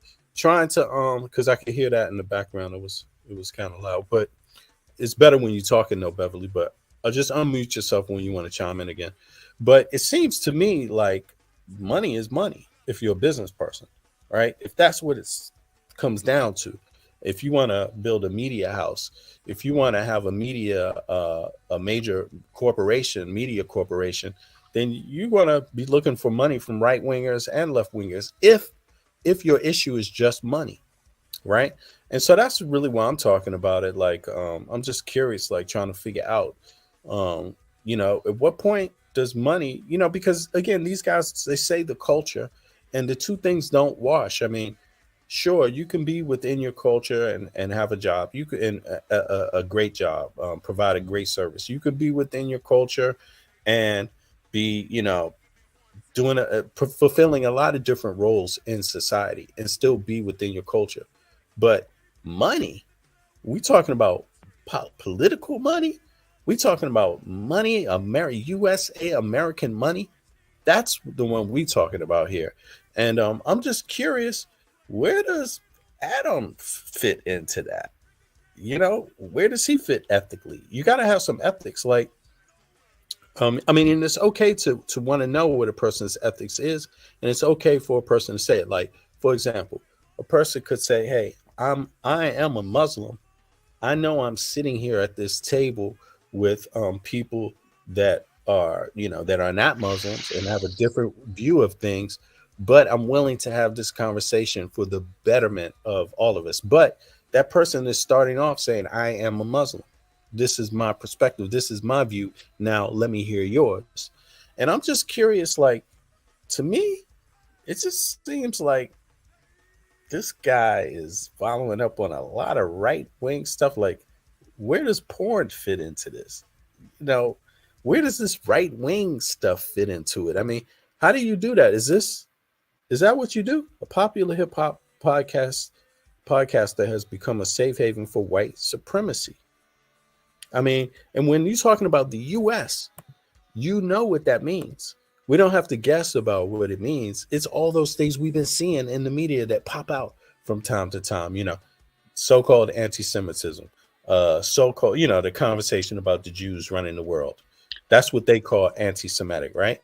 So there's that, and that's also called right wing in the US. That's attributed to the right wing, not the left wing, right? That's to like people like Trump, they keep reciting this stuff. Now, then there's, of course, misogyny. There's anti-blackness. There's discrimination and racism, things, ideas, not even just words, but ideas coming out of it. Like, how does that fit into the concept of what a corporation should pay its employees, like at Walmart? Is Walmart their owners? Like, who owns Walmart? Is that a right-wing company? Because look at what just happened to them. I mean, all these things are interconnected here. Let me see something here. Who owns Walmart? Because Walmart just had they're about to fire some people. Is it the Forbes family? Who owns Walmart? It's Sam Walton. It's the Walton family. Yeah, it's the Walton family. Okay, James Budd. Who the hell? Hold on, let me just go. But I also learned that when I lived in Georgia, I learned that, that China, someone from China bought into Walmart. It's not totally American owned anymore. A lot of people don't know that. Okay. Yeah, they said that they made a record number this year, but they're about to lay off a lot of folks. That's what they made loads of money.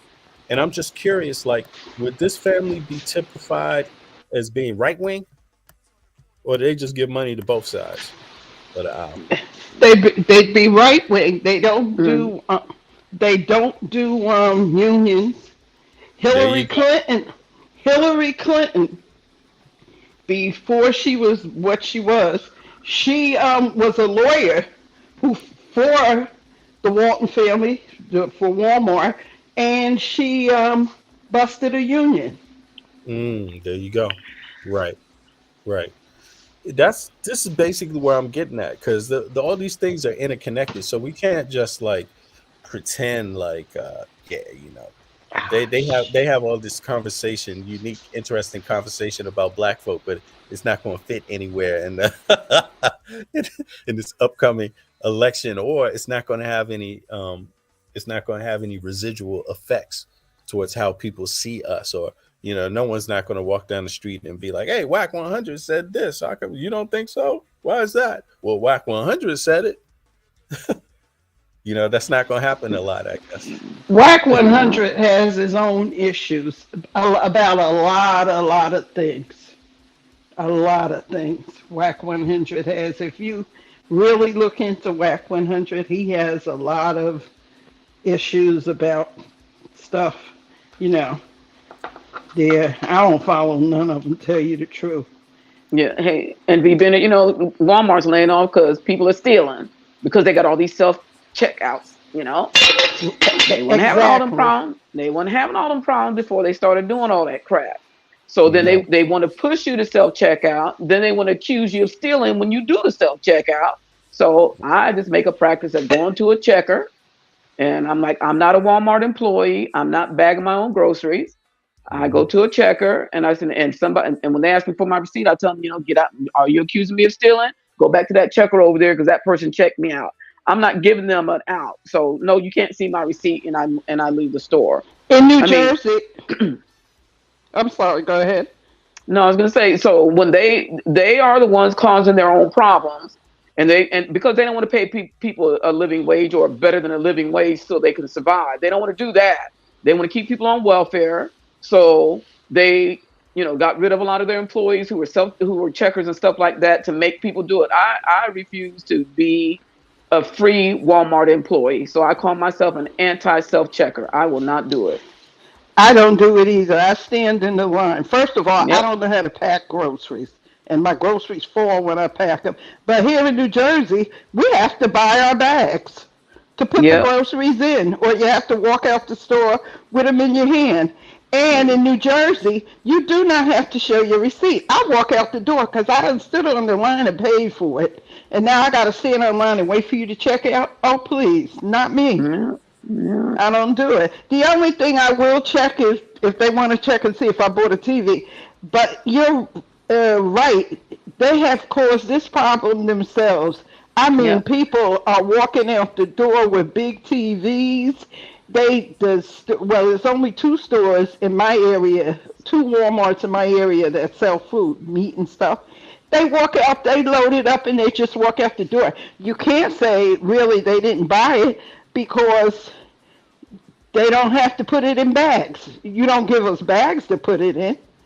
Yeah. It's crazy. So they did it to themselves. Yeah. That was happening. When I was in Georgia, they stopped selling guns because people would come in and steal the guns out the showcase.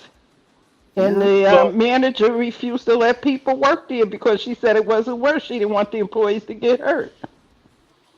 Well, it's interesting that you mentioned guns too, because that's something. It's Zariak, he mentioned guns, and Captain WAC 100 mentioned guns also in different ways. Like one mentioned defending their own community, policing their own community, and then WAC, that was Zariak, and then WAC 100 he mentioned it in terms of gang violence. So it's interesting that they found some time to talk about guns. I mean, guns in the U.S. is going to be up on the election, probably. It's probably going to come down to 3 things. One's going to have to take the top position. But since it's 2 ladies here, let me ask you right now, both of y'all, what do you think the number one issue that's going to have political effects in terms of who the next president will be? What do you think that issue is going to be for the U.S.? People not wanting Donald Trump. People not wanting Donald Trump. That's going to be the number one. Republicans are against him. And one Republican guy said, I've been a Republican. This was an old man. And he said, I will vote. I'm a Republican and I will vote for Joe Biden even if he's dead. I'll vote for him. Because nobody wants Trump. Everybody, I don't know whether a lot of people know it. Oh my God. White supremacy is in the Congress. Look at them. Yeah. I've never seen nothing like it all because I went to school and history was always my favorite subject. I went to college. I took history courses I didn't have to take, American history. I've never seen nothing like it. You got this guy, I don't know his name. He's going around. Now he wants to take away the right to interracial marriage. I don't know if you've ever seen the movie Loving, but that's a true story. Mm-hmm. And that case. That's what they're talking about in the Congress. That's crazy. Are you serious? That's the case. That's the case. The Loving movie, if you ever seen, I love it. They're taking it off of Netflix in November 15th. But that case there made it declared that the southern states' laws about interracial marriage was unconstitutional. And all you see down south, I've never seen so many interracial couples until I lived in Georgia, in the South, in Georgia. It's all over the South, not so much up in the North. But all you see down there now is interracial couples. And I'm not talking about Spanish or something like that. I'm talking about white Southern girls marrying black men. I've never seen nothing. I've never seen nothing like it in my life there. But yeah, we got a lot of. There's some guy. He's going around. People. There's nobody who's controlling the government. I mean, I'm not a Biden fan. I think we could find somebody better, but who's going to do it? If they put Robert Kennedy Jr., he's on the right side now. He's nothing like his family was. His uncle was. Yeah, Kennedy's a big. They got different members. It's true. It's a big family. Politically. It's a big family, a big political family, and there, and he has no political. I don't know the word I want to use. Like his father and his uncle, and his uncles had. You know. Right, no political. Yeah, he he doesn't stand for the little guy. He's for the rich guy. He's rich. He got all his, you know. You got no morals and ethics. I got you. Yeah, like his family and stuff. But I think that's going to be the big issue. The whole issue there, I really know, in my opinion, to be honest, I don't think it's any issues in right now because everybody wants to get you got Marjorie Taylor Greene. She's cuckoo. They even wanted to put Herschel Walker. I mean, I just couldn't believe it. Yeah. I was like, I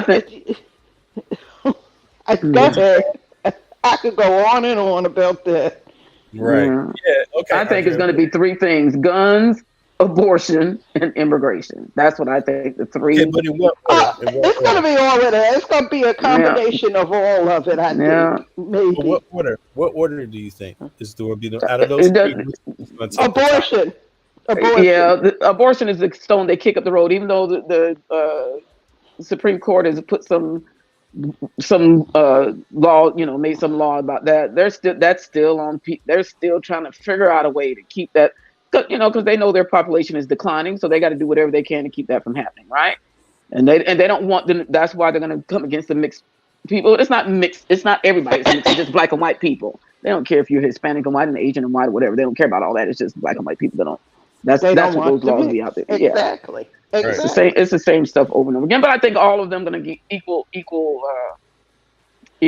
fair out there. And Trump. A lot of people don't want Trump. Now all of a sudden everybody, I didn't vote for him. Well, he didn't just pick up the keys and go and open the door and move in. Right, somebody voted for him. So the top two, y'all agree that the top two things are going to be people don't want Trump, and then the abortion thing is number two. Yeah, right.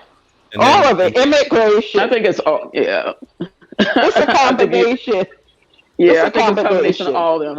I really don't think you can put one above the other, because once the ads start coming out, you'll see which area they go in.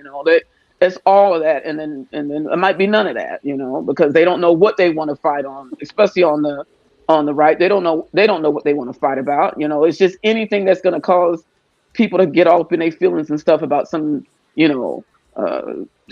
issue that they think is supposed to be, moral and all stuff. I'm like, y'all go sit your morality down, because you don't have none. You have no morals. If you can vote somebody in office who grabs women by the pee and says all the stuff that he says, he don't give a damn. He don't care.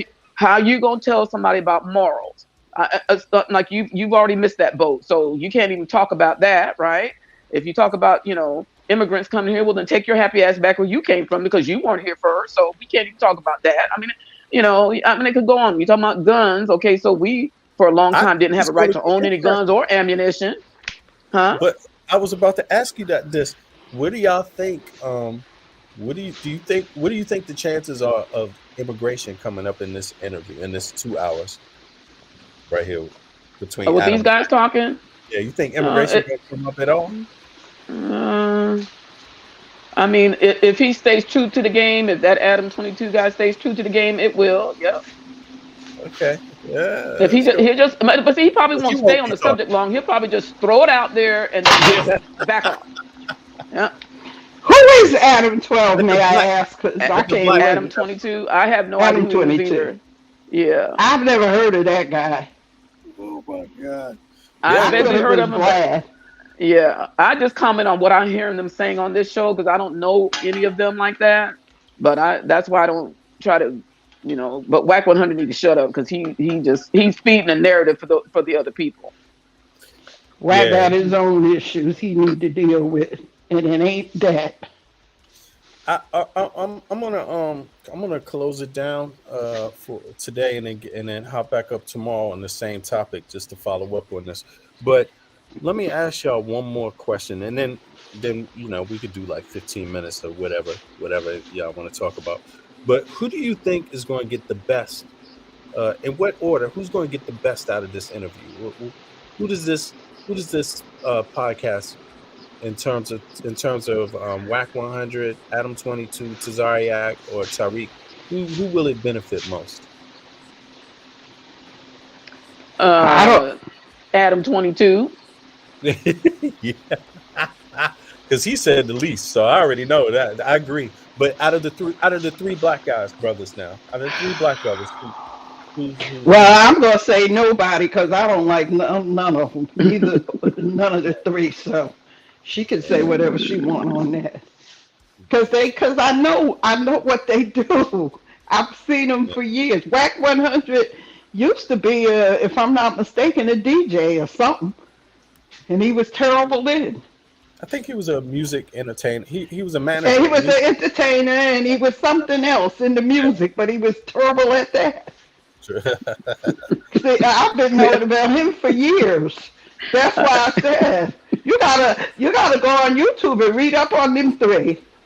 Well, you'll see a whole bunch of stuff on them. You'll be surprised. Now I didn't know this white guy was a porn star. Who the hell heard of him? I never did.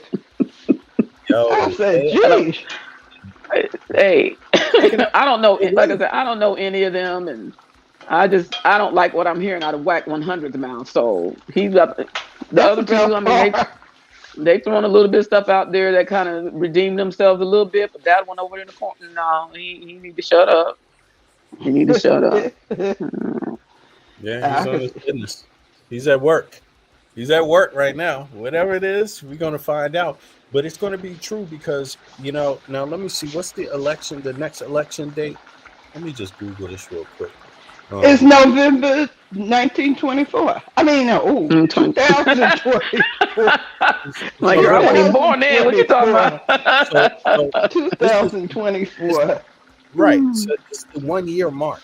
It's 1 year and counting to the U.S. So everything up to this point is pretty much going to be about the who's going to be president, right?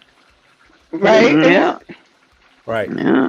See, the polls. People follow the polls, but what people don't understand, the people who do the polls don't ask people like myself, poor people. Exactly. They don't ask us. They don't ask the ordinary people. I don't know where the hell they go to get these polls that Donald Trump is so famous unless it's in hillbilly land somewhere. I don't know. He famous in New Jersey. I heard they love him there. No, they don't. Well, my city. Wait a minute, my city is a Democratic city. Okay. My part of the state. I live in the northeastern part. Now down in the south, the southern, central, and the southern part of New Jersey, that's near Camden and all of that, they probably do like them. Because you got some of them. That's true. Yeah, they do like them because I went to visit someone. Someone was in all of our jails are in like in South Jersey, and I went to visit somebody, and I'm riding through it, and man, all you see is American flags and Republican this and Republican that. I was like, let me get out of here before dark, because I ain't trying to get lost here. They love them down that area, but I live in the Northeast. I'm like 30 minutes away from New York, Midtown Manhattan. So, no, we don't like them. In New York, they don't like Trump either. There's a couple of questions, I would have liked that I would like to ask these guys. One where Tazariak where he makes a statement here in this video, the one we have up on the screen. He makes this statement about implying that all what's the brother who got choked out in New York Eric City? Garner. Eric Garner, Eric right? Garner. He made a comment suggesting that all Eric Garner had to do was stop fighting.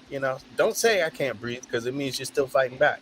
Like, he made some comment like that, and I would have liked to ask him a question. I didn't hear anybody ask him, but I'm curious because I'm curious what Whack 100 would think about that. Like, how does he feel about that? Should he have just stopped fighting back? Like, does he agree with that's why Eric Garner got choked out? If you can't breathe, go ahead. I'm sorry. Would Whack 100 feel like that's fair game? Like, I mean, okay, so I'm sorry. I don't know how he would think that because, okay, so you saw George Floyd getting choked out, pretty much. Like he said he couldn't breathe. He wasn't resisting. So, no, that's just that, man, that's just an easy out. They wouldn't want nobody to do it to them. You're going to be so afraid, reacting under that. Your body, you can't control your mind. You can't. It seems to be an unreasonable expectation to think that you're going to be in fear for your life and you're going to remain calm. Yeah. I mean, like I said, when you look at the Rodney King thing, they're saying, well, he resisted. No, he was trying to get up because y'all was beating the hell out of him. I mean, it's they want us to see what we don't see. Don't believe what you see in front of your eyes. That's what they want us to do. So all the stuff that we saw with George Floyd and all of our black men, some of them getting shot in the back when they're running away or whatever, all that is, they want us to just not look at it for what it really is. But they can lie on us. I mean, as Susan Smith can say, black men killed my children, even though she's the one who murdered her own children. They can do stuff like that. I mean, I listened to this guy the other day say, hey, man, I used to be a firefighter. He was talking about a story of him talking to this white guy, he was turning 89. And all of a sudden he recalls all this stuff as a firefighter, how he let black people die and saw babies burn up and didn't go in there, just purposely just stood out there and go and try to help nobody. But yeah, we're supposed to sit back and think, okay, well, if you just be still long enough, they're not going to hurt, it's going to ease it up. How that guy wasn't going to let him go. Even if he didn't say, I can't breathe, he wasn't going to let him go. His intent was to do what he did to that man. And I don't care what they say. You can try to slice and dice it how you want to. He meant to murder that man. And I don't like how they interchange the word killing and murder. There's a difference. You can accidentally kill somebody in your car, but when you choked and you murdered that person. And I don't like when they change those words out. And I just say it what it is. So I agree. And I don't see how that would, like, you can have someone with their arm around your neck and you think they're not going to choke you out. That, like, once you're going that far, it just seems like they make some way to justify how the police could even confront him. I mean, there's no way that man selling a cigarette, a Lucy cigarette, could prompt his being choked out on the very block where he comes from, the street where he lives. What is it? Can one cigarette, selling a Lucy cigarette, means this man is supposed to understand. Stop moving. Stop saying I can't breathe. Like, what? What the? That makes zero sense. Makes none. Just like, yeah. My biggest fear is I'm getting ready to get another car. I drive. My biggest fear now is I want to drive because, to get to the places I need to go. But I was like, God, I hope nobody wants to pull me out of a car and lay me down on the ground because I can't breathe. I can't breathe unless I have a pillow, 2 pillows under my head because I have asthma. So if they throw me on the ground, I'm not going to be able to breathe. But that was one of Whack 100's comments. He was like, I feel safer around when I'm in white neighborhoods. It's only when I'm around black people that I start thinking something might happen. I'm like, what? You know what? Yeah. That's what I was trying to say when I said it. They play both sides. Please, they play both sides. When I tell you they play both sides, Tariq Nasheed does too.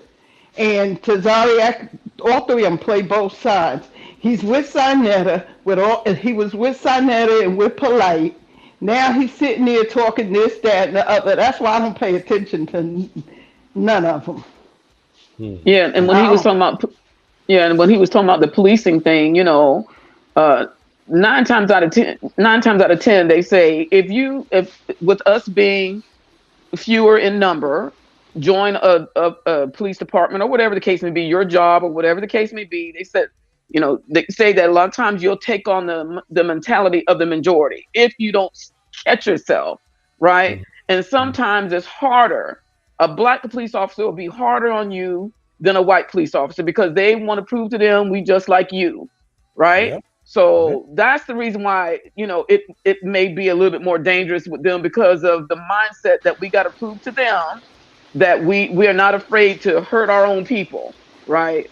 And so that's just the mentality that comes with being fewer in number. And that's the reason why you got, like you were trying to say earlier, that you got to stay on your square. So this is not about money, because if it came to the point of them saying, well, for us to meet our quota, you're going to have to hurt more black people. Are you going to do that? Or are you going to quit? Or are you going to turn them in? Or what are you going to do? Because then that's more than just you're out there just making a living. It's beyond that. So you're at the crossroad of somebody telling you, we got to meet our quota. And the quickest way to do that is go do something to black people, as opposed to doing it to any other people. Are you going to do that? That's what happens. That mentality is what killed Tyree Nichols. Think about it. All the guys that beat that boy like that were black. Yeah. But they had the mentality they could do what the white guys do. Yeah. The white guy came, he stood there and let him do it. He didn't participate because he knew not to. Yeah. But it's that mentality. It does it every time. So and then when you stand up, but when you're that lone voice that does stand up, they run like as soon as like roaches when the lights turn on. I mean, when you stand for what's right, the other ones who would not do that, they're not going to stand there and support you. They're going to leave you there to stand on your own. And I've had that happen to me in job situations, in other situations where, you had to do what you had to do. You had to speak up for yourself, because if you didn't, nobody else was going to do it. And then all of a sudden, your black coworkers don't want to talk to you no more because, you said a thing and you did a thing and Massa didn't like it. And you need now, we ain't talking. We're separating ourselves in this corner over here. You go out there and hang yourself. There was a woman in upstate New York. She worked for a police force. The guy was choking a black guy. She's a black woman. She stopped him from choking him. She got fired. This was years ago, about 2, maybe 3 years ago. She finally got her back pay. Yep. She finally won it, but she lost her job and lost everything because she wouldn't let a white cop choke a black guy to death. Mm-hmm. So you can't win. You can't win for losing. Yeah, but in all that, I still love my black people. Still love my black people, and I wouldn't be on that panel with that fool over that other dude over there. What does a porn star gonna tell me what I need? No, stay over there where you're at. I wouldn't even waste my time talking to them. Oh, I'm sorry. No, to me, that's what it looked like. It looked like a class of slumming. Like Adam 22 is slumming now. Something didn't go right. Oh God. I'm like a porn star. What can a porn star tell me that's gonna help me throughout my day? Right? That's what can a white man tell you that's about how to be a black woman? Exactly. I worked with a white girl who had a black boyfriend, and because she had a black boyfriend, she was gonna tell me I wasn't black enough. I'm like, well, I can't tell you what I told her, but I told her what I told her. But I said, who are you? I'm blacker than you are. I'm like, just because I'm light skinned, I'm light skinned don't mean I ain't black. I said, just because you got a black boyfriend, you gonna tell me I ain't black? Please.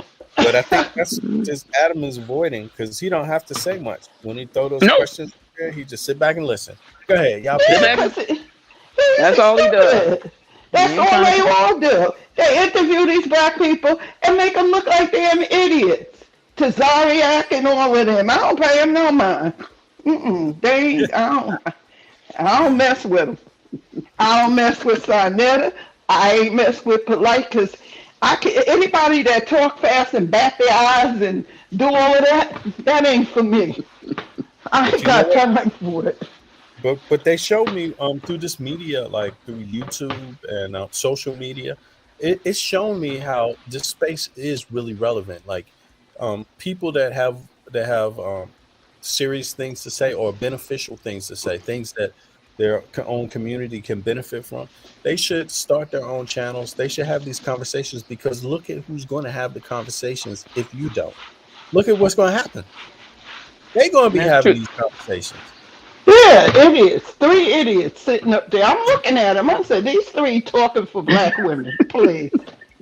These 3 idiots, yes.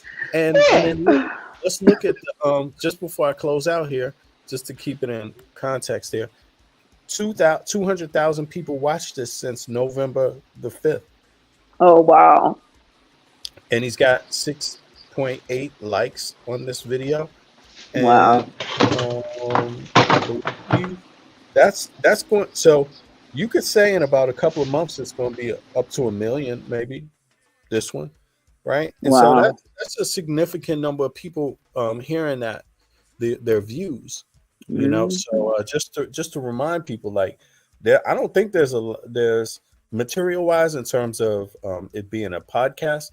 I don't think there's that much behind it. Like, I mean, they have promotion money. Obviously, they have some companies that are promoting them to people to get their platforms off the ground, you know. But outside of that, the mechanics are essentially the same.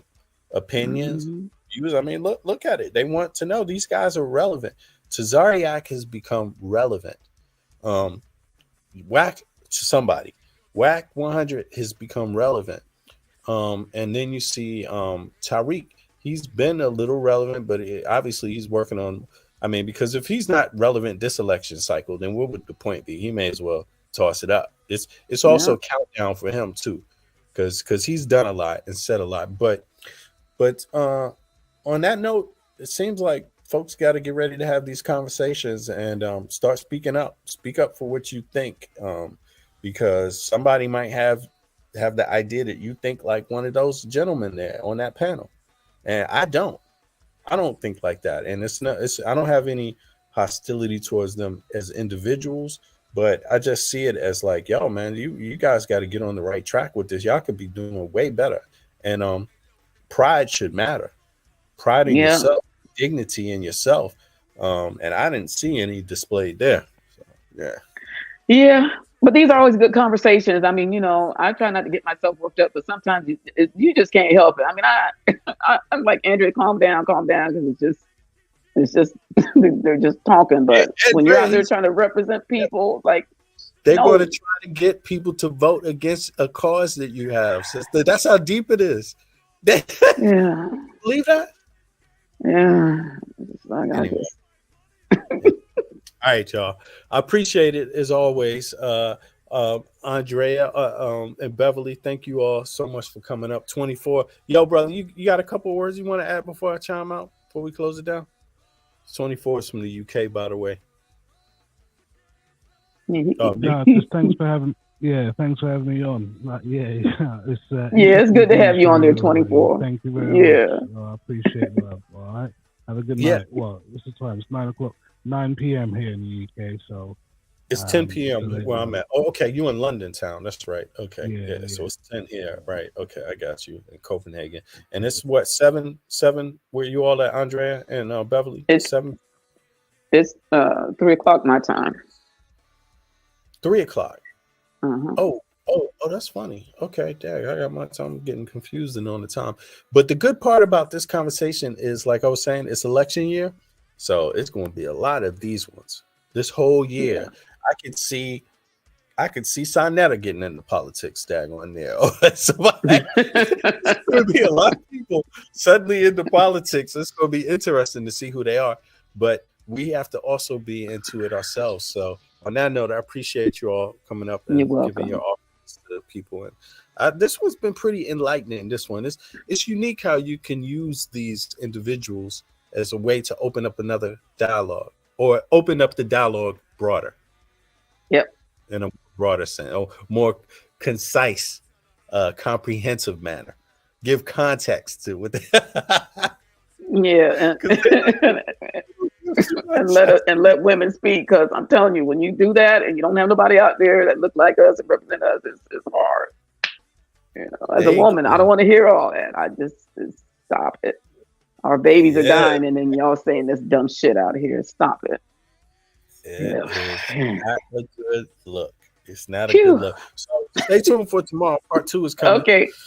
All right. I'll be there. Appreciate y'all. Be good. You're welcome.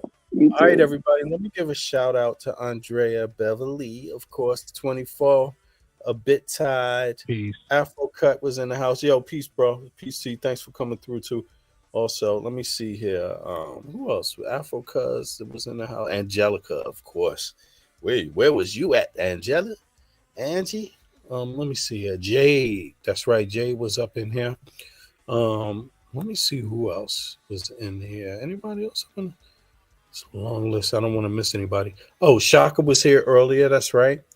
A bit tied. Yes.